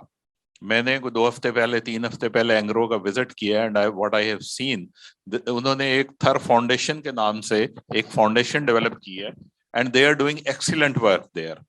उन्होंने बजाय इसके एक इंडिविजुअल कंपनी के साथ काम करें, जितनी कंपनियां वहां पे काम कर रही हैं वो ये थर फाउंडेशन को कंट्रीब्यूट करती हैं और वो जो है CSR का काम करते हैं. एंड मेरी अंडरस्टैंडिंग में they have done wonderful job. जो लोग वहां पे डिसलोकेट हुए थे, 200 के करीब फैमिलीज थी, उनको उन्होंने 3 कनाल के बड़े प्रॉपर किस्म के घर बना के दिए हैं. कम्युनिटी डेवलप की है, वहां पे मस्जिद है, कम्युनिटी सेंटर है, कोई 50% पॉपुलेशन हिंदू है, वहां पे उन्होंने मंदिर भी बनाया है. So it's excellent. आप अगर कभी जाने का मौका मिले, आप में से कोई गए हो, तो यू विल अप्रिशिएट कि दिस डोंट फील कि आप थर में फिर रहे हैं. This is the kind of development they have done. Similarly जो अभी अली ज़ैन बात कर रहे हैं, बेसिकली मेरी अंडरस्टैंडिंग में ये कुछ मिस इन्फॉर्मेशन या डिस इन्फॉर्मेशन है, क्योंकि जो एक कॉन्सेप्ट बन रहा है जी कि वो जो गुरानो का रिजर्वायर है वो वहाँ के पानी को पोल्यूट कर रहा है. But I have been there at Gorano reservoir. वहाँ पे कुछ 6-7 किस्म की स्पीशीज की फिश हैं. वहाँ पे बर्ड्स ने ऊपर दरख्त हैं, उन पे नेस्ट बनाए हुए हैं और वो बर्ड वही पानी पी रहे हैं, फिशेस भी उन्हीं पानी में रह रही हैं. And what they are doing कि वो कहते हैं जी कि डेली हम कोई तकरीबन 1-1.5 टन के करीब मछली पकड़ते हैं और वो जो एक्सपेक्टिंग मदर्स हैं वहां पे जो आसपास 10-12 गांव हैं उनको वो मछली देते हैं. उन्होंने जो स्कूल बनाए हैं, उनके स्कूल जो TCF है वो चला रही है, सिटीजन फाउंडेशन वाले चला रहे हैं. उन्होंने कहा जी जिसके पास जिसका एक्सपीरियंस है उसको हम दें. सिमिलरली वो एक अस्पताल इस्लाम कोर्ट में बना रहे हैं 200 बेड का लेटेस्ट टेक्नोलॉजी के साथ. उसका उन्होंने वर्णन दिया इंडस हॉस्पिटल वालों को. So what they are doing wonderful job by doing this. तो हम इस पे काम करते हैं जी कि यहाँ पे भी अगर कोई ऐसा इनिशिएटिव लिया जाए कि कोई एक एंटिटी बन जाए जो कि इस सारे CSR इनिशिएटिव को लेके आगे चले, तो I think that will be wonderful. उन्होंने वहाँ पे क्या किया, उन्होंने वहाँ पे स्कॉलरशिप दिए हैं. वहाँ के इंजीनियर, उनके पास लोकल इंजीनियर स्टडी करके काम कर रहे हैं, लोगों को ट्रेनिंग पे चाइना भेजा है, वो काम कर रहे हैं. और अगर आपने उनकी वीडियो देखी हो तो वहां पे कोई उनके पास तकरीबन 250 लेडीज हैं लोकल, जो कि वहां पे डंपर ट्रक चला रही है. उनकी जो डे शिफ्ट होती है उसमें उनके 250 ट्रक पे 250 जो ड्राइवर्स हैं वो सब वहां पे की लोकल लेडीज हैं. तो वो दैट इज एंटायर एक सोशल चेंज है, एक कल्चरल चेंज है जो कि वो लेके आए हैं वहां पे. तो इसी किस्म का इनिशिएटिव हम जंपीर और घारों के एरिया में ले सकते हैं. Will take it forward this initiative. दूसरा जो मैं इशू कवर करना चाहूंगा वो अली ज़ैन ने बिल्कुल ठीक कहा है कि transmission is our major issue. जैसे मैंने सुबह भी कहा था कि हम जो इस वक्त कंपेटिटिव बिडिंग कराना चाह रहे हैं उन LOI होल्डर्स के दरमियान जो प्रोविंसेस ने इशू किए हैं विंड और सोलर के, तो हमारे लिए सबसे बड़ा इस वक्त यही इशू आ रहा है कि हम इंटरकनेक्शन रेडी जोन, जिनको हम IRZ कहते हैं, उनको हम प्रॉपरली आइडेंटिफाई करने की कोशिश कर रहे हैं, ताकि ये ना हो कि जैसे पहले प्रोजेक्ट्स में होता रहा है कि प्रोजेक्ट तो लग गया but transmission line is missing. तो फर्स्ट फेज में इतना टाइम नहीं है क्योंकि हमारा टारगेट जो है वो है 2024 में 1000 मेगावाट विंड और 1000 मेगावाट सोलर को हमने कमीशन कराना है एज पर IGCEP टारगेट।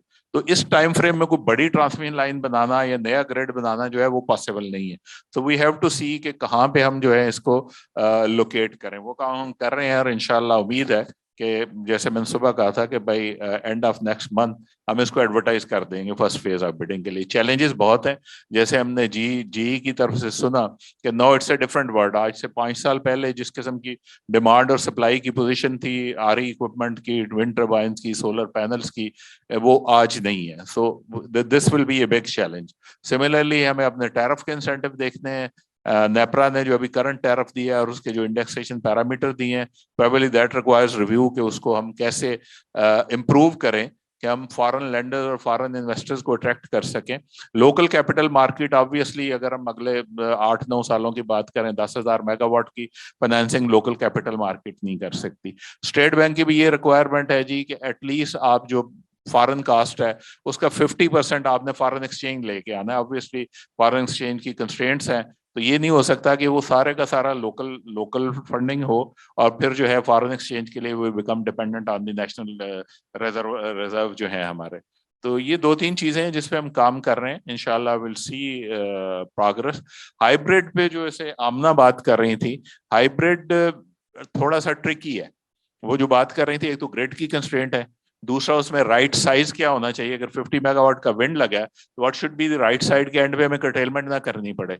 हमारे जो एग्जिस्टिंग विंड के प्रोजेक्ट्स हैं उनसे कर्टेलमेंट का ऑलरेडी इशू चल रहा है, जो कि जिनको कर्टेल करना पड़ा जिस वक्त ये इशू आया इसका LNG का और बाकी चीजों का। तो इसलिए वो हम एक फिजिबिलिटी करा रहे हैं, GIZ फिजिबिलिटी करा रही है यमन गवर्नमेंट के कोऑपरेशन से और हमारे कोऑपरेशन से कि हाइब्रिड जो सोल्यूशन है, हाइब्रिड प्रोजेक्ट, उसका एक ऑप्टिमम साइज क्या होना चाहिए ताकि उसमें फाइनेंशियर जो लेंडर्स हैं वो भी कंफर्टेबल हों। उसके बाद नेक्स्ट स्टेप आएगा कि उसका सिक्योरिटी पैकेज जो है उसका स्ट्रक्चर बिल्कुल डिफरेंट होगा, क्योंकि दो डिफरेंट टेक्नोलॉजीज चल रही हैं, उनके अपने अपने टाइमिंग है, अपने अपने एसेट्स हैं।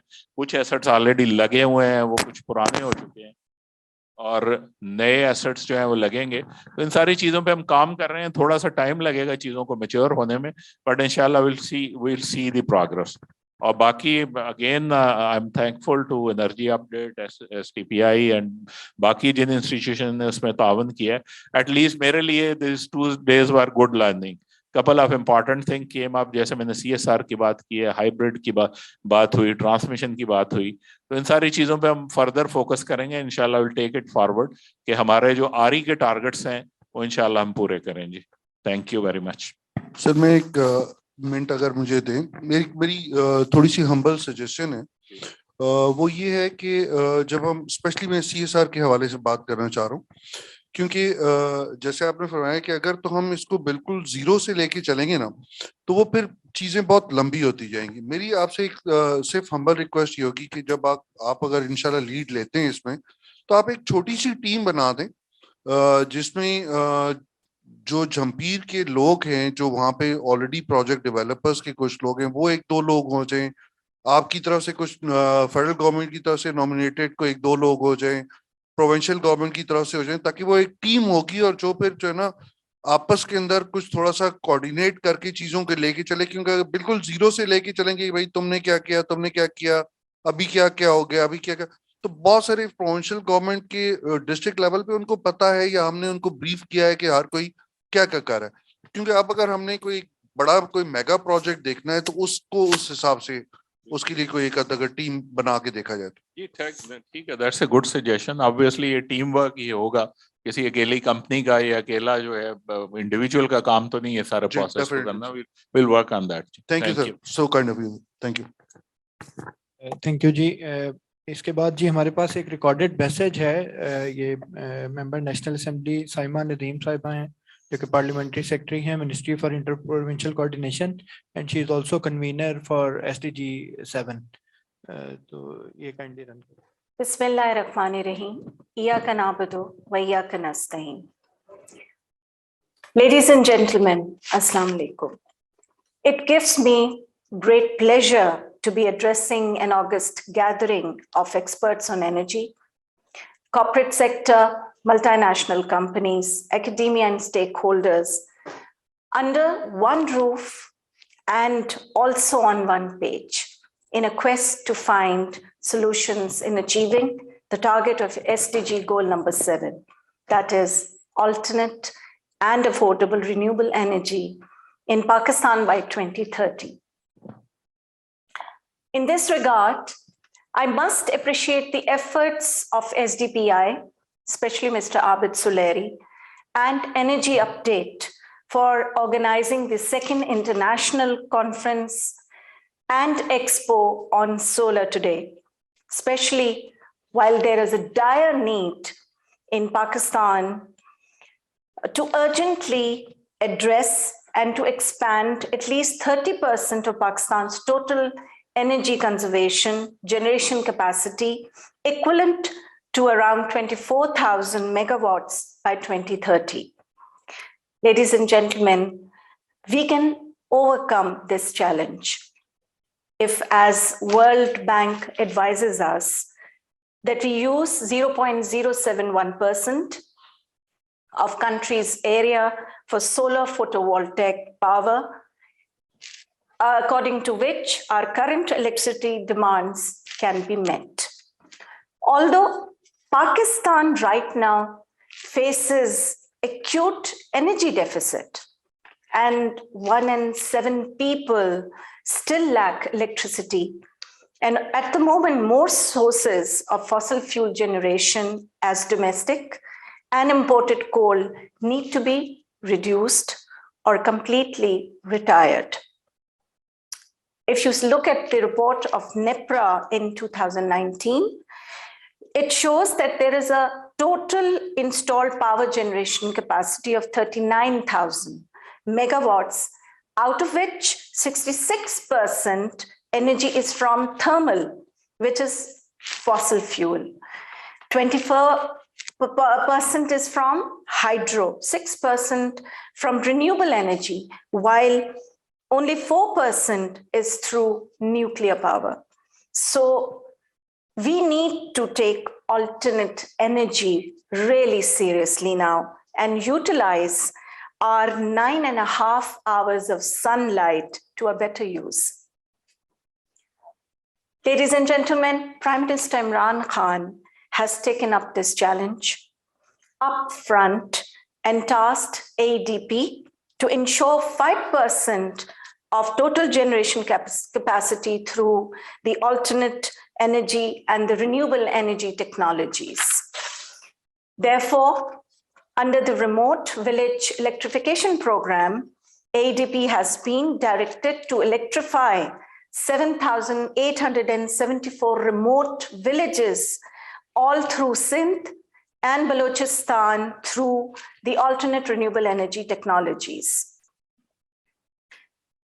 Ladies and gentlemen, we have a huge potential of around $40 billion investment in renewable energy sector in Pakistan. We have already signed 12 agreements of wind power companies for the generation of 600 megawatt electricity, which will bring $700 million investment to Pakistan. Companies from China, Japan, and Denmark have shown interest to manufacture wind turbines, solar panels, and related renewable energy material for Pakistan. In this regard, the government, to help them, has abolished the rule of upfront tariff to encourage competitive bidding by setting targets every year for inviting bidding from investors. I also urge in this regard upon all our local manufacturers, also the local companies, to invest in manufacturing sector to bring down the prices in renewable energy technologies. Ladies and gentlemen, our present government's alternate renewable energy policy 2019 has been designed as such to target the SDG goals by 2030. And combined with the hydropower, We hope to, inshallah, increase it to 60 to 65% of the mix energy. To sum up, ladies and gentlemen, Pakistan can spur social and economic development with renewable energy while increasing energy security and by improving energy access. We should therefore be focusing on expanding our infrastructure and upgrading the technologies. This will not only provide cheap energy, but also help in creating a clean and green environment. I end upon a note that this seminar and expo will work upon opening new opportunities and find solutions and overcome the challenges that our country is facing up till now. I thank you all. Pakistan Zindabad. शुक्रिया सो इसी के साथ I think हम इस panel को and करते हैं I think at least जो 5-6 पैनल्स मैंने मॉडरेट किए हैं उसमें से ये शायद सबसे अच्छा पैनल रहा है कि कम से कम सबने एक रिकमेंडेशन को इंडोर्स कर दिया जो CSR वाली रिकमेंडेशन है आई थिंक इसके ऊपर कुछ एविडेंस जो लिटरेचर बेस्ड है वो हम भी सर आपको बना के भेज रहे होंगे ताकि थोड़ा सा आपको एक गाइडेंस मिल जाए उस हवाले से तो थैंक यू जी और इंशाल्लाह वी होप के ये जो काविशें हैं रिन्यूएबल एनर्जी के लिए इनके जो बेसिक गोल है वो affordability availability and sustainability of energy वो हम अचीव कर सकें थैंक यू जी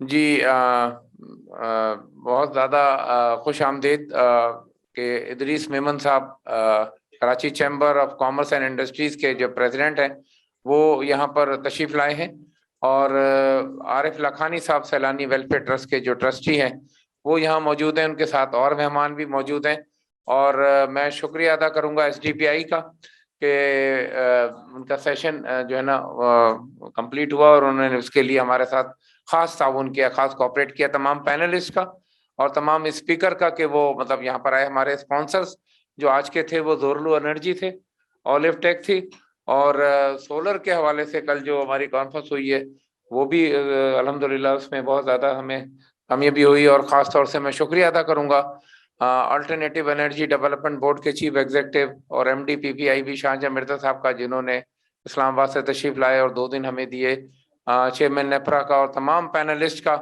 के और असफर एहसन साहब हमारे minister of state for investment तो बहरहाल ये कि अभी अख्ताम को पहुंचा इंशाल्लाह अगले साल आपसे मुलाकात रहेगी और तमाम एग्जिबिटर्स का खास तौर से शुक्रिया जो जिन्होंने यहाँ स्टॉल लगाया और इसके लिए अपनी सपोर्ट फराहम की तो मैं इदरीस साहब से प्रेसिडेंट कराची चैम्बर से रिक्वेस्ट करूँगा कि वो इसमें कुछ हमें concluding remarks as a chief guest दें और उसके बाद फिर हम इस तकरीब का बाकायदा अख्ताम करेंगे इदरीस मेमन साहब thank you very much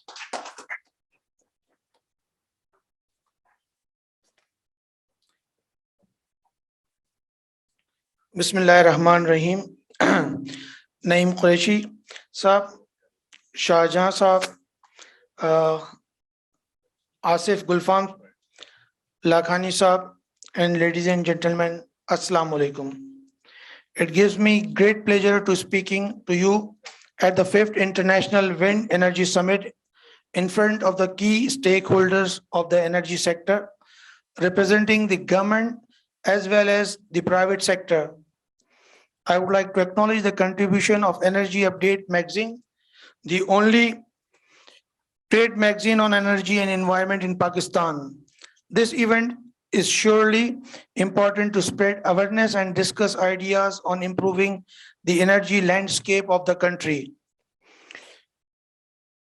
Ladies and gentlemen, you are all aware that the key issue being faced by the country pertains to energy sector of Pakistan. The fast growing demand of electricity has outpaced the supply and infrastructure development efforts.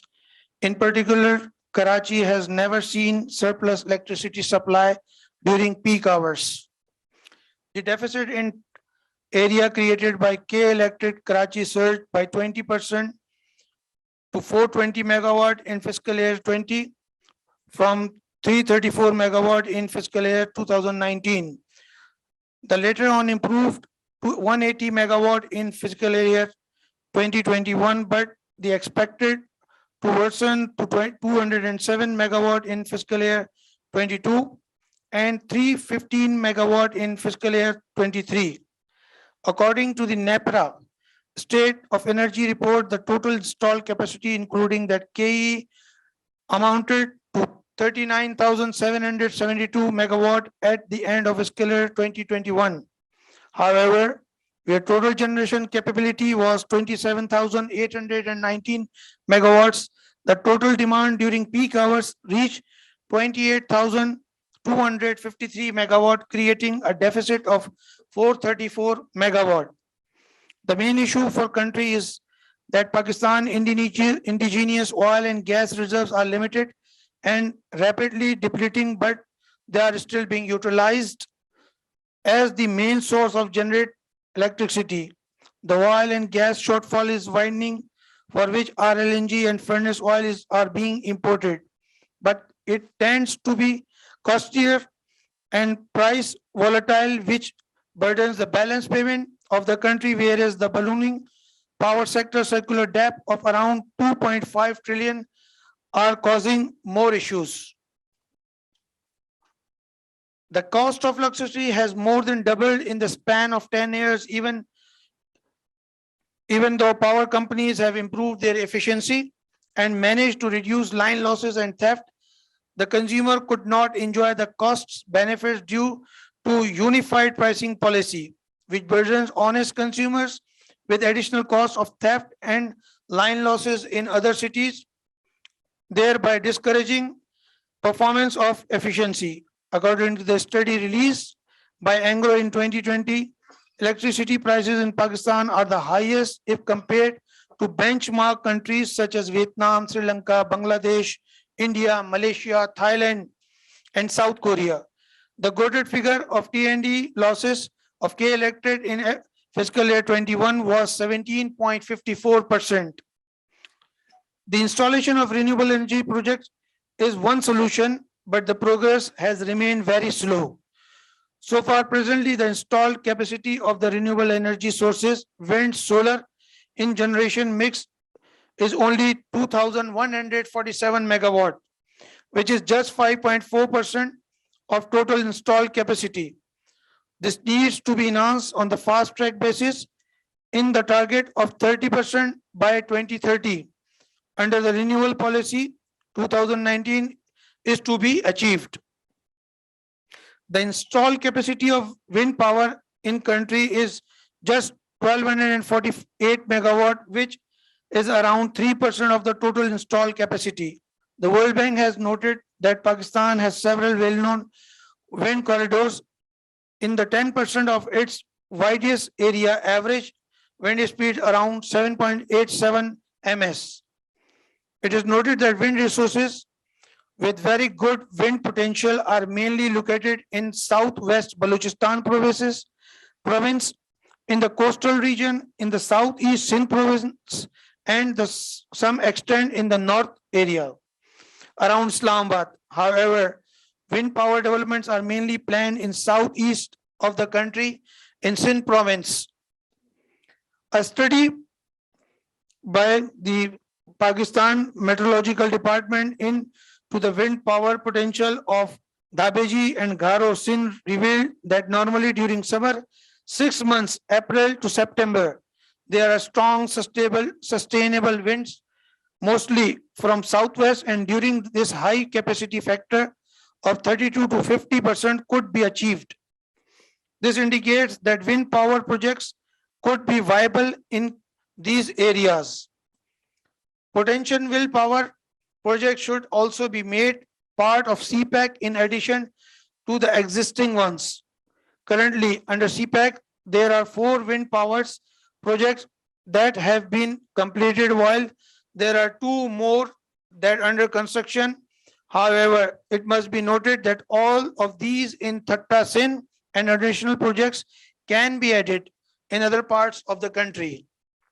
I must also be highlighted that we as a Pakistani must look into the innovative solutions of renewable energy project present around the world and bring them to Pakistan. The State Bank of Pakistan is even providing a financing scheme for setting up renewable energy projects to address the challenges of energy shortage and climate change. State Bank of Pakistan is providing loans of up to 12 years and around 6% per annum. It is not until we implement out of the box solution pertaining to the power sector that our country would be able to secure its future of energy demand. I once again thank you all for listening me, and I also thankful to Naeem Saab for inviting me and share my views with you. Thank you all.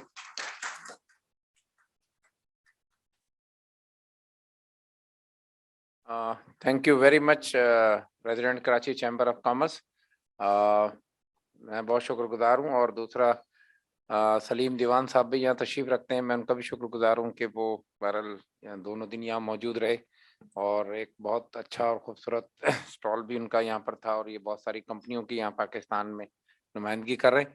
Atiq और रहमान साहब का खास तौर से शुक्रिया कि वो तशरीफ लाए, हमारे एनर्जी और इकोनॉमी के एक्सपर्ट हैं। सलीम साहब, हमारे सलीम खान साहब एक्साइड से, और बाकी हजरात जो तशरीफ लाए उनका बहुत शुक्रिया। और अच्छा, बस मैं ये इसका ख़त्म करते हुए आप सबका शुक्रिया अदा करूंगा, आज के पैनलिस्ट, आपके तमाम स्पीकर्स, हमारे सारे स्पॉन्सर्स और पार्टनर्स, स्पेशली SDPI, और एक मोमेंटो है जो कि हम सलीम खान साहब को पेश करेंगे एक्साइड बैटरी के लिए। तो वो सलीम साहब का दूसरा इदरीस मेमन साहब जो हमारे प्रेसिडेंट तशरीफ लाए हैं कराची चैम्बर के, एक उनके लिए मोमेंटो पेश करेंगे। उसके बाद चाय हमारे साथ पीजिएगा बस 5 दफे। हाँ, इदरीस साहब को भी एक मोमेंटो पेश कर। इदरीस साहब आप प्लीज स्टेज पर तशरीफ लाइए।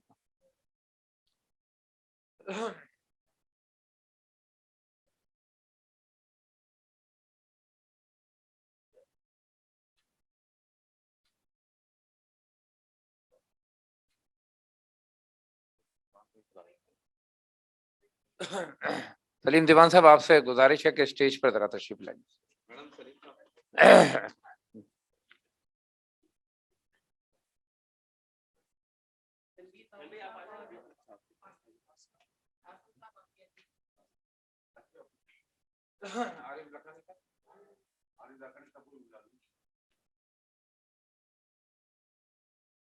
चलाने की नुमाइंदगी तो होनी चाहिए ना, इसके बगैर कैसे होगा? हमारा तो हजरत नाराज है।